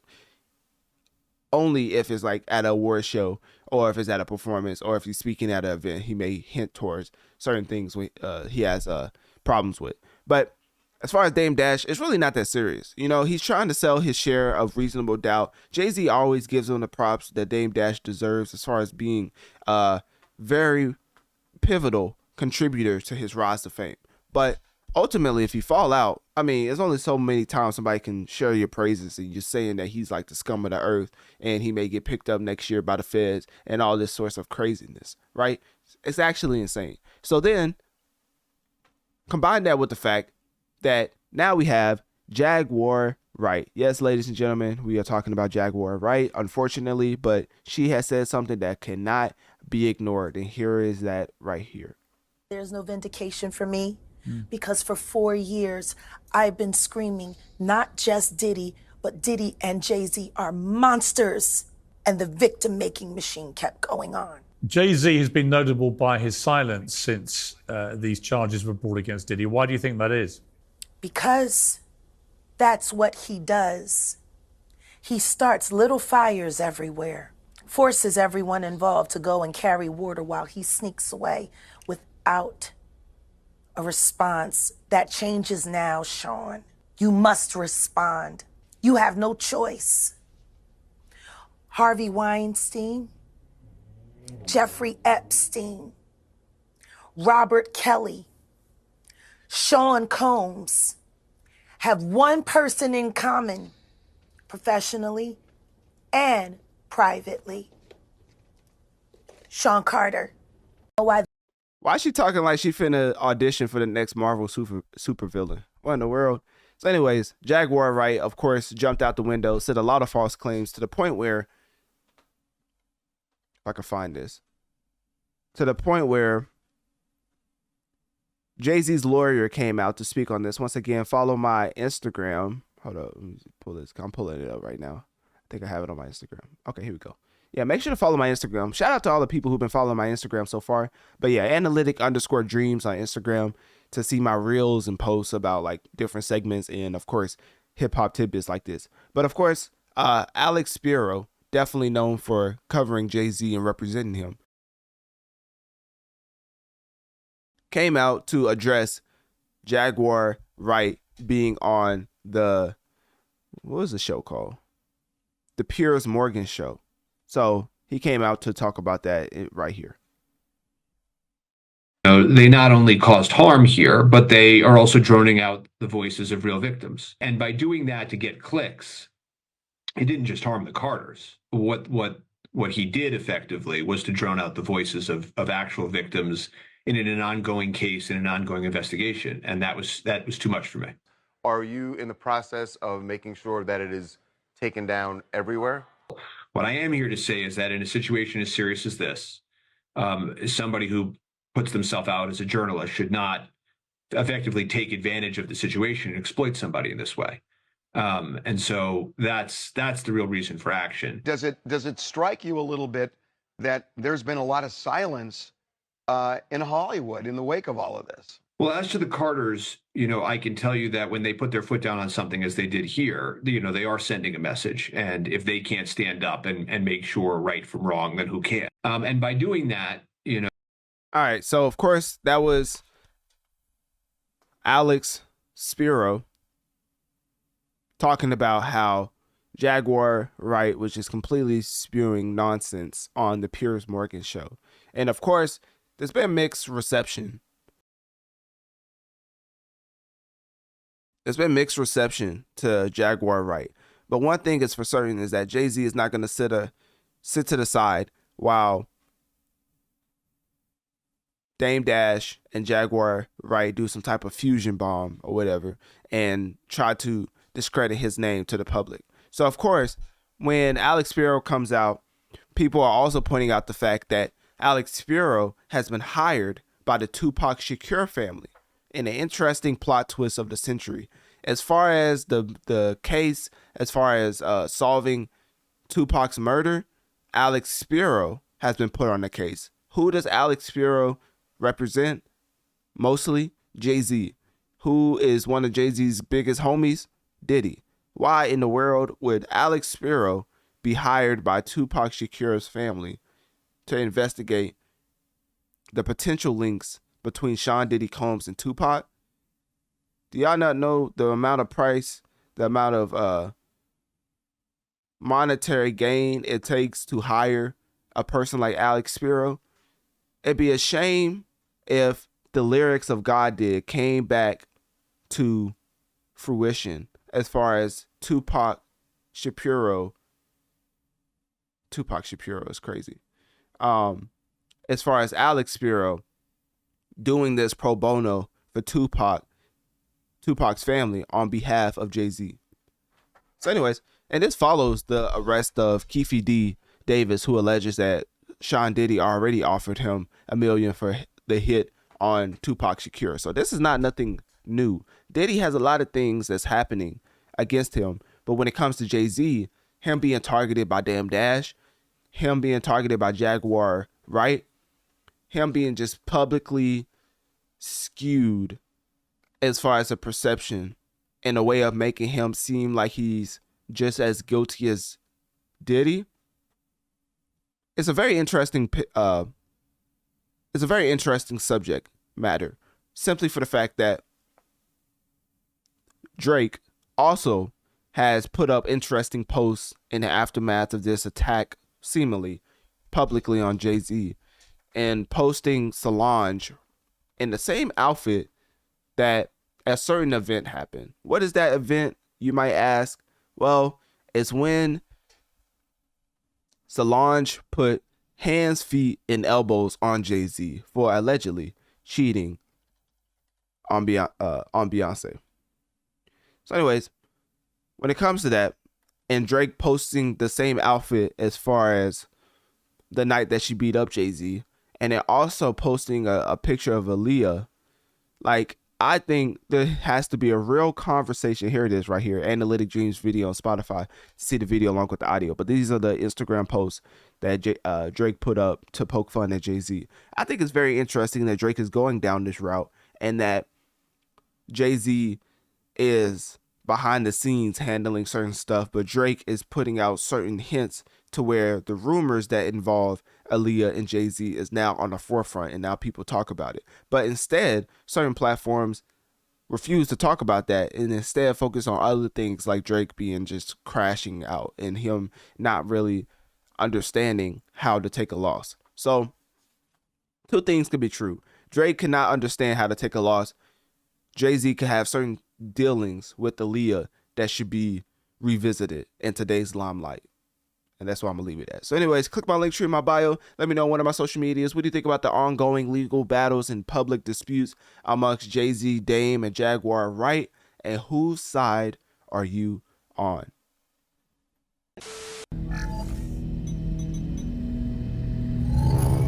But them fine niggas, quit trying to find niggas. I've been cuffed up too long. Let me remind niggas. Yeah, hold on now. She got bars, don't she? Anyways, Analytic Dreamz video on Spotify to see the video along with the audio, but also shameless plug to my YouTube, Analytic Dreamz, Notorious Mass Effect, as you can see right here. And essentially, my shorts page is one that a lot of people love to conversate on and commerce amongst themselves digitally and throw their opinions back and forth. But more specifically, this Cardi B clip pertains to the specific segment, so we're gonna get into it right now. Where them fine niggas? Yeah. I'm trying to find niggas. Okay. I've been cuffed up too long. Let me remind. Oh, my fault. Yo, when I tell you, Nick, the narcissism is all time high. All time. It's crazy. I really be feeling like when people be saying like narcissist, niggas is narcissists and everything. I be like, do y'all even know what that word means? Do y'all really know? But now I really do see what's a fucking narcissist. You know what's so crazy? What's so crazy? I find this so crazy, right? Mm. You know what I find so crazy? What you find crazy? Nigga think that they could just buy a bitch. You know what I'm saying? Dang. I love me shit, but you can That's that financial abuse Melissa Ford was talking about. Anyways, let's keep going. buy. You can buy. Shout out to the Joe Budden podcast listeners. It's so crazy that a nigga think that that's enough. It's not enough, honey. It's just not enough. Mm. And you know what's so funny too? I find it funny. What's funny? That niggas think that they could fuck on anything. Mm. But when I start talking to Nah, we gotta cut it off. She talking too spicy. Nah. What Drake say? Like, nah, we don't want that. We don't want that.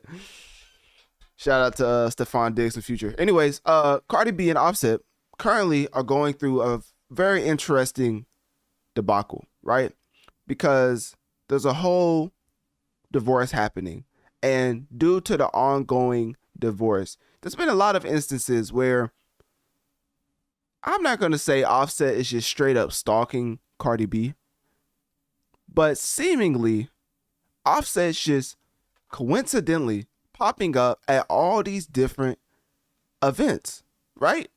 I mean, as far as Offset and Cardi B being at the same club, as far as Offset being at her grandma's birthday party, let's see if I can find it.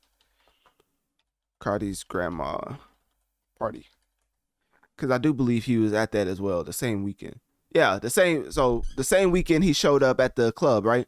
Cardi B's grandma's 86th birthday, Offset popped up to, which is very interesting because in all actuality, it's not like they hate each other, or else Cardi B would have got a restraining order to make it illegal for him to be in her vicinity, right? But she didn't. And that's the baby dad of her 3 kids. So I think she probably would not do that because I don't know. Because I'm not going to say Offset is just completely stalking Cardi B.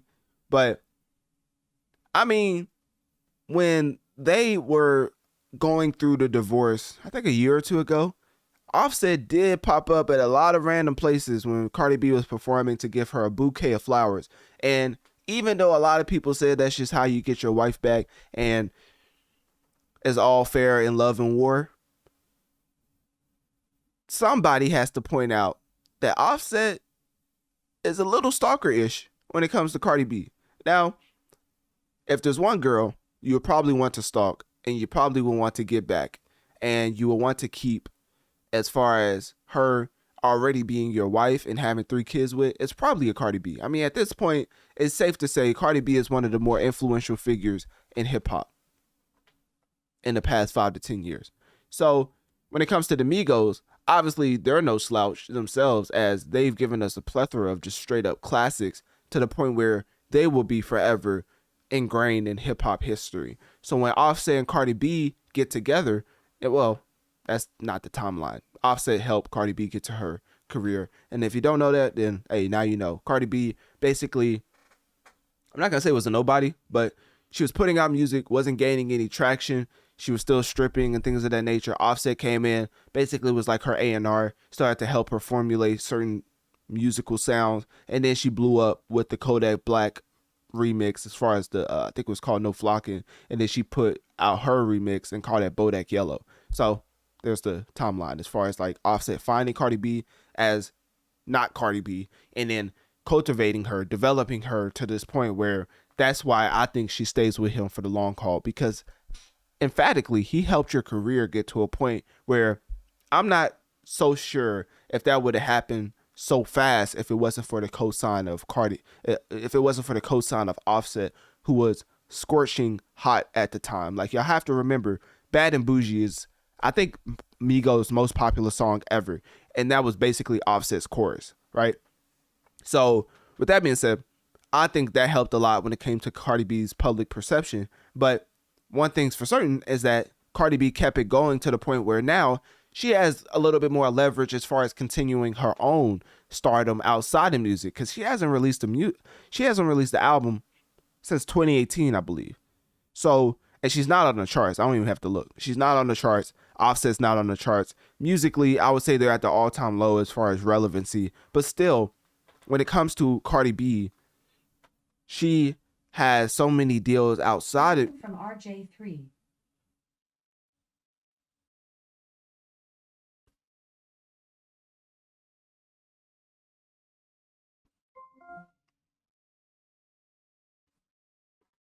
She has so many deals outside of hip hop to the point where now she doesn't have to focus on putting out music, which she hasn't put out music since, she hasn't put out a project, since 2018 with Invasion of Privacy. And a lot of people act like that's her only album, but remember, before Offset, she had 2016 album, 2017 album, and they were both called Gangster, let's just say Female Dog for lack of a better word.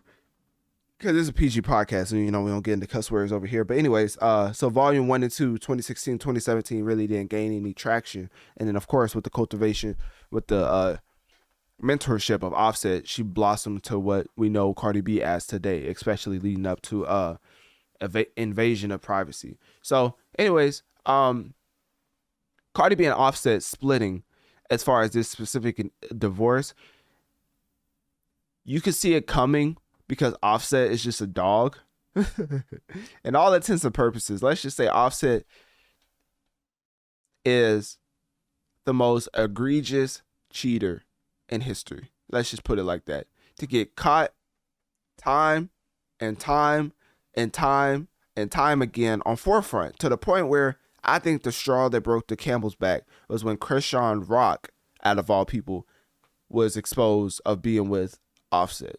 Because when Blueface said the date and the time, specifically so Cardi B could go back, look at the cameras and be like, oh, he not lying. Krishan did come here in our house. You know what? And then that's probably when it happened. So Offset just has to have better management of his man parts, right? That's the most PG way I could put it. Let's just say Offset and his dealings, if they're not going to hold it down, my brother, you just gotta stop. And Krishan Rock, my brother Offset, Krishan Rock, like, come on, man. Like, we have to have real conversations about management of man parts. Because this man Offset is just, it's just bad management all over the place with that. So anyways, so he's been wilding and getting caught multiple times. So now Cardi B is like, you know what? You've been embarrassing me for too long. Everybody's coming out talking about all the women you done slept with, and I'm leaving you. So now, Offset and Cardi, 2017, well, the relationship that started in 2017 is no longer in 2024 because of the ongoing divorce. Now, that doesn't discredit the fact that they have Culture, their first child in 2018, Wave, the second child in 2021, and then the third child in 2024, which showcases that Cardi B seemingly wants to have all her children from one baby dad, unless she's going to pull in the cannon and pop out like 15 more from like 5 other men. I think that she wants Offset to be ultimately her baby dad and the family. So even though it's a tumultuous relationship, of course, and even though Cardi B is pregnant, which there's a lot of things when it comes to that, in her emotional state because of her being pregnant, which to that, you have to be sensitive, because when a pregnant woman is having episodes, usually you have to approach those episodes with more grace, because she is indeed pregnant, you know? So that has to be taken into consideration. And guess what?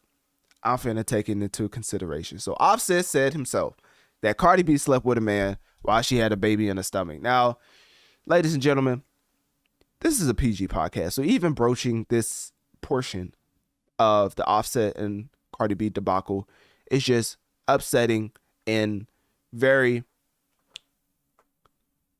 saddening for my heart, because no telling if it's true or not, but for Cardi B to come out and literally tweet out "and did," seemingly in response to what he said, I just have to think she's lying. Just no way. Lord knows what type of sin that is. What in the world? So I'm just going to automatically assume Cardi B only said that to get under Offset's skin. So that's why I'm going to leave it, ladies and gentlemen. As far as the ongoing financial aspects of Offset, you know, asking for certain things in a divorce, you know, basically wanting certain compensation for them divorcing. We'll only see how that plays out. The future will only tell. Personally, I do think they'll get back together. I'm not going to lie to you. I think it's one of those toxic relationships where they blow up on each other, and then after, you know, maybe it's just more fire after, you know, y'all argue. I think it's one of those type of relationships. So in general, Offset needs to stop wilding, and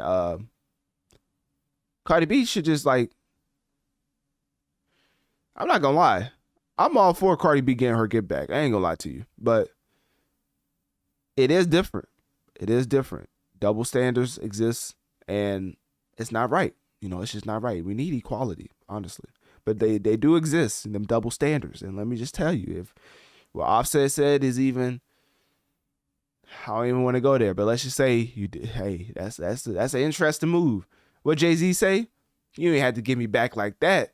So anyways, click my link tree in my bio. Let me know on one of my social medias. What do you think of Cardi B and Offset amongst their ongoing divorce? And ultimately, in the debacle of Cardi B and Offset, whose side are you on?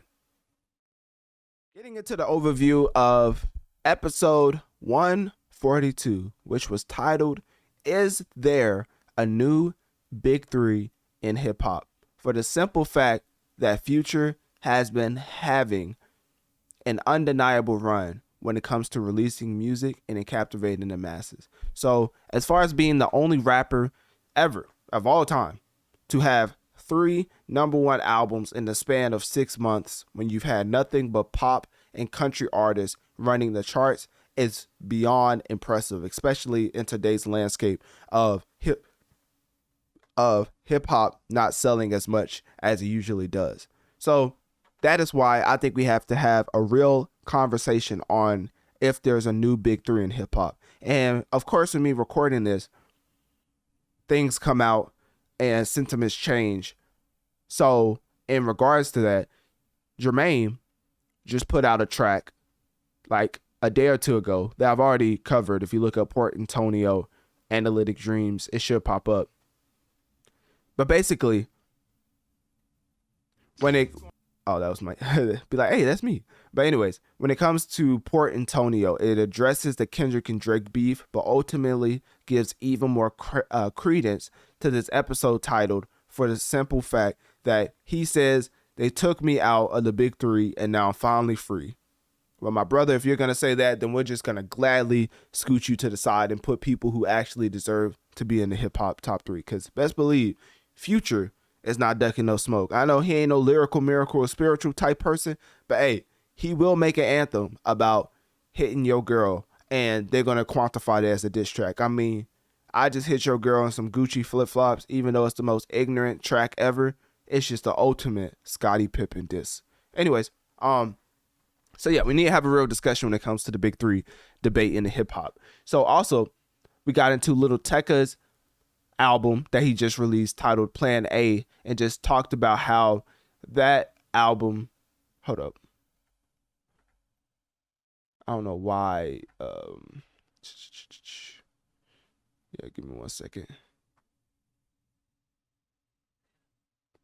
I was like, I don't know why I just don't have my notes put up when I go over this stuff. Yeah, we went over Lil Tecca Plan A album, which basically released September 20th. And the reason I wanted to get into it is for the simple fact that I did not think that Lil Tecca had the amount of support that he had, as far as him earning 42,000 first week sales and him being able to build up that type of hype amongst his fan base and debuting at number 9 on the Billboard 200, which is definitely impressive when, you know, I got to keep using his name because now he's the scale for what can happen when you fall off. But when you have a person like Big Sean go on a huge media run as far as promotion and still only sells 22,000 first week, you come to realize that anything above 30 to 40,000 should be counted as a W, especially in hip hop when you're not the figurehead at the label, right? So Lil Tecca Plan A selling 42,000 first week sales is beyond impressive. Then we switched gears and got into a little news talk, but still was in music, as pour one out for TikTok, because TikTok music will be shutting down November 28th. Sad day in history, but you already knew it was going to happen, as when it originally launched in July 2023 in Indonesia and Brazil, nobody saw that it would be so impactful to the masses, but still never reached the US. So now TikTok just wants to basically focus on its main platform rather than competing in the streaming market. So they are unfortunately shutting down TikTok music. Then we got into the big corporation that I enjoy as far as their creative IP, and that is Marvel, as they have done the ultimate cheat code and created their own podcast under the Marvel brand. I mean, talk about a cheat code. I mean, never run out of things to talk about, right? So with that being considered, Marvel Podcast is basically been out on June 26th, and there will be new episodes every Wednesday covering the Marvel Universe, of course, but also more specifically comics, gaming, film, TV shows, etc. Right? So that was something I wanted to touch on for the simple fact that I'm a huge Marvel fan. So I enjoyed touching on that Marvel podcast. So anyways, then we switched gears and got into a little gaming, as Mortal Kombat 1 DLC. Boy, don't they love you and hate you when you gone. But in Mortal Kombat 1's case, they hated you while you was here, and they still hate you while you gone. So this DLC didn't do anything. I mean, you announced Noob Saibot is coming to the game, but guess what? We don't care, my brother. You gave us a bare bones game, charged us $70, charged us even more for the first DLC, and now you want to come back and charge us for a $40 DLC like you just made a whole new game? My brother, you have to kick rocks. So MK1 DLC just got completely disregarded, and that was emphatically the gamers coming together to be a good consumer. Then we got into EA Sports FC 25, as that video game obviously represents the most popular sport as far as globally, and it being a football / soccer game, I got into a lot of the gaming mechanics as far as like what people was enjoying. Also, I got into the rush game mode, which is a 5v5 fast-paced mode similar to FIFA Street. And I talked about how NBA and NFL could take a page out of the playbook and basically make a lot of different colorful styles as far as the NBA Street and NFL Street, but just put it into the base game as a different mode, seemingly like EA Sports FC did with the rush mode. So anyways, that was positively received, and you know, it being a sports game is definitely going to be on the top selling list for a while, especially on every platform being considered. So then we got into Zoocosis. Now, Zoocosis is something I've been covered, but I wanted to follow up on the coverage for the simple fact that the game is out now on all, well, I'm not gonna say all platforms. I actually don't. I think it's just on Steam. I do believe it's just on Steam. Actually, let me fact check that right quick. Zoocosis game Let's see. So yeah, the video game Zoocosis that's, you know, inspired by Five Nights at Freddy's, Resident Evil, and Planet Zoo is out, yeah, only on PC via Steam. So this is basically you being a zookeeper where animals mutate due to a virus. So you're essentially just trying to keep the zoo from a potential outbreak as you are a rookie zookeeper. So such a fire premise. And apparently everybody in the mom is saying that fire idea, fire setting, it's just an execution that's just subpar, which is sad. And it was sad to hear because I thought this would have a lot of promise as far as a video game is considered. So anyways, then we switched gears and got into Concord. As Concord, then we got to Concord, as that has been undoubtedly the most unfathomable, just disastrous fall from grace we've ever seen. I mean, imagine putting $400 million in development for a video game only to cancel it a week or two after it came out and basing it in 25,000 total sales being the reason why you ended up taking the game out back and shooting it. Sad day in history, but hey, only 0.2% of all PS5 players were even active on the game. So hey, I guess nobody cares. Then we got into, of course, the main topic when it comes to gaming. When it came to gaming, which is Kakarot, aka Goku, as Dragon Ball Sparking Zero has came and took the masses by storm, as ultimately appealing to your fan base, showing them that you put time and effort into something where they have watched as a kid in reference to the anime, and now in the video game format they can control the storyline and their favorite characters.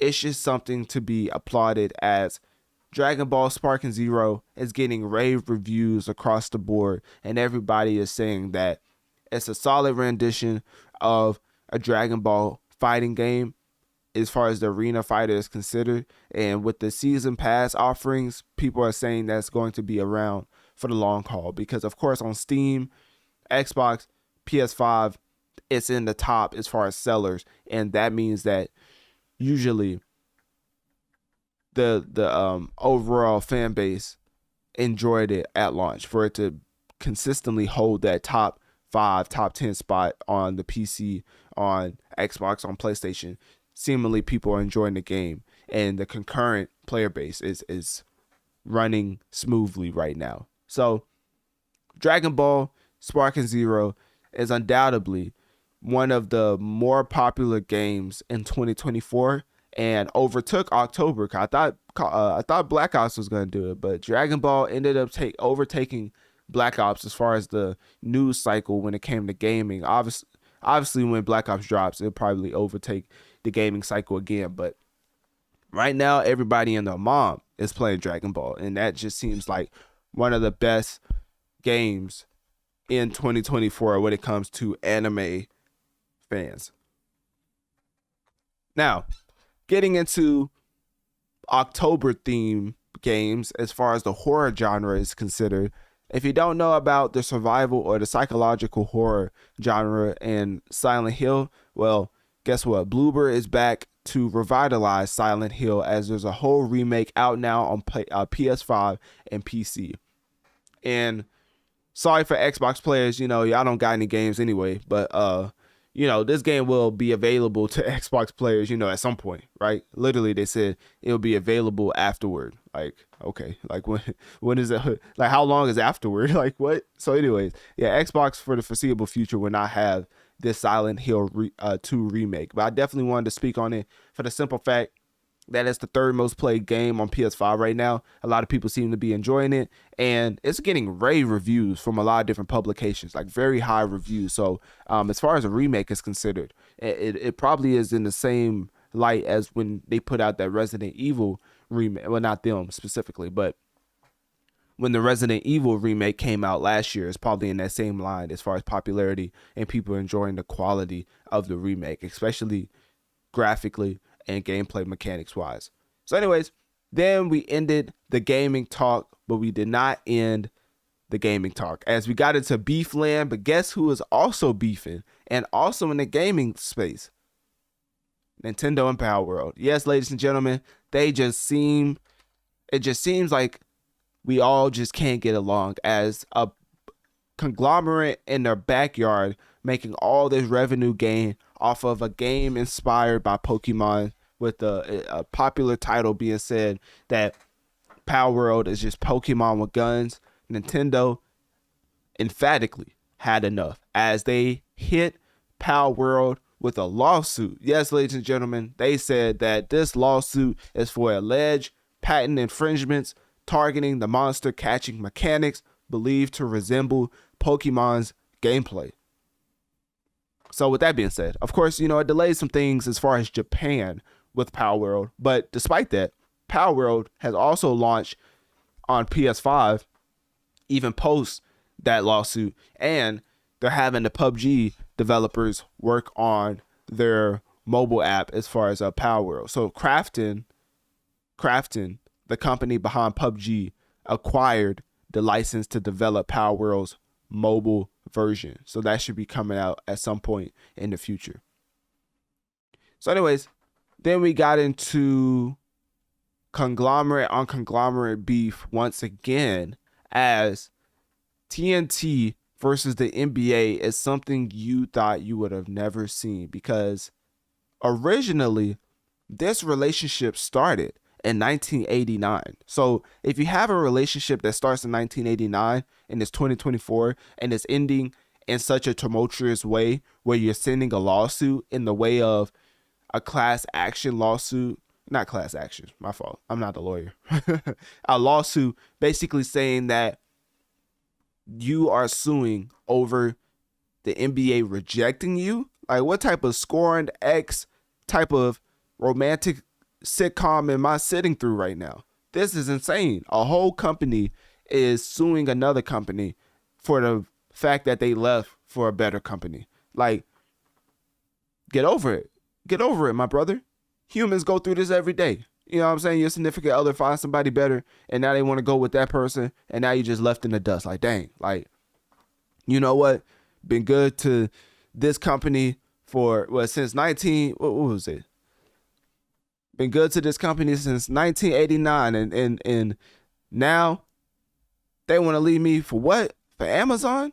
I'm suing. So that's basically what happened. TNT is a scorned ex suing NBA after rejecting its offer to match, Amazon's television deal offer.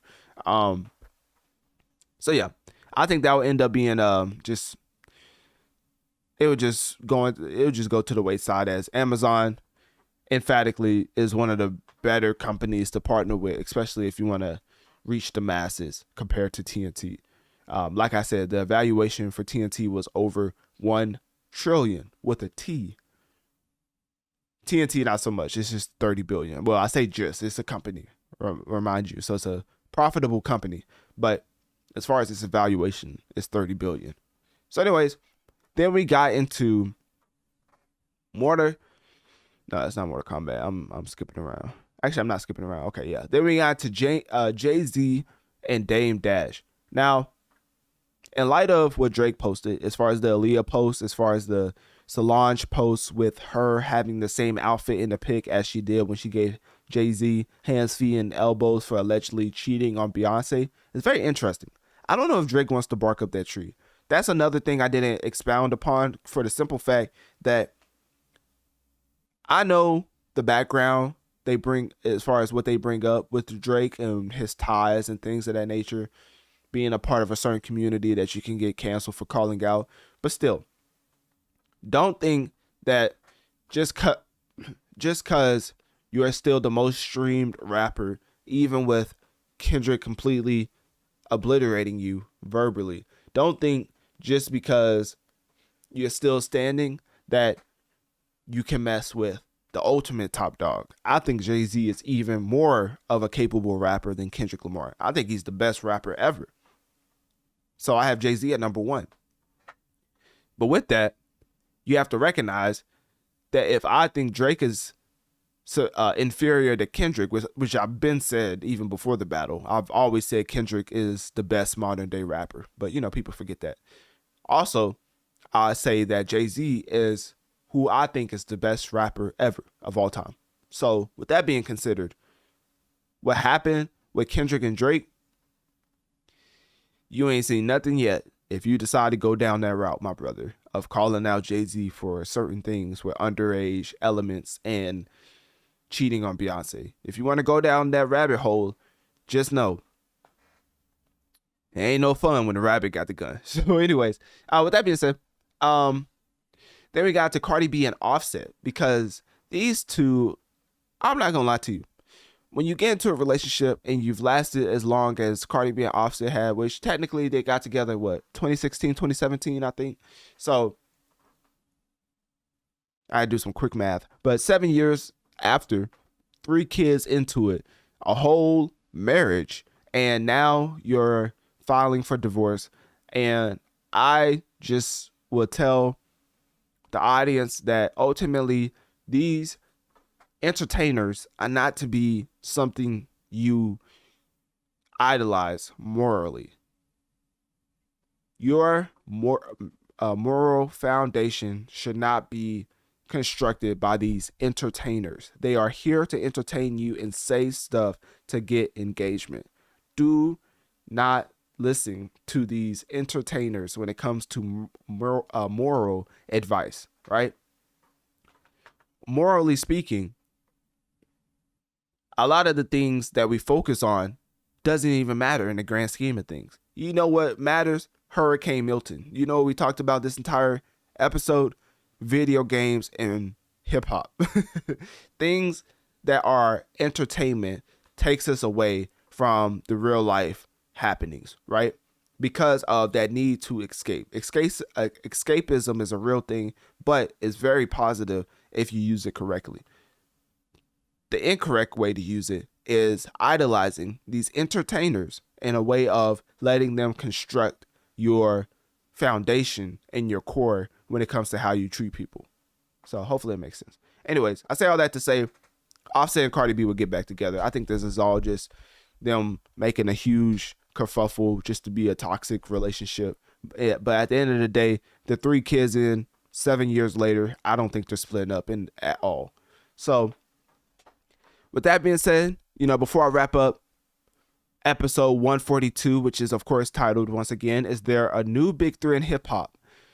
For the people who stayed to the end, of course, I had to tell you a little tidbit, about the Patreon, of course, because if you stayed to the end, if you listened at the beginning, then you definitely know that this is for you. So I want you to go to Analytic Dreamz video on Spotify to see what I'm about to put up, because I have my link tree up right now. So if you're not watching, just follow along. So make sure to click my link tree in my bio, go to the bottom, click my Patreon, because I'm technically not launched yet. This is basically, I forgot, I clicked it. I wasn't even supposed to, that was like the creator side of things. I'll have to look. Hold up, give me 1 second. I think in general, what I was looking up was for,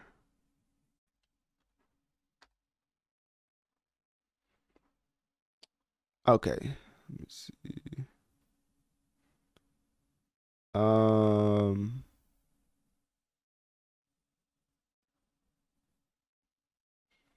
Yeah, that works. Okay. So basically, the reason why I'm showing y'all this right now, because it technically is put up, like it's posted, but we're doing a soft launch. And what that means is I'm not telling too many people about it. Only the real listeners I want to have this sort of access, because I want it to be a real community as far as what we build going forward. So my Patreon right here, you can subscribe. And as you can see, I already have a welcome message as far as welcome to the Normandy. And I mean, you can read that for yourself. I'm not going to I'm not going to insult you in your reading intelligence, right? So anyways, I am gonna recap it though. New video production, as far as I have a whole new setup that I can't wait to showcase y'all.